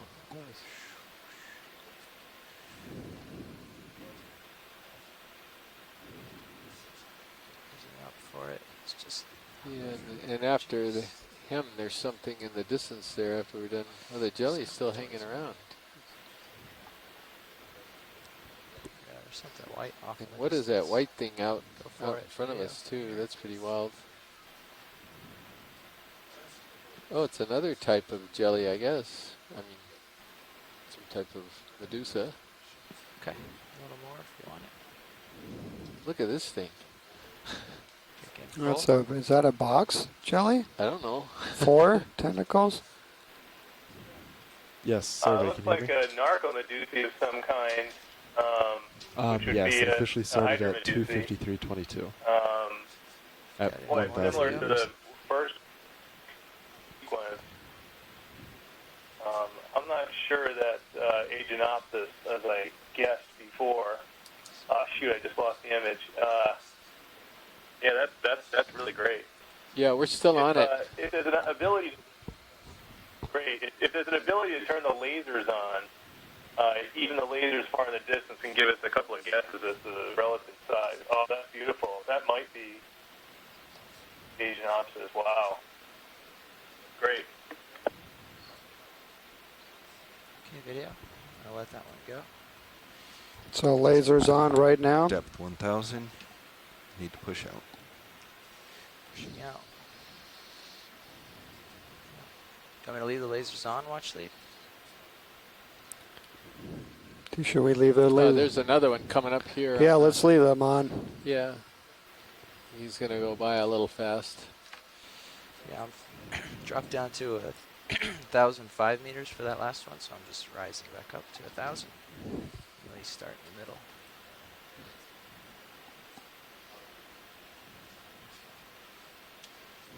If someone has the ability, can someone put the OKEX data string into the event log?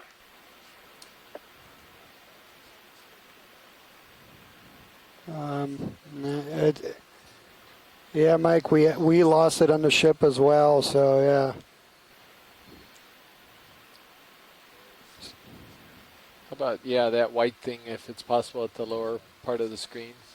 Sorry, what's that? I think we might have missed it. And I got you there, Chris. Well, if you lost the EKX nav, if someone can throw in the UTC on the quad screen onto the event log, that'll help us line up the CTD. You see it off in the distance there. My thrusters have less effect on the distant objects. Let's try. Video, are you copying that request? I guess it's gone. We're obviously right. not. Got to come back around this way. Not quite understanding it. I suspect right now, Mike, there's a lot of people in here trying to troubleshoot our problem. I'm not sure they copied that. Oh, no, sorry, Chris. I didn't know if you guys had the ability to see. Hey, Jeff. I'm told my job is just to usually what's feed 3, which is just showing what UTC is on the ship. Sometimes that helps out, but no, not a big deal. I have local time on the event log. I just want to make sure I string up the marks on the event log with the ability to string in a CTD. That's all. Oh, okay. You know what we could do is just call out the time for you. That's what you're asking for. We could call it out when you encounter an animal. Would that help at all? I mean, I've been typing it in the event log, so it is, and they're time stamped. UTC is 10 hours. Hawaii plus 10 hours. Is the tether blowing safely off in the wind? Yeah. We have a target coming up on left to center. Left to center. Oh, there's a bunch of stuff. On one right. Coming up a little, co-pilot. Maybe that thing straight ahead that's wiggling, or unless you see something bigger. There's a red something going by the lasers. You want the red something? That's a shrimp. I like red somethings.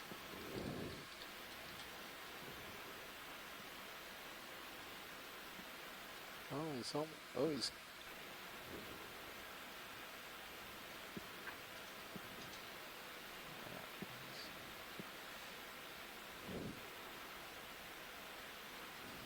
Okay. All right, Chris, I'm seeing the nav data chat log now, so I can, when I need to, I can paste in the string into the event log. So thank you.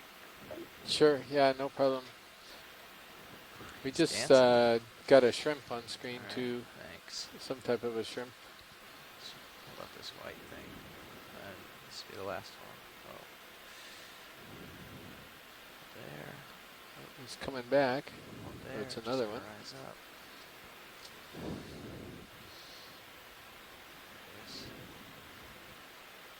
Bring that into focus. There you go. White. Oh, jeez. Don't go too far. Thanks. Yeah, just let me know when I'm getting in a spot where I should run off. Actually, this is about when I should.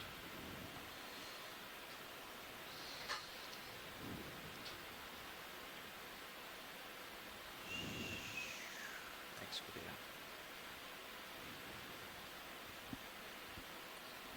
Oh, there's something right there. So this is that fish I think we saw go through earlier. They don't like us very much.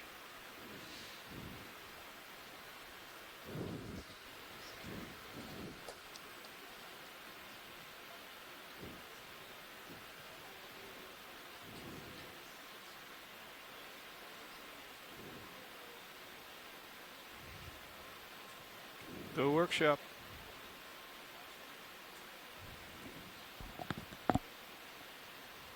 Stand by. Oh yeah, we got another Medusa here. On it. I think. For it. A little farther. 18, 17, 20. You bet. Wow. Look at that guy. Go and fold it in. Got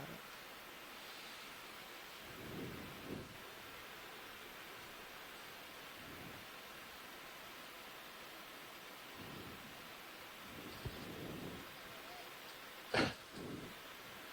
Come back to the left. Yeah, that's where everything seems to be. Come back to the left. Yep, come on. You have any idea, Mike, on that one? That was a pretty odd looking one.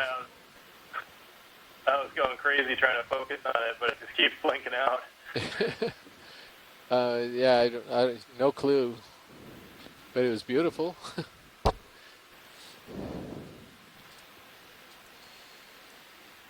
He had very short tentacles, almost extremely short. Or they were retracted. I'm not sure what.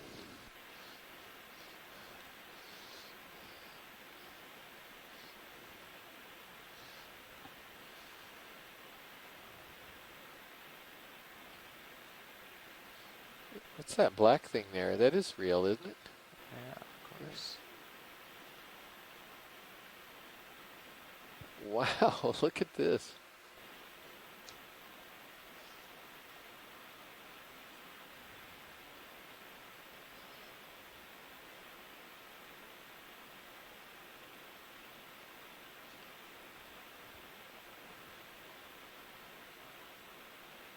Oh my goodness, that's beautiful. It's a ctenophore, isn't it? Or I don't know what it is.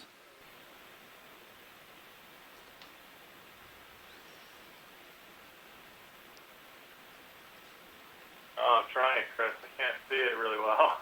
Oh, they're getting beautiful video. This is an amazing animal we're looking at right now, and it'll be on video. And they got a beautiful close-up of it. I don't even know how to describe it. It's purple with red, and we think it's a ctenophore, but You're muted. And I was muted. Thank you, Jeff.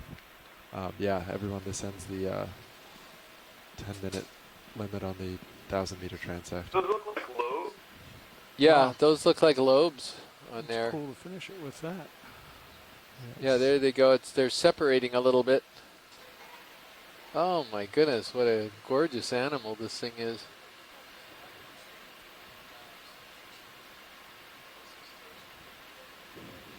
Okay. I'll look down more at you.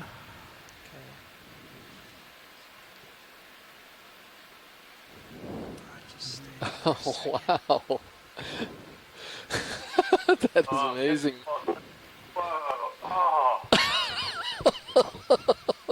Jeez, we're getting a lot of that here too.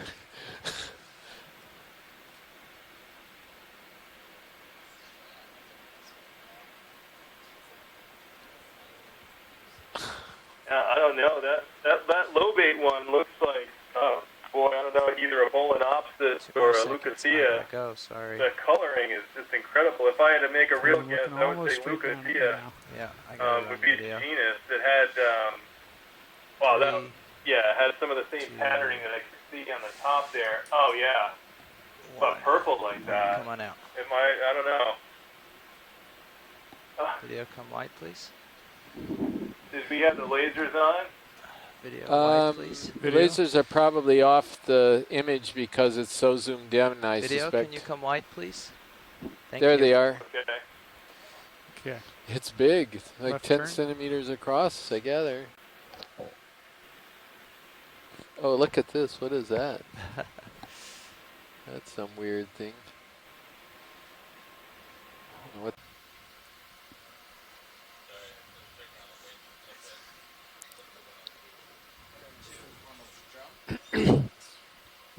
Yeah, it's pretty warm down that room. We are starting. The new time of the 800-meter transect is 3:16:05. I don't want to lose a minute here. Okay.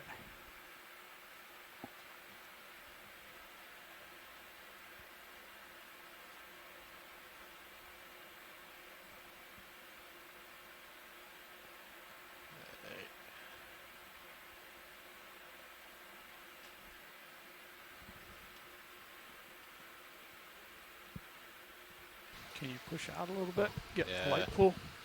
We're going pretty fast here. Do you want me to slow down the ship? Yes, please. You got it. Bridge, this is Nav. Hi, can we slow down the ship to 0.2 knots, please? Over ground. Yeah, we'll slow to 0.2 and then let me know how it feels, and we'll go from there. Okeanos, this is Silver Spring ECC. Go ahead. Target center. Thanks, just making sure you're still there. Looks like mucus. Yeah, that's mucus. Yeah, mucus. All right.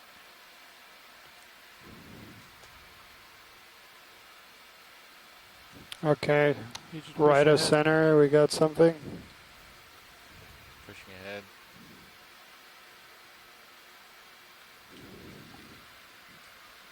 Josh, I'm looking straight down at you. Yep, pushing ahead. Not sustainable. Two objects, yeah.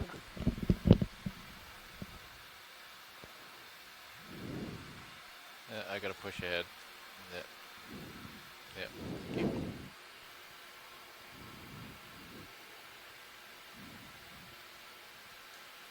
Okay. That's a happy place.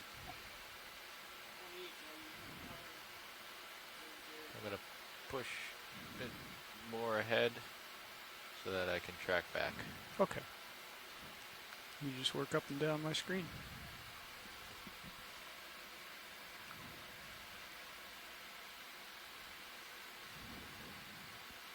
Target center. Shrimp. Copepod. Copepod. Oh, he felt my prop wash.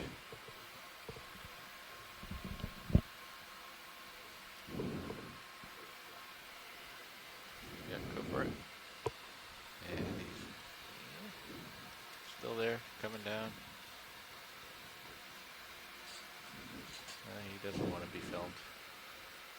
There he is. Oh, this is very common fish, I think.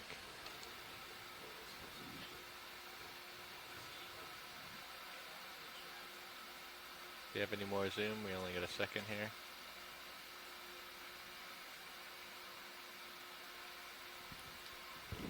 Alright. Gotta let him go.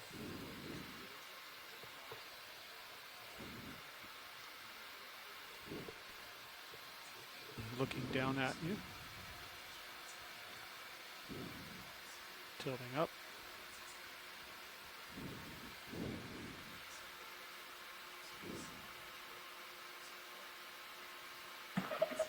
Well, I could see the photophores on the underside of that last fish, so it could be a myctophid or a gonostomatid. Unfortunately, all that I did see was the underside, so I couldn't see the fin positions well enough to say. Yeah, roger that. Thank you, Bruce. Zoom center. Yep. Coming down.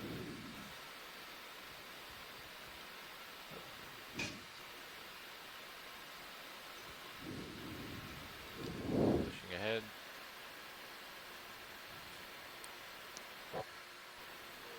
Zoom, red guy in the center. Another fish on the lower right. Yeah, we got him. Not sure what that is.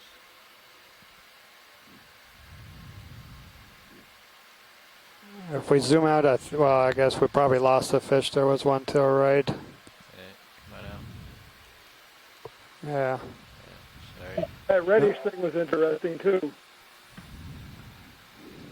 ahead.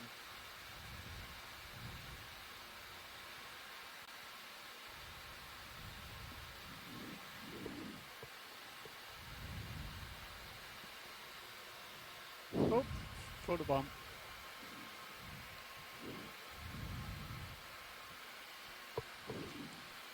Gelatinous thing in the distance.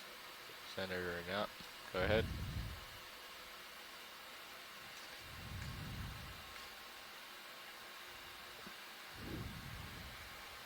He's coming at me. Nice. Whoa, there's a squid in Sirius. Just saw the tentacles of that squid.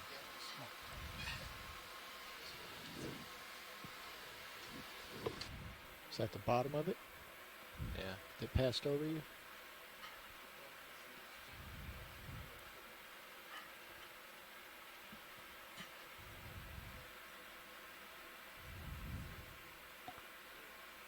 Like gonostomatids or myctophids. Center. Go ahead. Yeah.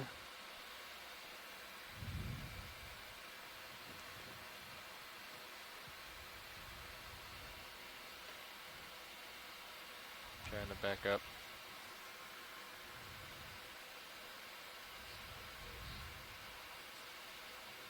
I've tilted down to look at you.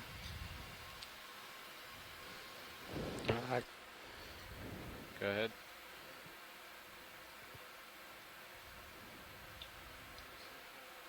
Yeah, crustacean larvae.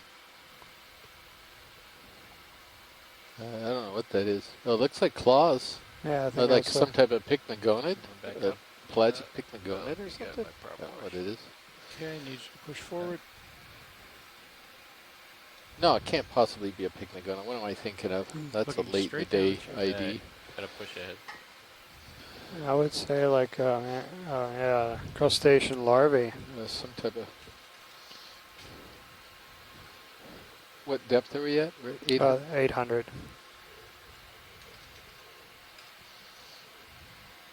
Tilting up. What was that? Is it Tino-4? Oh. This long thing up here in the upper left. It's like a salp. Yeah.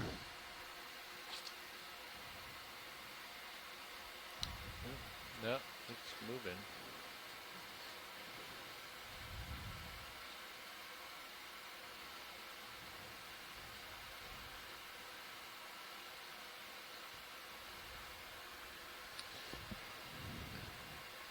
Is he coming at me?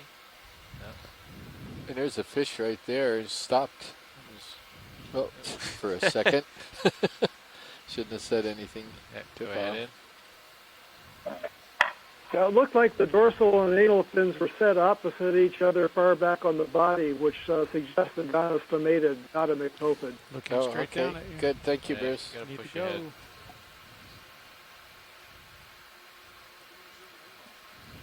Two minutes to end of transit. Copy 2 minutes.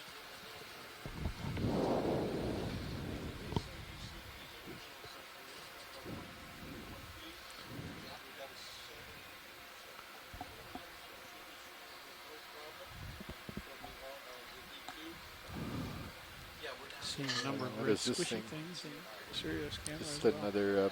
Still looking straight down at you. Still looking straight down at me. Straight All down, right, 90 degrees, 91.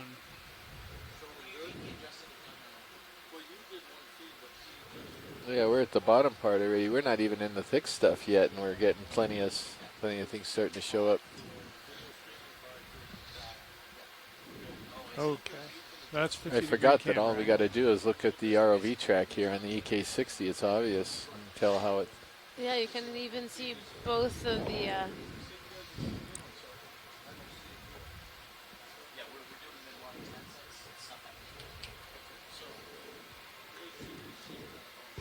Oh, you gotta. Oh yeah, you could. You can even see both of the ROVs in the EK60 data. Yeah, you see can. Right That's on right. Top of each other.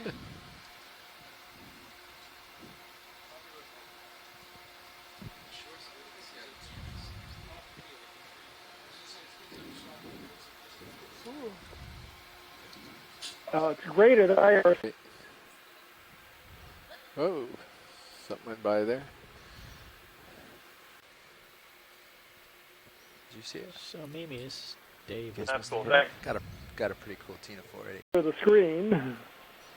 Yeah, they're still going up, Bruce. They're almost there at. Just now settling at 600. Yeah, we're at 600 now. Starting a 600 meter. So they're going to settle in and start the lateral. That, starting at 3:35, 45. Okay, that sounds good. It was really promising going up here in the last couple of minutes. It looked like a lot of little fish darting around. It was kind of like watching meteors, but I think there were a lot. Yeah, that's what I think too. I think I saw a lot of stuff.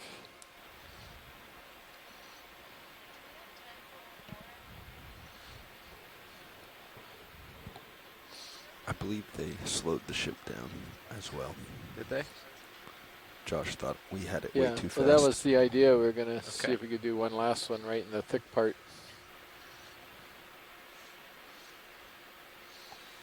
Noted.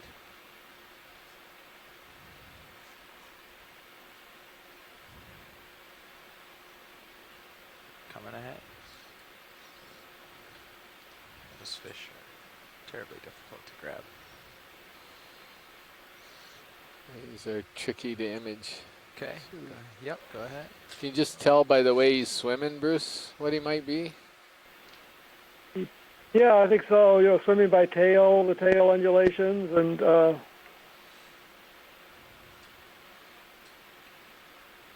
it looked like a more myctophid-y type of thing, but I can't tell. I can't get a clear image of him. Let's go for it. I'm coming up.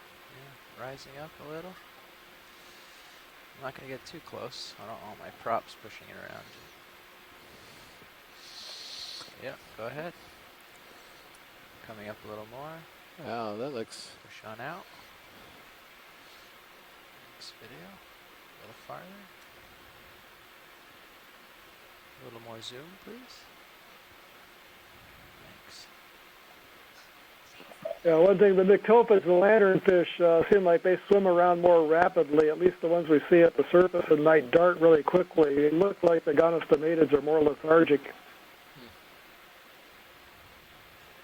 Coming up, pilot, just a touch.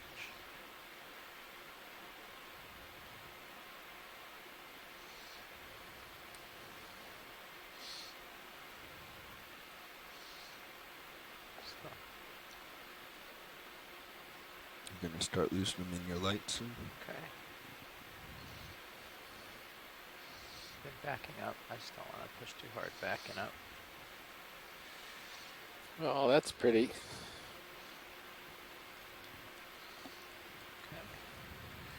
We won't run him. That's over. great. Go around.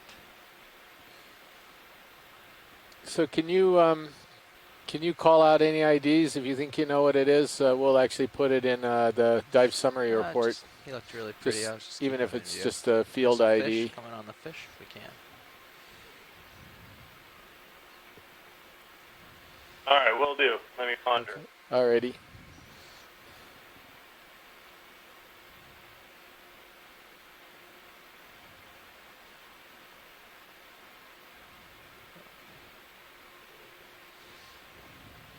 Come out.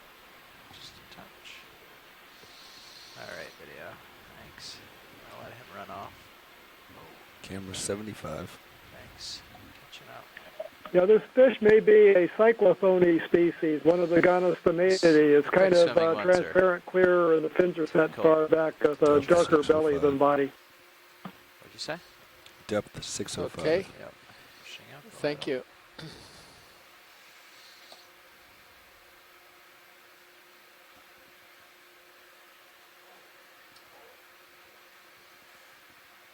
Yeah. Shrimp or the...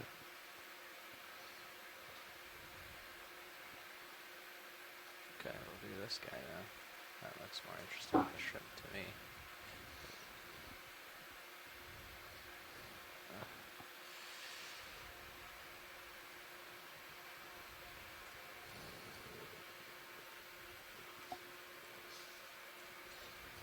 Well, I was. All right, pilot. Time for you to push up. You know, I was about to make the joke that you have a dead man floating in the distance here. That's what it looked like to me initially. Just the way he was hanging his tentacles.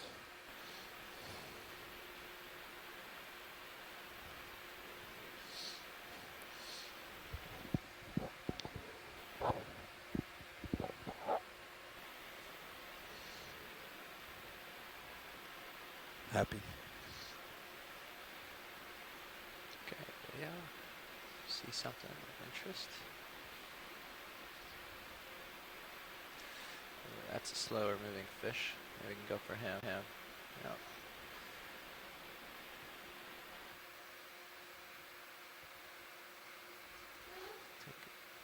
Yeah. A little more. Oh. He's up now. That's alright. You can keep it at that zoom. I'll try to keep him in the frame. I don't know what you saw, Bruce. He looked different. He looked more like a McTophid body shape to me, but I only got a quick glance. It was just body shape alone. That's all. Leave it there. Very You know, I can't see this clearly enough. He's darting around. It could be a McTophid or it could be one of the slender bodies, sternoptychas. It's more, but they're usually bottom associated. So I guess McTophid is a good guess. Every time I go far up, Turn right, pilot. Thanks. Gotta go. Thanks.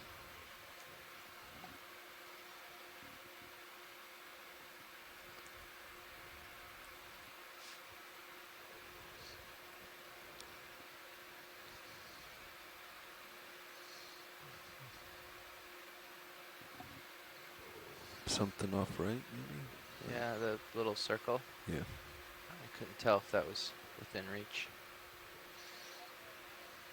There it is.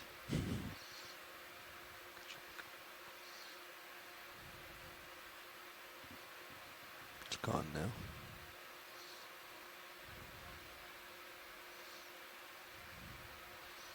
Just coming up a little. A few meters. Up to 600.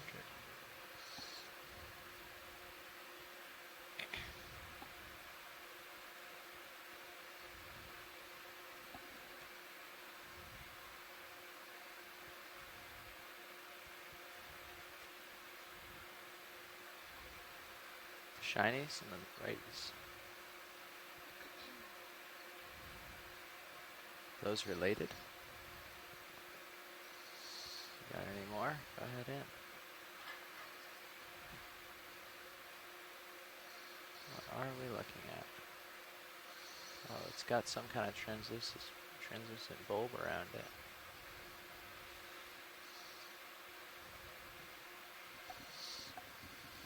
hold there. I'm gonna come up to it. Don't worry. Yeah, you can zoom in. Yeah, I'm just gonna rise up a touch. But see the pattern? It's as though it's the avoidance of light or something. I mean, that's what it looks like to me as it's coming up. Or do you think it's just... So we're trying to decide if the fact that we're in the EK60's cleared out at this depth right now. It's pretty looks pretty biomass free. Although an hour ago it was quite thick, at least compared to the surrounding water column. Yeah. Yeah.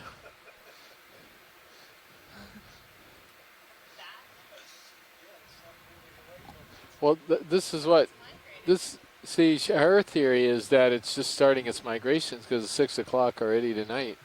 Yeah. And my theory is that there's possibly some avoidance behavior going on. I don't know which is right. Well, the way to do it would be to collect this data tomorrow night without the ROV in the water at the same time period. Well, yeah. Then we could see. That's true. I mean, it's regionally now going to be pretty close by tomorrow. Right. Okay. What is that? It's pretty. It's a floating coral. Oh, there. Is that an octopus? No.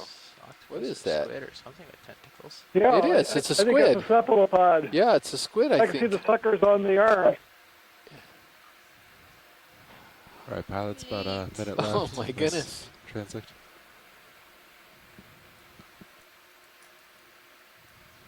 Thanks. That's all right. It'll come back. Just give me 1 second.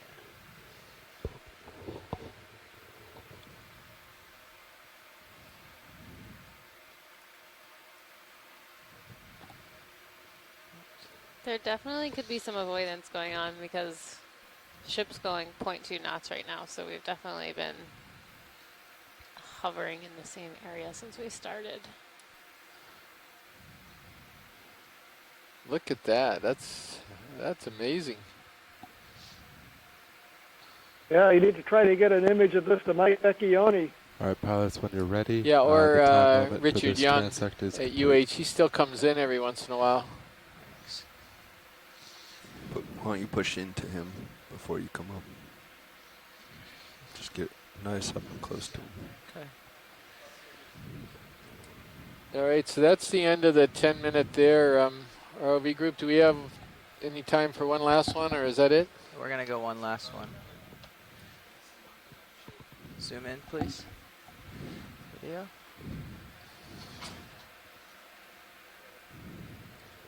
Hold there. I thought that might make it easier. What would that be Just at bouncing. 445, 450?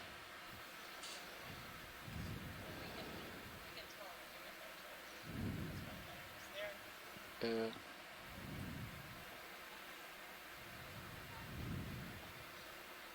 It's just getting late. That's the only thing. It's pretty late.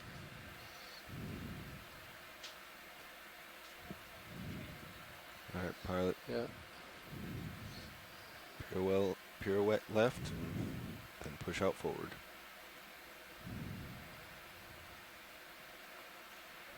Good.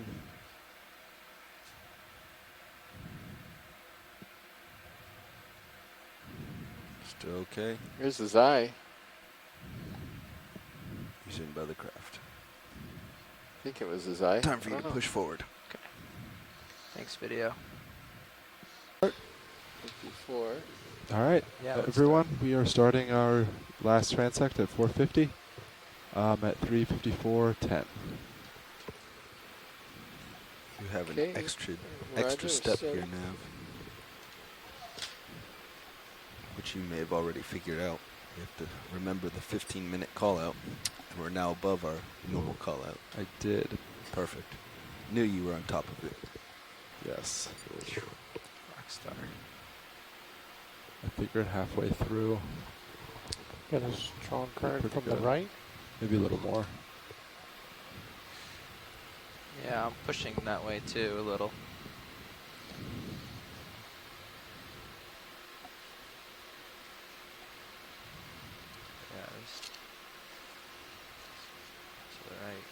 shots from the south or southeast. See small hatchet fish in the images. Yeah, just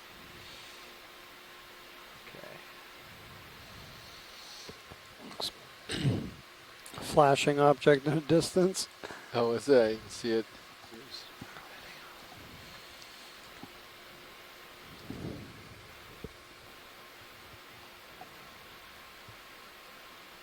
It's a jelly in the upper right. It's this right in the center here. Yeah, well, yeah, what is this?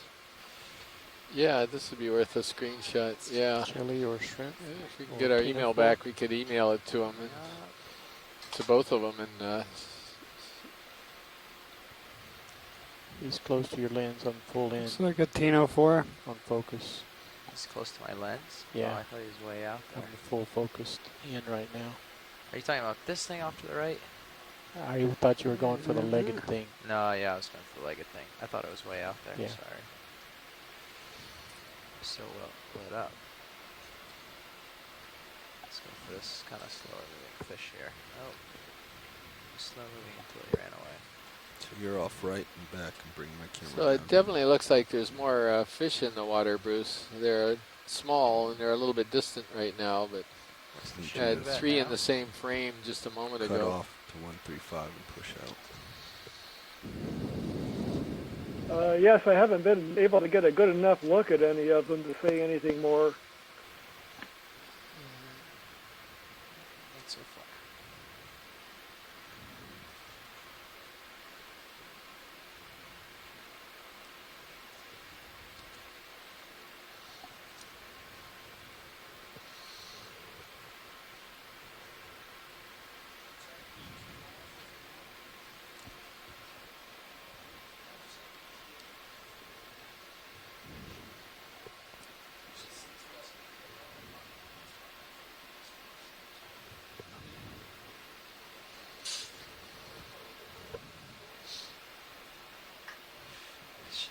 Current is much stronger in this section than it was in any other ones. Shiny What right is at that you, thing? Tina 4.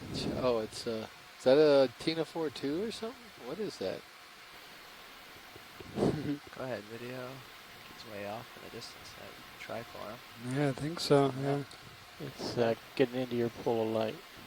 Okay, well, I'm sorry. This current is... It's full wide. Can't fight it. Yep. So are you guys copying this? Spun you right around. Pilot is noticing a much stronger current at this layer, this depth right now. I'm like hard over on axials. I'm barely making progress. Or hard over on Yeah, it's really hard to lock in on an organism as it goes by so quickly, so I can't get a good image of anything, a good picture in my mind of anything. It's full ahead. Yeah, the...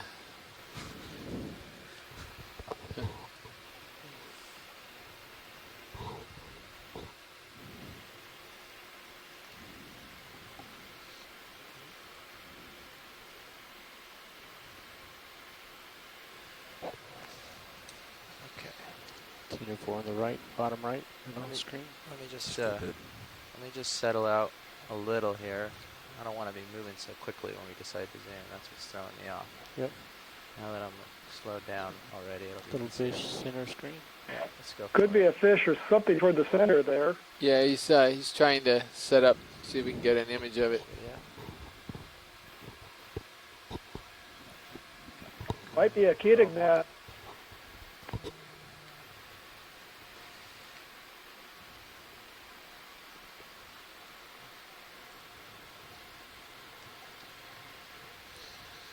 It's getting out of your light. Well, it's tricky. Oh, sorry. Trying to back off on him, swirled it around. This is impossible.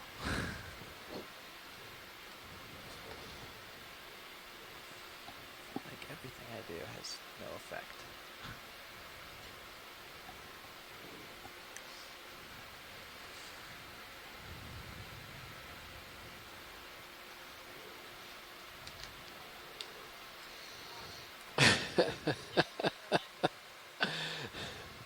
Why don't you report on the EK60, Mimi? So I was just saying that it looks like we cleared out the neighborhood on the EK60. The water column is almost perfectly clear.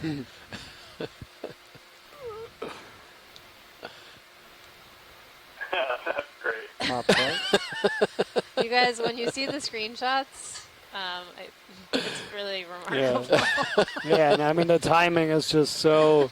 I don't know. I mean, I'm not aware of any acoustic reason why. I mean, the ROV sitting there shouldn't be interfering with the EK60 as far as I know, but I suppose that's possible. But I really think we're scaring everything away. Or it's a distinct possibility. It looks like that.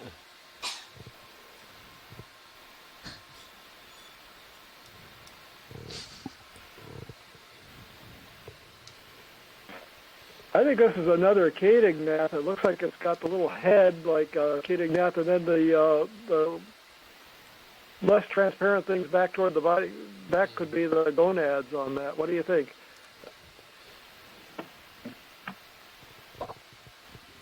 He had to be asking you, Mike, because Bruce knows me well enough to know that I don't have a clue when it comes to Katygnaths. No, man, I was with you. And one of those views that looked a little bit thicker than what I would expect for a Katygnath. When it was sort of facing the ROV just for a second there. I don't know. Yeah, but it didn't swim with the undulations or the tail sculling that a fish would do, so I don't know what else it could be. No, yeah, it's not. I think you're probably right.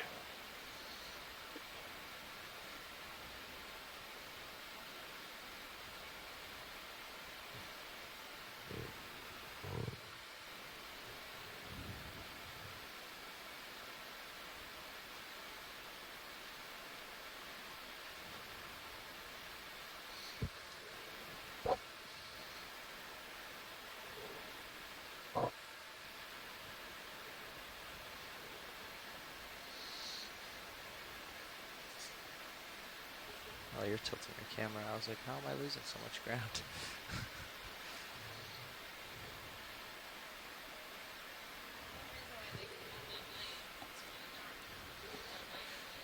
When are you going to do that 15-minute call out? And now they're really futsy-putsied. Yeah. Hey, yeah. Some wiggling in the center of your screen. That's so small, wiggling around so quick. Yeah. I do okay with things But that I are wonder sort of what they're still making if you of find one the those. complete 180-degree difference in where the main light source is coming from. I mean,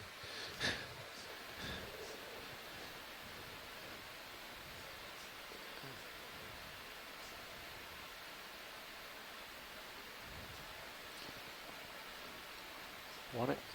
Yeah, let's do it. Sorry? Yeah, let's go for it. Oh, it's so small. Find bigger things. Yeah. You find bigger things. How about that thing coming into your screen, upper right?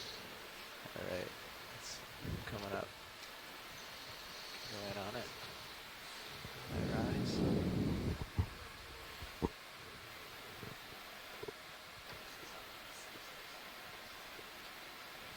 Mucus net. Moving on. Yep.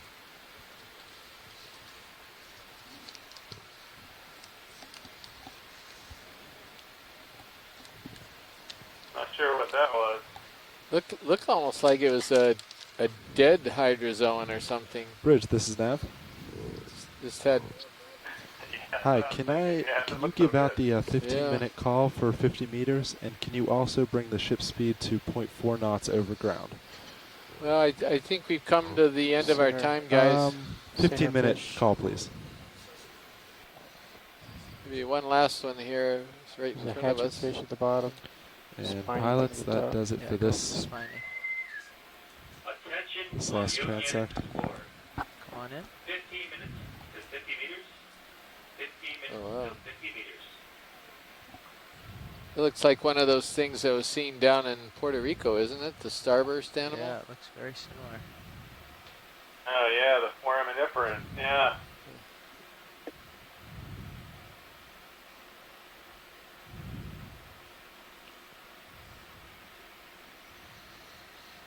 That's nice. Yeah, got a nice shot of that one. It's time to end the trip.